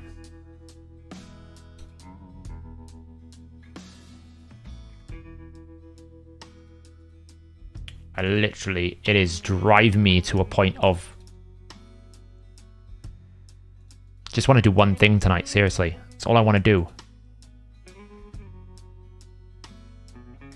It doesn't, except for the one situation that does fail, which is the Poison Cloud head spawns at the wrong time, which means I can't get block buffs out, which means I then don't land the Cantrip Provoke, which fully cleanses the heads, and then I take a massive whack from the Wrath head when he's got Vengeance. It's a very small chance of a fail, but it can happen, but that can be on any team, right? The only teams that never fail are Acrisia teams. That was just like a perfect storm of crap, essentially.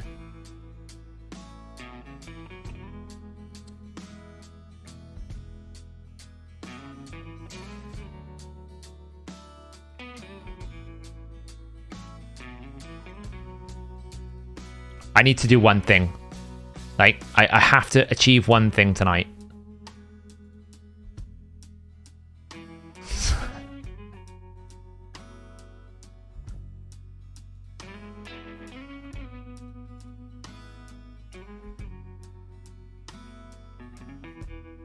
Yeah, Crizia is a team on her own, right?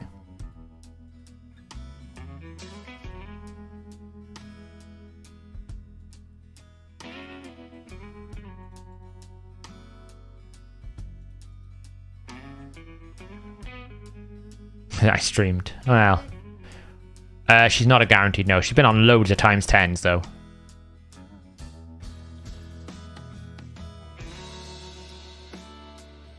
So the key thing with Brimstone, if you've never if you have it in Hydra and you're not paying attention, you notice I'm always, whenever I have the opportunity and it's not on, I'm not A2ing with Kantra.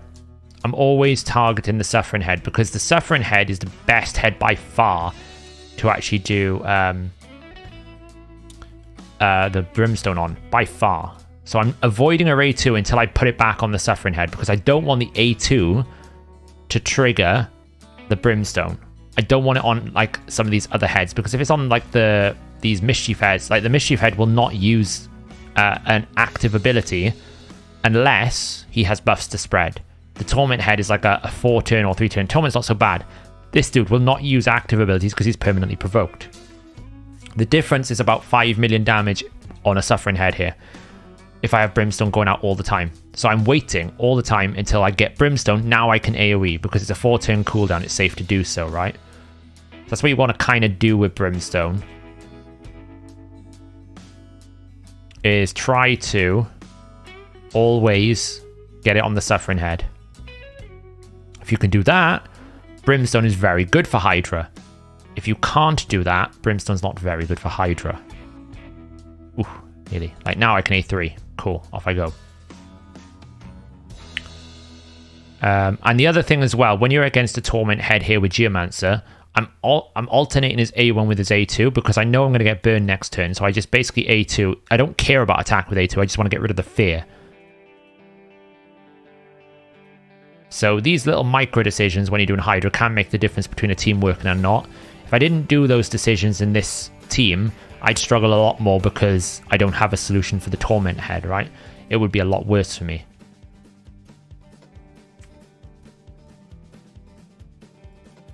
And we're able to like mitigate the Kantra's chance because effectively we're boosting so much turn meter due to the Necmo. So Kantra's getting a lot more opportunities to try and get her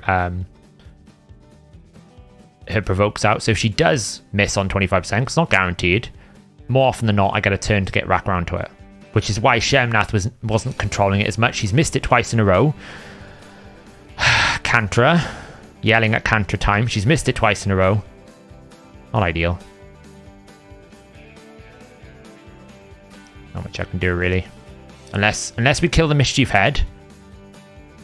Okay, that reset her turn meter. Okay, let's hope. Because we should. Now she gets a turn. Of course she does. Of course she does. Right, Brimstone's out. You finally got the motivation to build a 2-key Ultra Nightmare Clan boss. Nice. That's good to hear.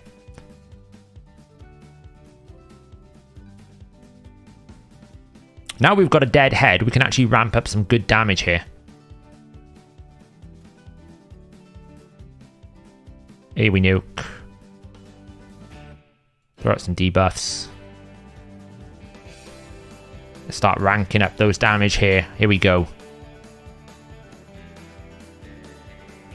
Save the burns, we don't need to do it right now. And you'll also notice I'm never burning the Suffering head, because I don't want the Suffering head to die. I want her to be a Brimstone. I want the head to be a Brimstone agent for as long as possible. The longer I can keep the Suffering head up, the more Brimstones I can get in this team, the more damage. So I'm deliberately not burning Head of Wrath or Head of Suffering because I want them to stay alive as long as possible.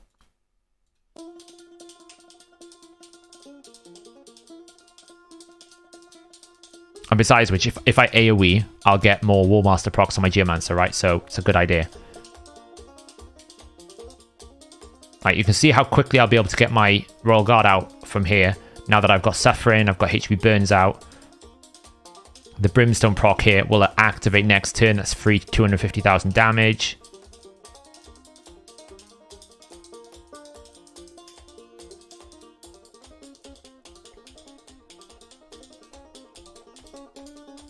Right, so we got the Poison Cloud head this time. Which is not ideal, but hey, it's fine. We can probably throw this out. Try and get some control already. And we've got... Okay, so these are kind of like the best heads.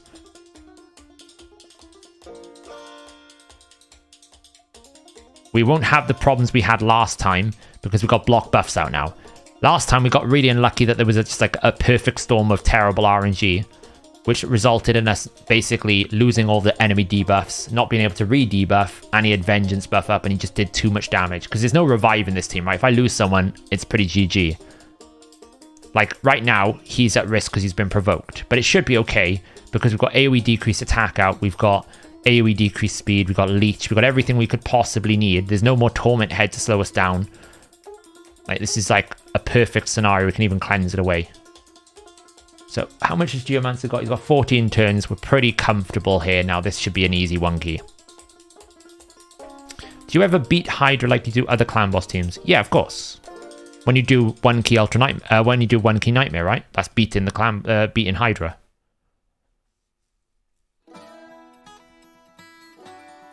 I mean, this team has done 100 million on a stream, so it 100% can do a lot of damage. I know I failed last time, but still.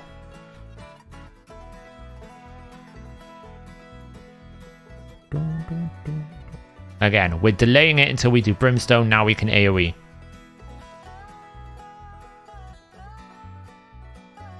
Royal Guard here is built in Reflex and Refresh gear, right? So the idea is I don't use his A2, his A3.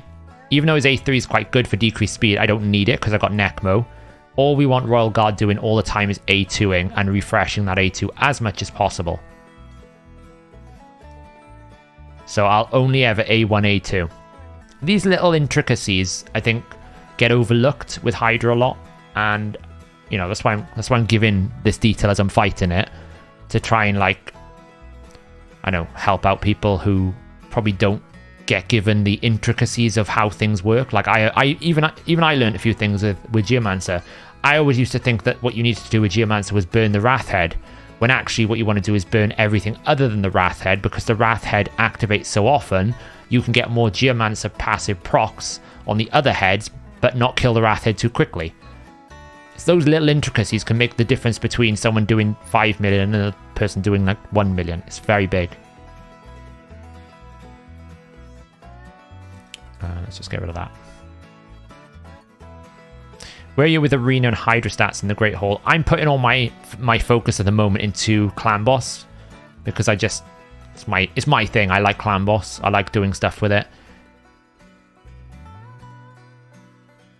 So I've put most of my points into the Clan Boss stuff. Like I maxed the speed to the highest I can on Silver. I'm doing crit damage and ignore defense, and not so much ignore defense, crit damage and accuracy next.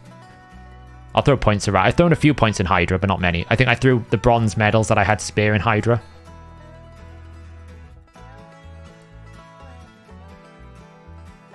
Yeah, exactly. He went crazy, didn't he? He did like refresh after refresh after refresh. It's crazy.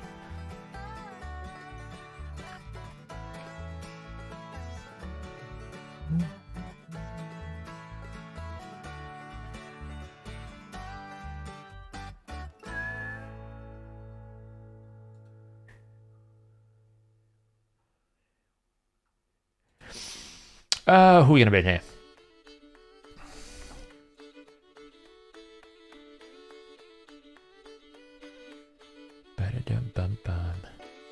But I would say, as I said, like, as much as tonight has been a bit of a bummer stream, maybe it's the right word. Been a bit frustrated with the game. We have proven, like, Shemnath looks like it's a decent option for a provoke head. If you think, we also get an AoE buff cleanse as well. So we were doing pretty well. Geo is in Relentless. Because often I have to pivot to use A2, Revert Moon. And if you have to use A2 at all, then as soon as you have to use 3 skills, Reflex loses a lot of value over Relentless. If you can get away with just using 2 skills, then obviously Reflex is very good. Like Royal Guard here. Better than Relentless, because obviously we can get the cooldown and we've got a refresh.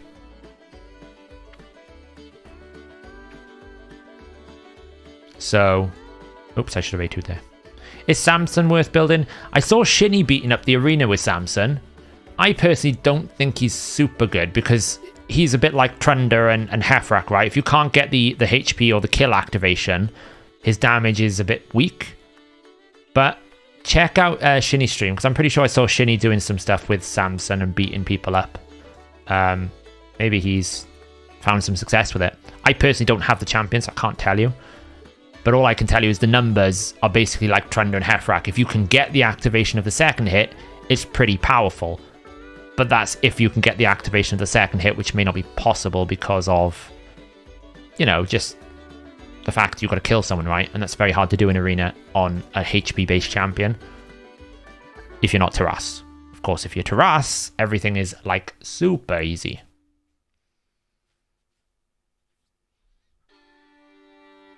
Okay, so we got a little bit of a problem here because we've got to basically get some debuffs out on that head very quickly. Otherwise, we cannot provoke it. So poisons help because it's a head that can be poisons. We can burn, so should have enough now for the provoke to come out from Kantra with a bit of luck.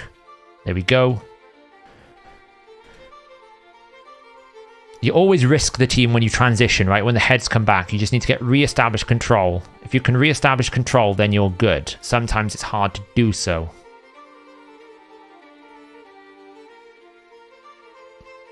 Might as well AoE. Boom. I kind of don't want the Suffering Head to die just yet. I'd rather the Brimstone proc go off one more time. But it's a very slow head, so it probably will die before I get that Brimstone proc, knowing my luck. Just hit this head. Yeah, I did watch a few of them. He does longer videos though, so I generally don't have time to watch as much as I'd like. And doesn't chapter things as well, so I can't skip to the bits that maybe are interesting. So I have no... You have to kind of watch his videos as a long form. Which is fine. I just, unfortunately, my general workload doesn't permit me to sit here for hours watching other content creators' videos, unfortunately. As much as I'd love to.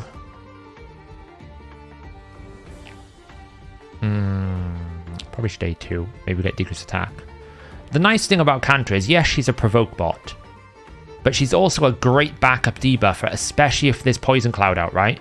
AoE block buffs she does have. She does have decreased attack. The only problem with her tends to be she has a nasty habit of not picking the debuffs you need. So you can't depend upon her debuffs, like she didn't provoke there, which is kind of annoying. But she is a great backup for some debuffs if you need them. Let's just take... And she can steal buffs as well, right? So, ideally, we'd steal some buffs here before you get to turn. Otherwise, we are kind of in trouble. Ugh. Here's the transition I was talking about. We need to re-establish control. Like, I have to take the buffs away from him. Geo's a backup for that. Probably needs to then burn this dude, get him stunned. Get some poisons out. Doesn't really matter right now because...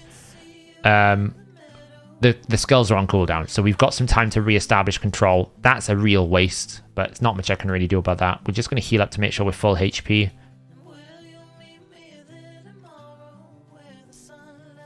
Just do some damage over here. So we just need to try and get some control back in. I think we're okay.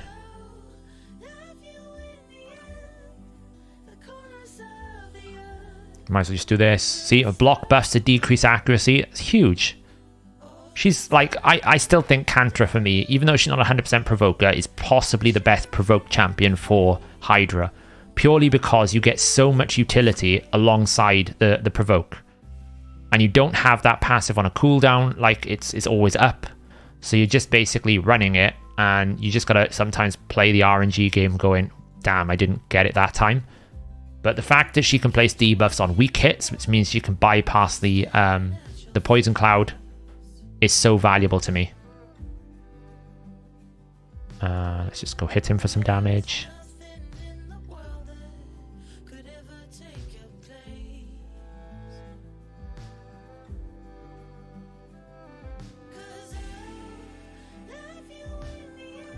Let's burn him. Throw it here. You kind of need to get these buffs off him again because you've got Reflect. his strength, and we're a bit low on HP here at the moment. Right, here's a risky situation because we have got Poison Cloud on 2 heads, and 1 head in particular is nasty because he is going to do a lot of damage. So we kind of need to take away the decreased attack for the moment. But there's not much we can really do. I put Brimstone back on there. This is the downside to Brimstone when you don't have a good head to target. Like, it's a wasted blessing. It just doesn't do any damage because that head on the left is never going to do anything.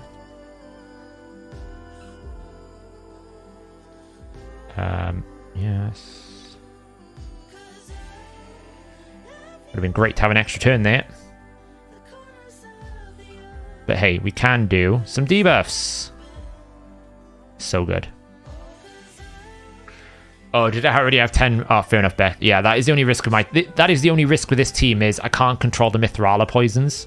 So if she decides she wants to poison someone, she's going to poison someone. There's not much I can really do about that. I should hold that for one more turn. Yeah, I do think, like, well, that was the idea with Tila, Liam. That was like double hex. I think Akimton probably is the solution. Maybe. And I do have Akimtons. I haven't used one in a while. I got a slow one, and I need to build a fast one. So maybe Akimton is someone I need to look at, potentially. I probably just need to be in a better headspace to try and target it. The main thing I wanted to do was see, was Shemnath a viable provoke option in provoke with her A2? And I would say probably. I wouldn't necessarily sit here and say, essentially, she's the best provoke champion in the game. But certainly if you're using a provoke set, it seemed to me like she was a better option. She had the head under reasonable control. The only reason why we lost control is because we lost control of the Mischief head. If we can get better control of the Mischief head, we'd be laughing. Now, the only downside here is our Provoker got eaten. And we did get it back up. Cool, that's okay.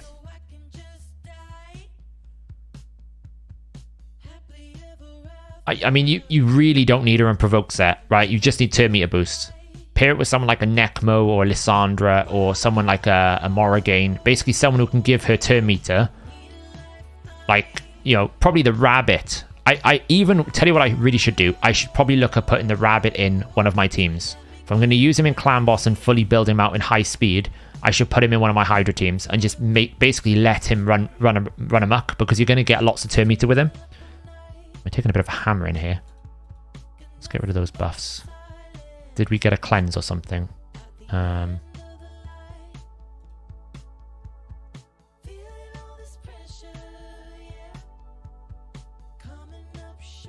we get a heal out? No. Kind of awkward. Could die. Wasn't paying attention. It's fine. We've got to heal. Reset the cooldowns. I think we're alright. But yeah, I mean, I could just throw the Rabbit in, because that would give me increased speed, AoE leech, increased accuracy on my team. Wouldn't necessarily give me a lot of offensive capabilities, but he is running really fast, so it would help get you sped around. It's an option.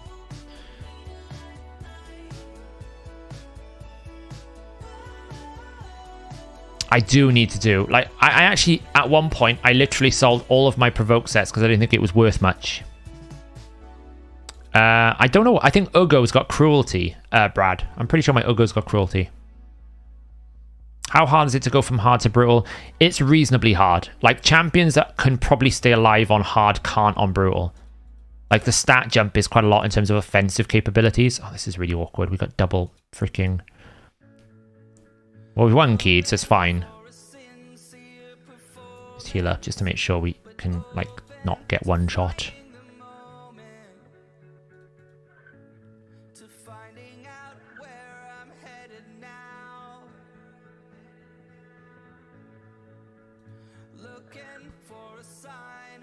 Go.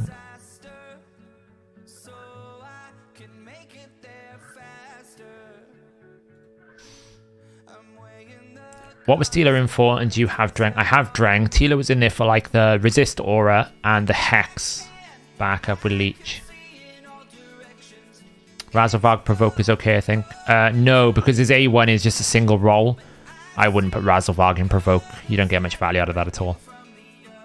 Drang Resist can be awesome, plus he brings a HP balance. Yeah.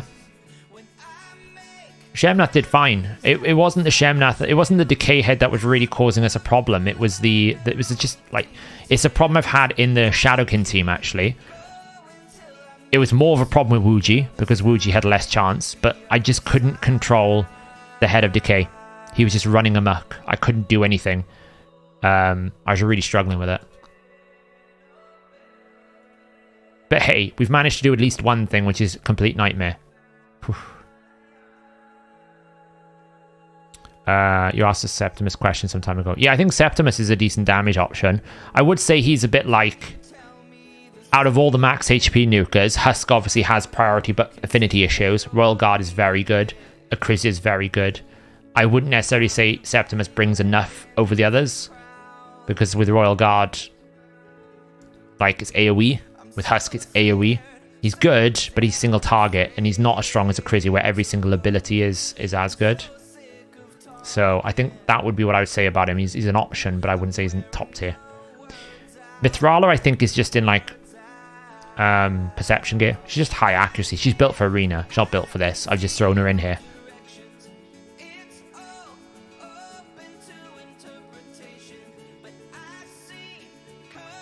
Right, I'm done. I can't take any more. Necmo gets an extra turn on his A3, and he's also in Relentless. And he's also super fast, right? So Necmo's getting so many turns. So...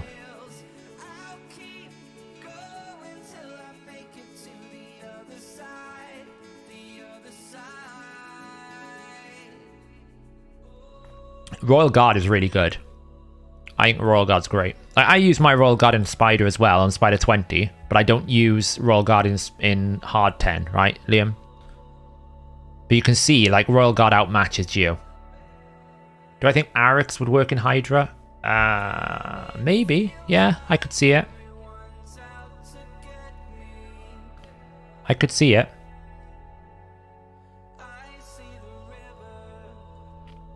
Yeah, I don't have another Necmo. He's a great... Necmo's so powerful for Hydra. Like, I could see Arix working, right? He's a Bannerlord, right? Or is he a Sacred Order? I never know which one it is. One of these two. Nope. Arix. He's not a High Elf. I'm sure he's a Bannerlord. No. Oh, he's Knight Rev. Of course he is. What am I talking about? He's Knight Rev. Holy Lord. So you get a chance to remove a buff from a target on an AoE. Great. Stun, kind of useless. A3, 3-turn ally protection. Okay, decent. He gets turn meter whenever an ally inflicts a critical hit. He heals if an enemy inflicts a critical hit. So, pretty decent self-sustain. I would say, of all the options though, he's not that powerful, right? Because one, he's going to weak hit. Two, it's only 35% chance. Like, if you're depending on a 35% chance to remove a random buff, like, that's not going to work for you, right? But he will have counterattack on a self buff, right? So you could use him as a mischief tank, I guess. Put him in high resistance. Because of that counterattack, if you have no other counterattack, then he should always be +1 buff. It's very hard, though. There's so many champions now that do so many buffs. Yes, he's a she. I always mix it. Yeah, it's fine. It's hard to know. The champion. There you go. I can't get it wrong then. Her max HP percentage is really low, Shadow Snake. It could work, but you'd have to build her super high. Yeah, but if you build it for damage, then obviously you need the resistance, so you're mitigating the damage, right? And it's HP based, so it's not going to be crazy damage. It's an option. Actually, I just think probably for that team that I was testing, like, I probably need a secondary hex to make it work, right? A secondary hex. Shemnath is great as a provoker. Michinaki just needs more support to get going. He's in a reasonable build. We just need more support to get him going. Which could be an Akhenaten. She did really well. She provokes really well. Like, probably if we went to the hard tier and used that team, it would probably do better. Right? This is probably going to do better because the stat requirements are a little bit lower.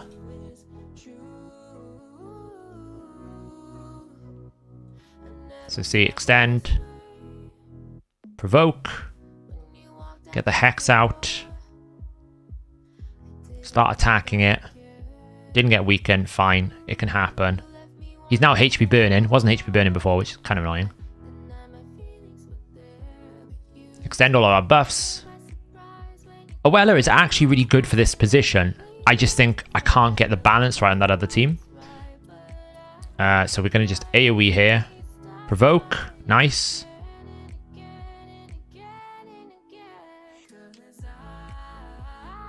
And then we can drop some AoE, decrease defense and decrease attack. We just need a weaken out on this head. She's not resisting, she's just not doing it, which is always fun. Let's get a decreased speed out on there. No, didn't quite land it. Just hit that.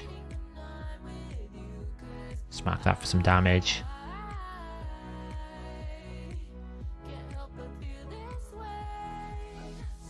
So now we're in a position where obviously we've got to wait one turn for the hex. This is the downside to this.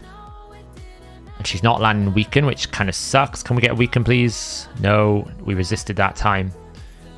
Whisper. Land the weaken. Whisper. Land the weaken.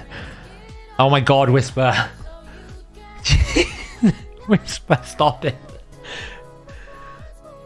Isn't it annoying? She just extra turned 6 times in a row and landed the weaken on the last one when she did an extra turn. Like, Whisper. What the hell? Like, Whisper. Seriously. Oy vey.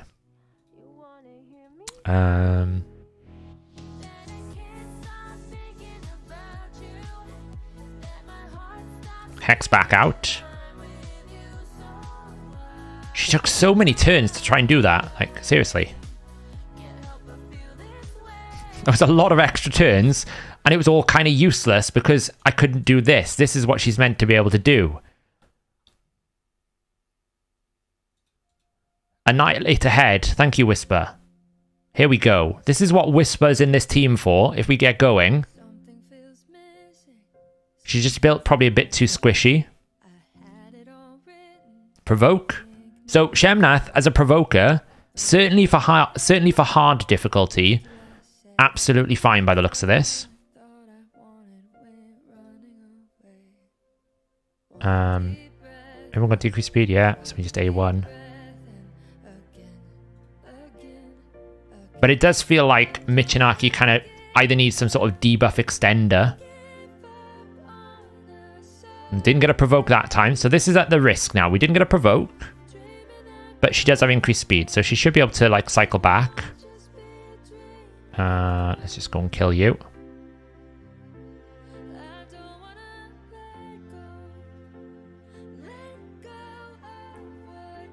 Annoyingly, he's not going to have provoke. We didn't land the provoke there. Okay, so she's missed 2 in a row so far, but I mean, we can just boost here, get back going, extend all those buffs. Now, you go extra turn this.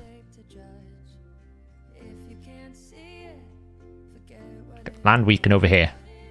Oh, chick. I needed weaken so that I could actually get going. Probably just kill it.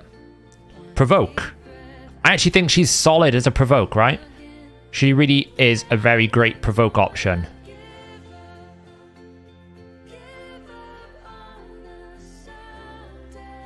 Now, we might as well start targeting this head, because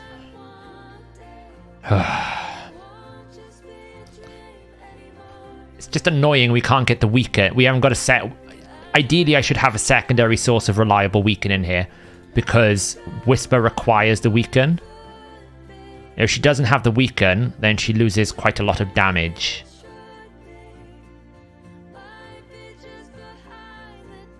Like, so we do this. What are we going to get out? So Poison Cloud Head. Now we just need weaken. She won't. It's not even like she's resisting. She just doesn't have it. What are we going to have here? Head of Wrath. Okay, fine. So might as well just do decreased defense. So the good news is we don't need to provoke anymore. So might as well start picking on this head, I guess. Take it out. Start getting some burns.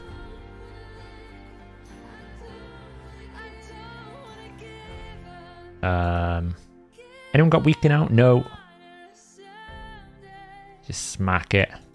Hex out.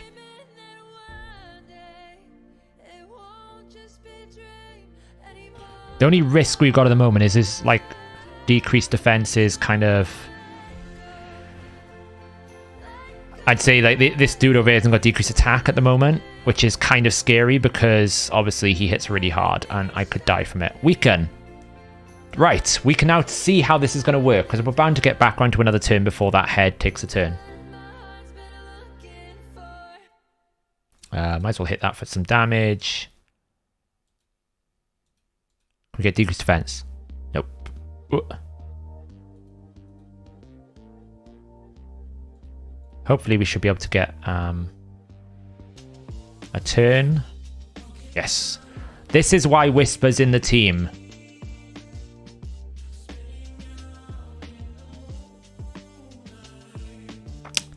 Yeah. Look how much shield she's got because of Blood Shield. I think we can... That's probably a waste. Just smash it for some damage.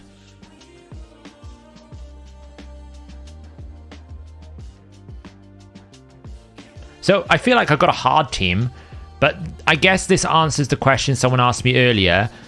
What's the difference between Nightmare and hard? You're seeing it here.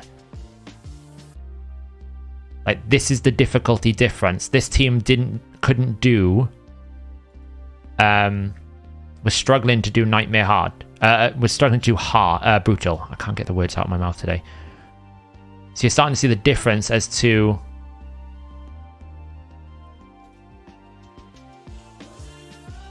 I guess you're seeing the difference in difficulty, right? This team is much more stable on hard versus brutal. Well, decreased defense doesn't matter because if there's... The reason why I'm saying if there's weaken out, she ignores 100% of the target's defense. That's why I was trying to get the weaken. Because if weaken is out, she ignores 100% of the target's defense. Like this dude here. Watch the HP bar. 310,000. He has 13,000 defense. Doesn't really matter.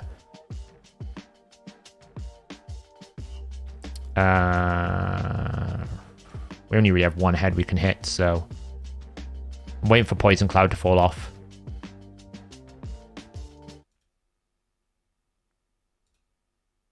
It's mostly fallen off now. 150,000. Oh, it's brutal. I've had that before. I hate it. It's awful.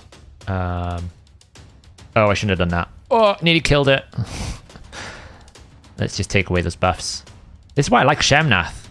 Look at the backup. You get so much utility in this team. Let's slow him down. Knock. It's fine. Doesn't matter. We can revive.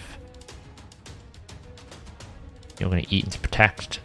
And then we just put that up.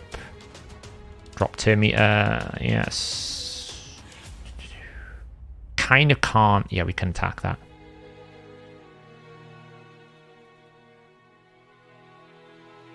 What? Nearly died. But look how many continuous heals my team has. Owella is a monster healer, isn't she? Absolute monster healer. Nice, weakens out. Decreased defense.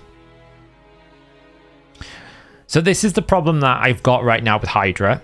I can make about 6 different hard teams.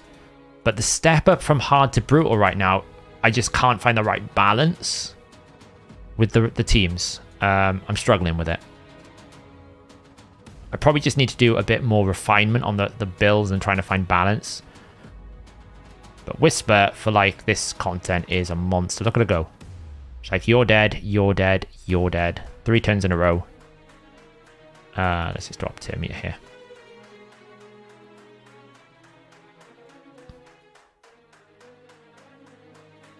Let's extend debuffs. Oh, we resisted, that's fine. But I definitely think you can see, like, Michinaki needs a backup Hex, right? He needs a backup Hex. I might try for the Taras Brissinger, but I'm not going to go crazy. Like, I'll be honest. I might buy one of the start of the pack string or something. Yes.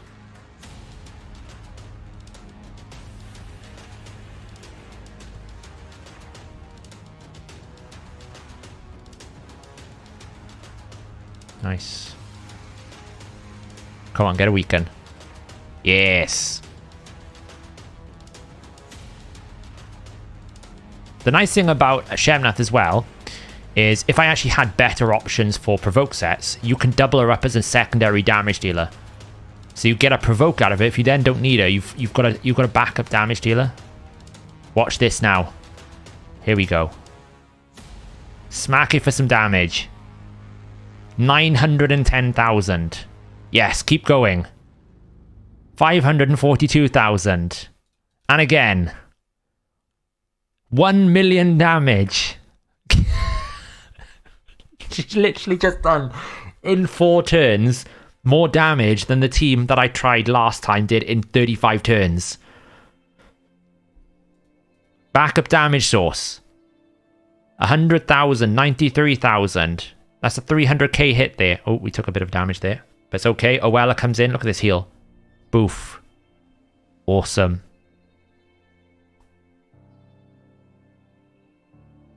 So, I mean, I found what I would say is a good brute, a hard team, right? I mean, it's works for hard. Comfortably beats hard. But the step up from hard to brutal is tough.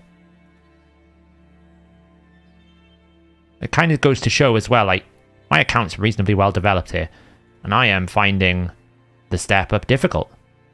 Now, that's probably because I'm not using champions in the correct way. Maybe I'm being stubborn on some champions and building them a different way. Maybe I'm trying to force champions into a team that doesn't work. It could be all of those or any of those. But the stat requirements are big. That's a bit annoying. That Torment Head is doing a number on me. Damn, I shouldn't have used the Hex there. It does feel like Michinaki needs a secondary Hex, doesn't it? If he doesn't have that secondary Hex, he feels very useless. Damn, no weaken. I guess we just A1. I'm impressed by Shemnath. Nobody would think to use the statue in Hydra. Just goes to show champions work in different places for different things.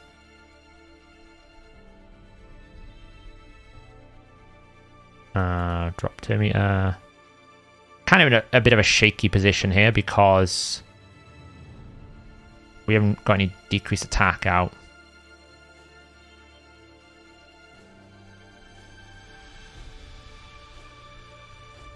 Just A1 there. I don't think this does. That's the thing. See, no Hex means no decreased attack. Very dependent. What's her build? She's in Relentless in lots of damage, basically. She is built to kill. But she does require the weaken to like do lots of damage. So if, you know, on this team here, she's the only weaken champ, so.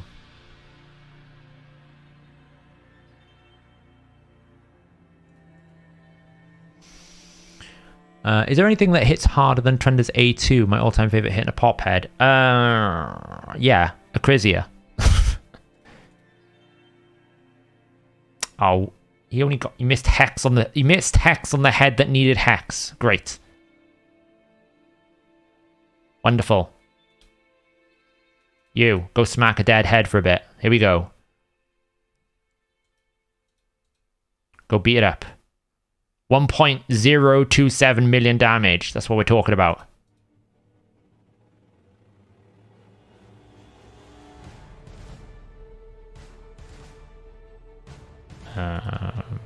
Boom. we need to hit the Wrath Head, which is not great. I'll be honest. He is resisting this Wrath Head like a mother trucker. I think I might be dead here. Wait, heal. Ooh. What's the 1 key range for hard? Isn't it 20 mil or something?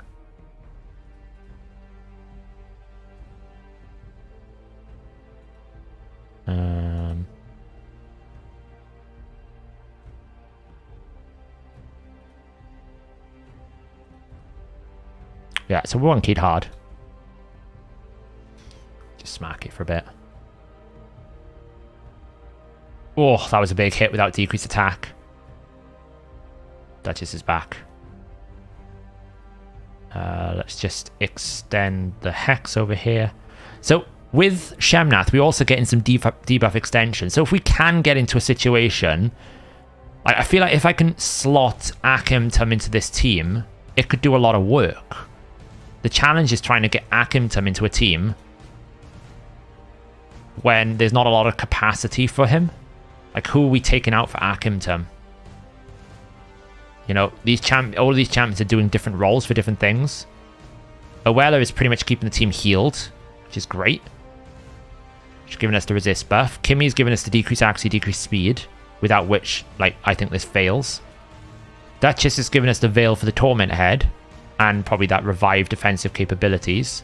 Provoke from Shemnath, so it's really kind of Whisper and Michinaki are the only 3 spots, and you can see the value of the Whisper over the Michinaki right now. Can we hit anyone? Like, watch this. Like, I can just literally keep annihilating this head. Like, she's doing like 20... Like, she's just killed that head on her own. And she can go again. It's just so much damage. Like, I'm looking forward to seeing her damage potential at the end of this, because it is going to be insane.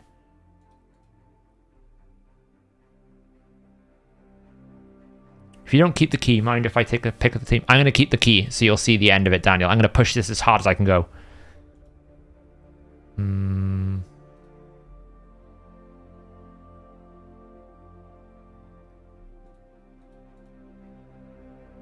I gotta say, I'm using Owella quite a lot now, and I find Owella is very powerful. I was a bit underwhelmed by her originally, but I gotta say, she's really good. Damn, weak hit. Couldn't take away the buffs.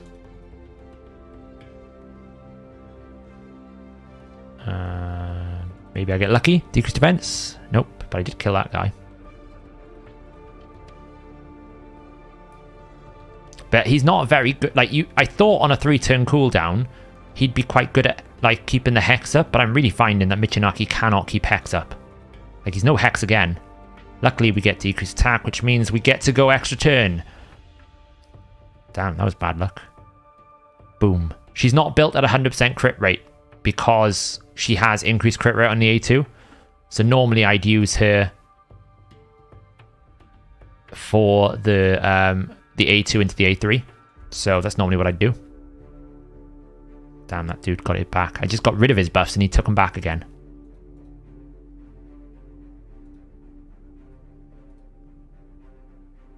If he had Hex, I can do it. Weaken. Extra turn. We're off again. Another 1,000,000 damage. How many million hits has that champion done to dead heads, honestly? At this point, it's a bit of a travesty. Let's do that.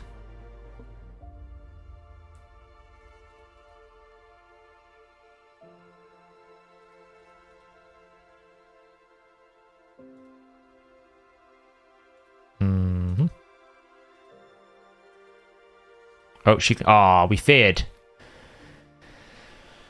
Isn't Akimtum on Provoke? It's like, no, it's not. Akimtum Provoke is not the same. Akimtum hits 3 times. Shemnath hits 1 times 3. Shemnath hits 3 times 1. Akimtum hits 1 times 3. It's a totally different. It's crazy how different it is.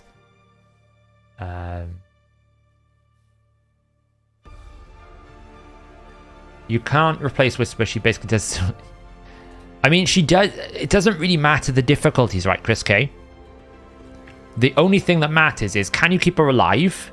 And can you get weaken? If you can keep her alive and you can get weaken, then it doesn't matter what difficulties you're on because she ignores 100% of the defense. And once you kill the head, then it gets fun. Because once the head is dead, then you can actually start like really running some damage numbers. I shouldn't attack that head. I'm going to kill myself.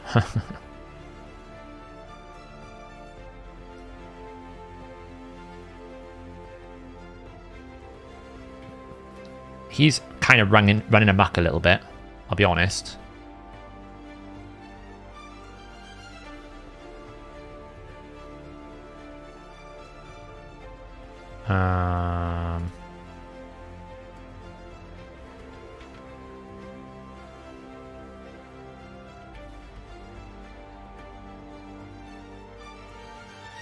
Heal up.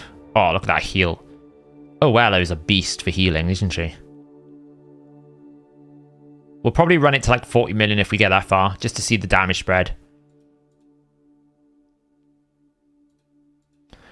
So this is the only downside with an increased resistance buff, right? If they steal it, they get the resistance buff. Kind of problematic. Because I can't actually get rid of the buffs off this guy's... Like, I can't get rid of them. Weaken, cool. One shot. Boof.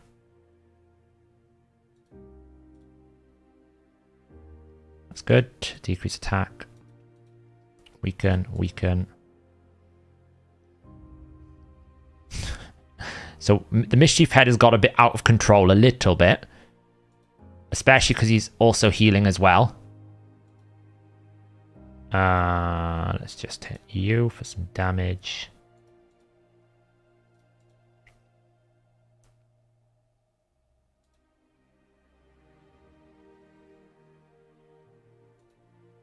Who's got decreased defense and weaken? We could go middle head or fear head. Let's just go fear head. I'll show the whisper build at the end. Let's do that.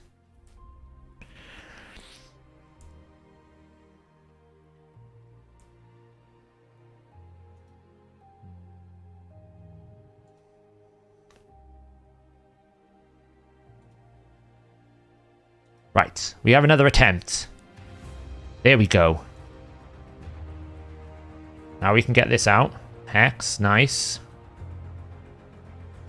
Now if we can just get a little bit of control, please. That's not control. I just got rid of that buff. Fine. Honestly. Fit. Yes. Let's get decreased defense out. Oh, not quite.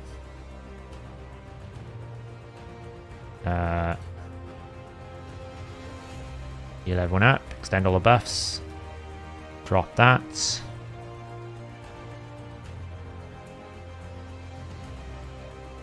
Decreased defense is out, which means one thing and one thing only. Whisper's about to go Super Saiyan mode. Increase attack. Let's extend all of those debuffs.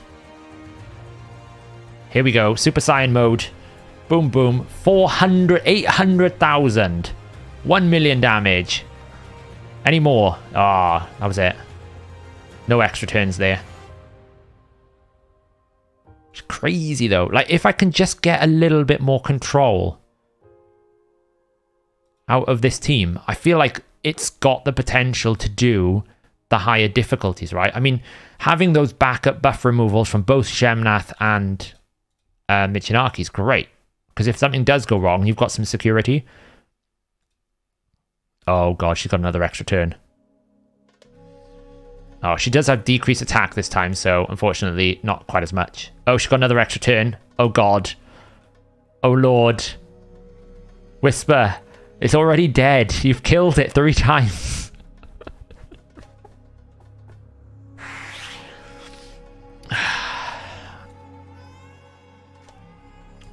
Honestly.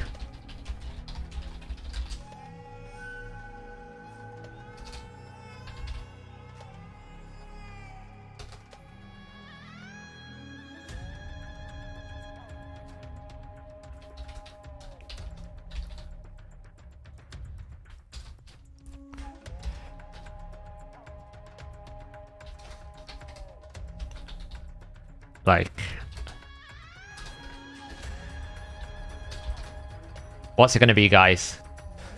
What do we think? Michinaki's booked, yeah.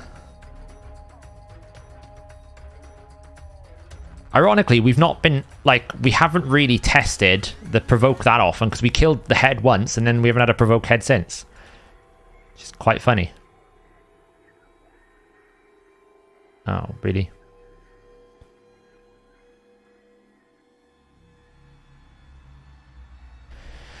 No, bro, this is just like...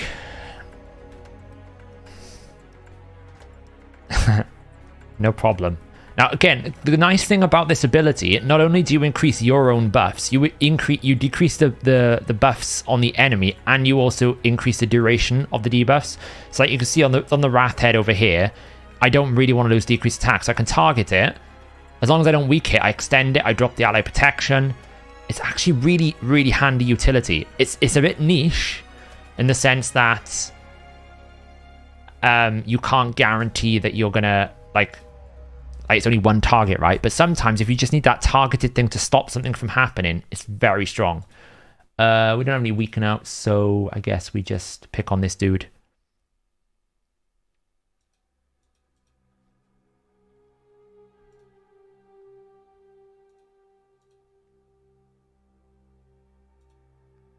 Maybe Michinaki will attack, thank you.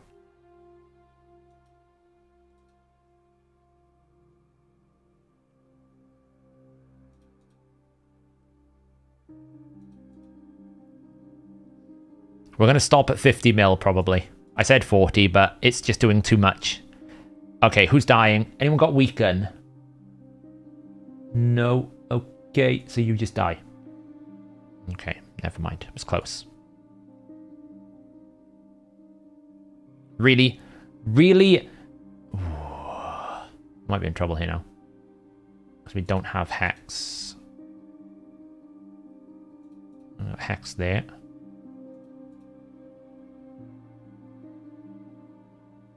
Should be okay. Obviously, the other thing that Michinaki's missing out on here is increased defense. He is defense based, so doesn't have a lot of damage. Whisper pops back to life. So that is another thing to factor in, is the sense that obviously he's not getting 60% extra damage. Are you still running Shemnath in your clan boss team? No, Shemnath is now removed from the clan boss team because we are using the rabbit clan boss team.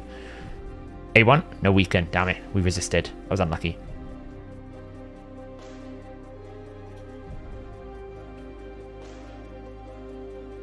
So much just happened, I don't even know.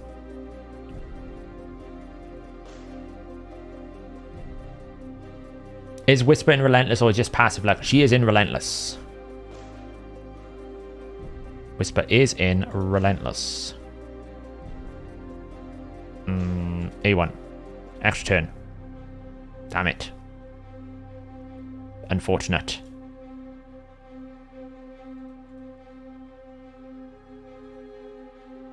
Let's just attack you. Probably should have A3'd there, actually, in hindsight.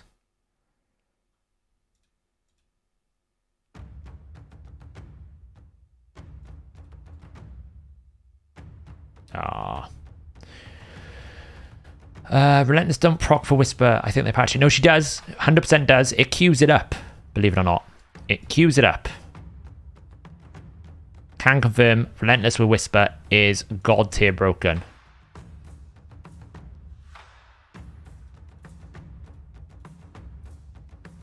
How does Relentless not work on a specific champion? Yeah, it does. It does work. All it does is it rolls independently, right? So every extra turn has a built-in like self mechanic. So like you have half the chance each time. So if you start with 18%, the next chance is half of 18%, which is the next chance is half of what that was. So eventually you run out of odds.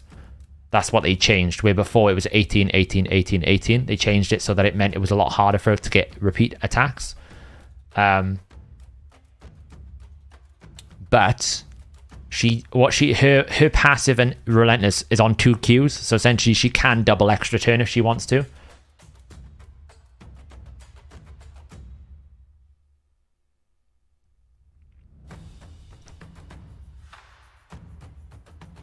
Right, we're going to end the poll there. We're going to stop it at 50 million. We're going to see Michinaki's in lethal, which I don't know whether that's the right thing to do. Maybe Michinaki needs to go into relentless if he's not going to have a secondary backup for Hex. Maybe that's the answer. But you can see he's definitely struggling.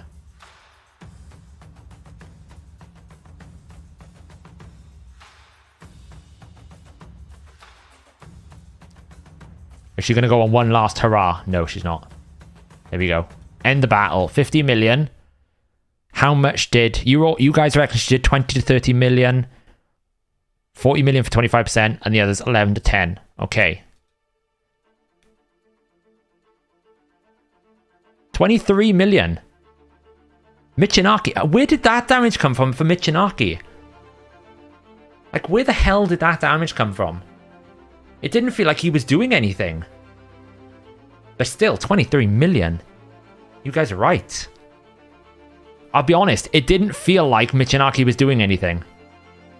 But I guess he was just silently popping away. Yeah, I guess. It's hard to tell with him. Obviously, he's not level 60 as well. That would help. Look at Owella's healing, though. Whoa, 3.3 million. Shemnath rocking up with 5.9 million. Considering, like, Shemnath's not in War Master. So that is literally just skill damage. And Phantom Touch. She's not in War Master. She's in Fearsome Presence.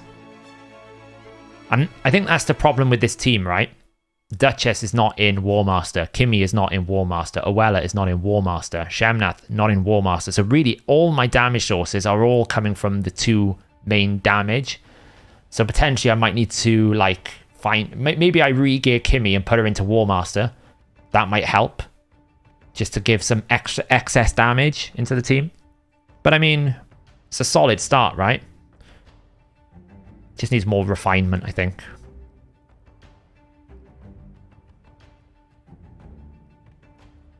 But yeah, he's putting up damage. I'm surprised by how much he did there. It didn't feel like he was doing anything. But I guess he's just doing it in the background.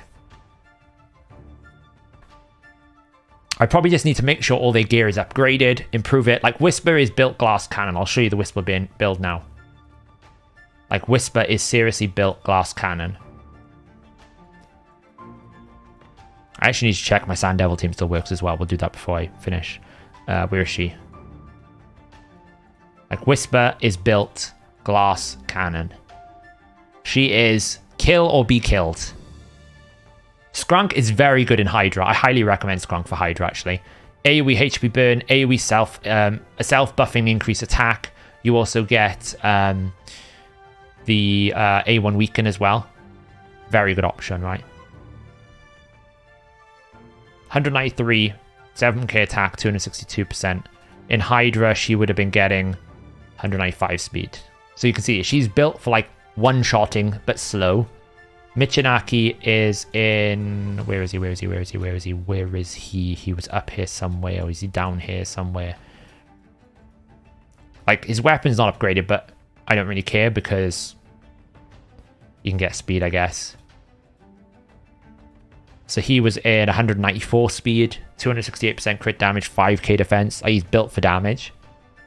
And with some accuracy. So... And obviously in War Master.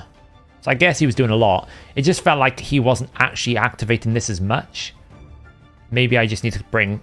Maybe I need to bring some sort of debuff extender or something of that nature. Well, I just didn't think I need that much speed on him.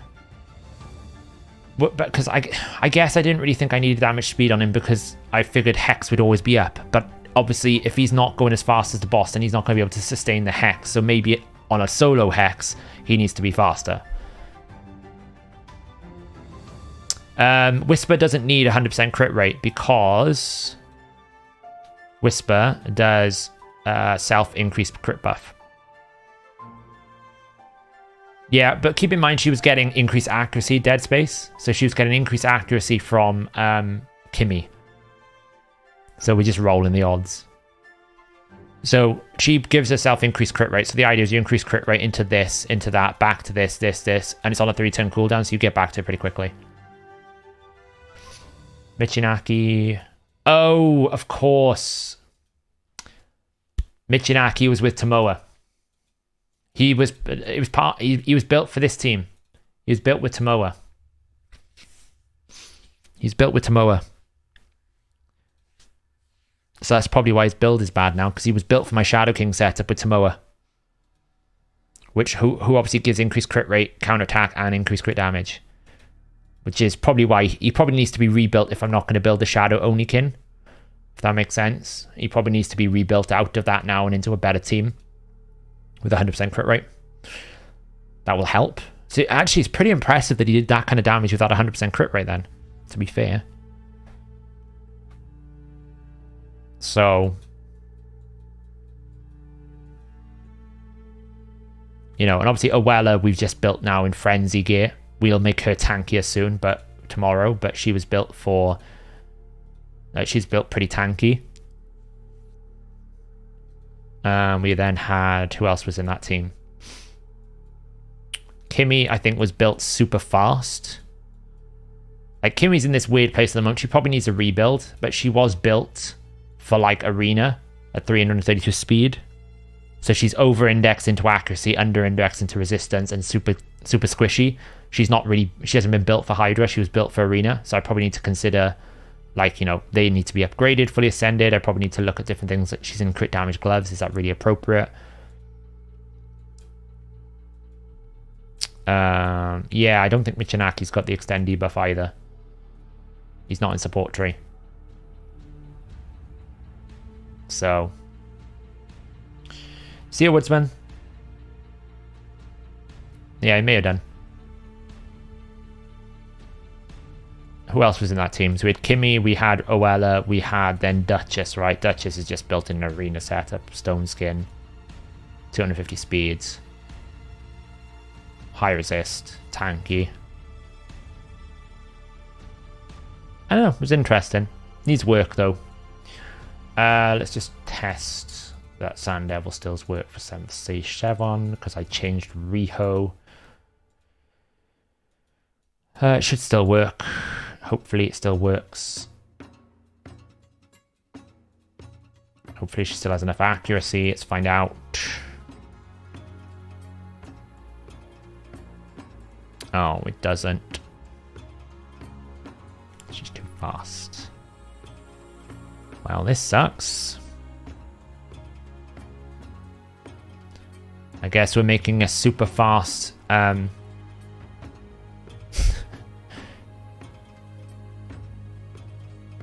whoops. Kinda broke my team.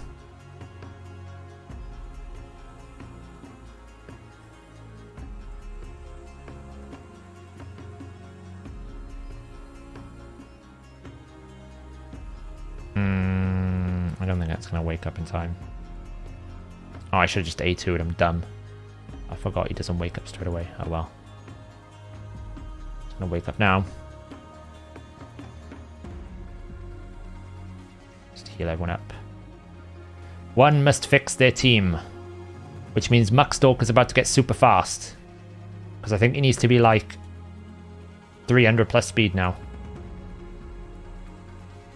There we go. Kill it off.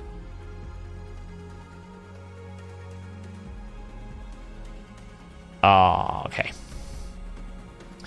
I don't know why there's no blessings for damage dealers. For defense-based damage dealers. I really don't know. Yeah, he was built, Dutchy, when I was going to be doing the Shadowkin team. So obviously he didn't need 100% crit rate in that team because he always had it with the Tomoa, right? Because Tomoa here is going to give crit rate on a 2-turn from Shadowkin on a 4-turn cooldown. And she also had like the chance to extend those buffs and stuff. So I didn't really need it. I kind of do now. Where is Muckstalker? You need to be 248. You need to be faster than Riho. Who's at 273? So Riho 248, 273. So she needs to be 274. Okay. Ideally with accuracy. It's not a great start. No. Okay, so we can't get speed there. Pretty fast. Pretty fast. We could probably get it in the helm.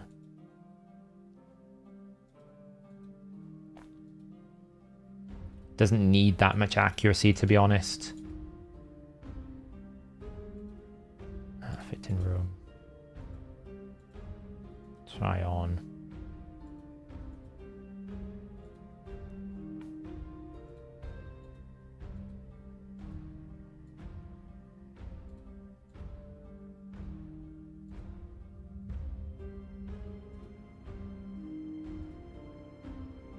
Oh, I should do it. You need some storage.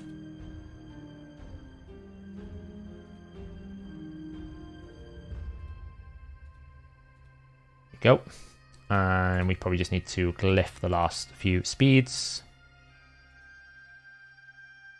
Using all the remainder of my glyphs. +3. Oh, it's not going to be enough, is it? It's going to have to maximize that, and it's going to have to +4. Come on, RNG, pray for it. Rip. I'm 1 speed too slow. Honestly, sometimes this game is... I feel like it has done everything it can tonight to break me. It's 1 speed too slow.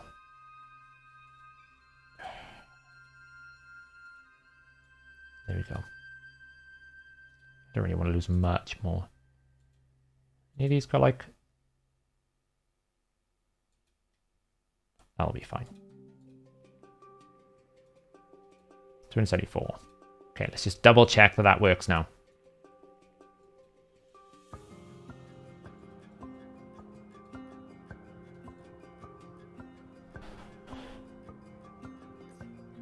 There we go. Sleep. Debuff.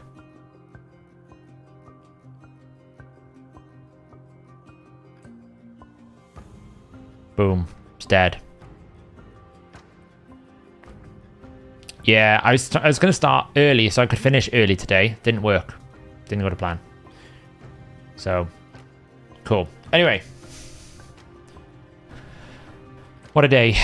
What a day. What a day. I'll leave you with a few glimpses ahead of tomorrow. Oops, what have I done? I totally broke that then. I've overshrunk it. I will leave you with a few glimpses of tomorrow's video before we end.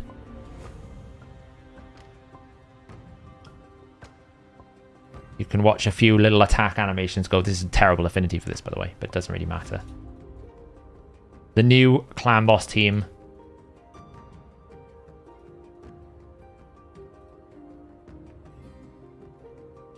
Yes, that is an uncommon champion. Wait, hang on. I got the wrong champ. I got the wrong team in. What am I doing? Wrong team. Nobody saw anything. Totally had the wrong team in. It's fine. Wrong team. It's Force Affinity. Wrong team.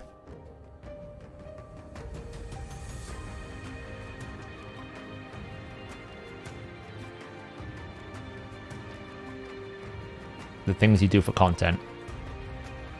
There's Rorik. I fumbled the wrong team.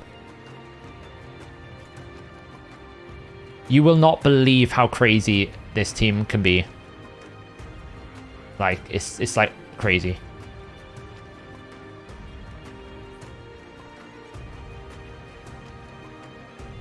It does have like a 1-turn setup, unfortunately, but it's fine. There you go. You can watch a few turns. Yeah, there's lots of flexibility a little bit. Like the main components of this team will be Seeker, Demitha, and the Rabbit, obviously. Riho's optional. Like Riho actually just fits really nicely into this team. But you could run, like, we've looked at Runekeeper Dazdurk options, there's Doom Priest options. You basically want someone who can make, like, that slot is like the affinity spot. Whoever can cleanse, block, debuffs, you name it. Riho just does it really well because she's a 3-turn cooldown and you get all the debuffs with it. Surprising I haven't used her more often for this because she is really good. But yeah, you can see like it does a lot of damage. The only downside is there's like suboptimal situations with the way that the damage works on the rabbit, which I'll go through in the video tomorrow. But it kind of like is almost full auto in the sense that it goes like you have to manually the first turn and then it's kind of like fine. Well, the biggest problem is Dutchy. I forgot to book his A3, which is kind of dumb, which means I can't actually maximize my Riho value, my Rorik value, because it needs to be on a 3-turn cooldown. So you do, I think, pay a penalty for the counterattack on the A3, but it is pretty good. It's just hard to know if it's fully good. Like you'll see he'll counterattack here, like 224,000. But I think he gets the 25% penalty for a counterattack, even though he's not using his A1. Because there's no way the A2 should be out-damaging the A3 when the A2 has got 1.2 times attack less multiplier. It's just not possible. So, would Turvold work as a damage dealer? Probably. The only thing is he does do extra turn mechanics, so you'd have to keep in mind how that would work. We haven't tried an extra turn mechanic in the comp yet. But what I would say with Turvold is, like, yeah, you could put him in here. He doesn't get the best benefit. Ideally, you want someone in, like, the leader spot, because Riho's going to put all her A1s now going forward on the leader spot, because that's how it targets. So, honestly, the weak hitting is not a problem. The only issue you have with weak hits is whether the turn meter boost happens. So, is it impossible to make a Void DPS be stun target versus Affinity Clan boss? Void.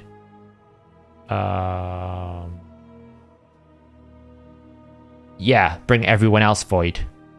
But if he'll always prioritize Affinity regardless of the situation. If someone's weak Affinity and he's strong Affinity to them, then he will always stun them, unfortunately. There's no way you can do that. So, you're about to make a Riho, Demytha, Salad, and Shazar. Yes, Riho's a really good option, actually. Because half the times, often the time you have is you have to find someone to make it affinity friendly, and then the last spot goes into, well, I need debuffs, right? Riho actually does both jobs, so it frees up that last spot to do whatever you want. I've got Rorik in here, which I'll explain in the video tomorrow, because of the special, like, mechanics of his A1 and his A3. But yeah, I mean, you can see we're already at, like, turn 7, and we're at 20 million damage. You can make it all strong affinity, then it should target the Void. That's a good point, Dutchy, yes. If everyone is strong affinity the boss, then he'll target the Void, because the Void is the only desirable target. That's actually quite hard to achieve. So, there you go, guys. That is the end of the stream. I apologize for my ranting. Clearly the mood tonight has been Raid is really pissing me off. I try not to be negative, but it got away with me today. We're going to try next week to see if we can get that Hydra team working. But the outcome of this stream really is Shemnath a good Hydra Provoker? Yes. Very good option. I think it's great. I think she can do it really well. And I think you get the extra utility of the champion, which is actually quite good. It's just a case of, can you get the right stats with the right team setup? And I was probably trying to shoehorn other champions in. Like, if you were to basically put Shemnath in Kantra's spot, I think she does just as good job as Kantra. I think she's perfectly fine to do it in Kantra's spot. So, you know, there you go. There you go. But there you go, look. 30 million damage. Okay, it's Nightmare. And we are weak affinity. Keep in mind that Seeker and Rabbit here are magic, so weak affinity. But it's a big video. Hopefully it should be out tomorrow. But yeah, I'll be back Thursday. We'll see if I get a Terrace. I might do a little cheeky shard pull video depending on what the packs are tomorrow. I'm close to Mercy. I might go for the Terrace. There you go, guys. Thanks for watching. I'll keep an eye out for the video, and I'll be back Thursday. Ciao.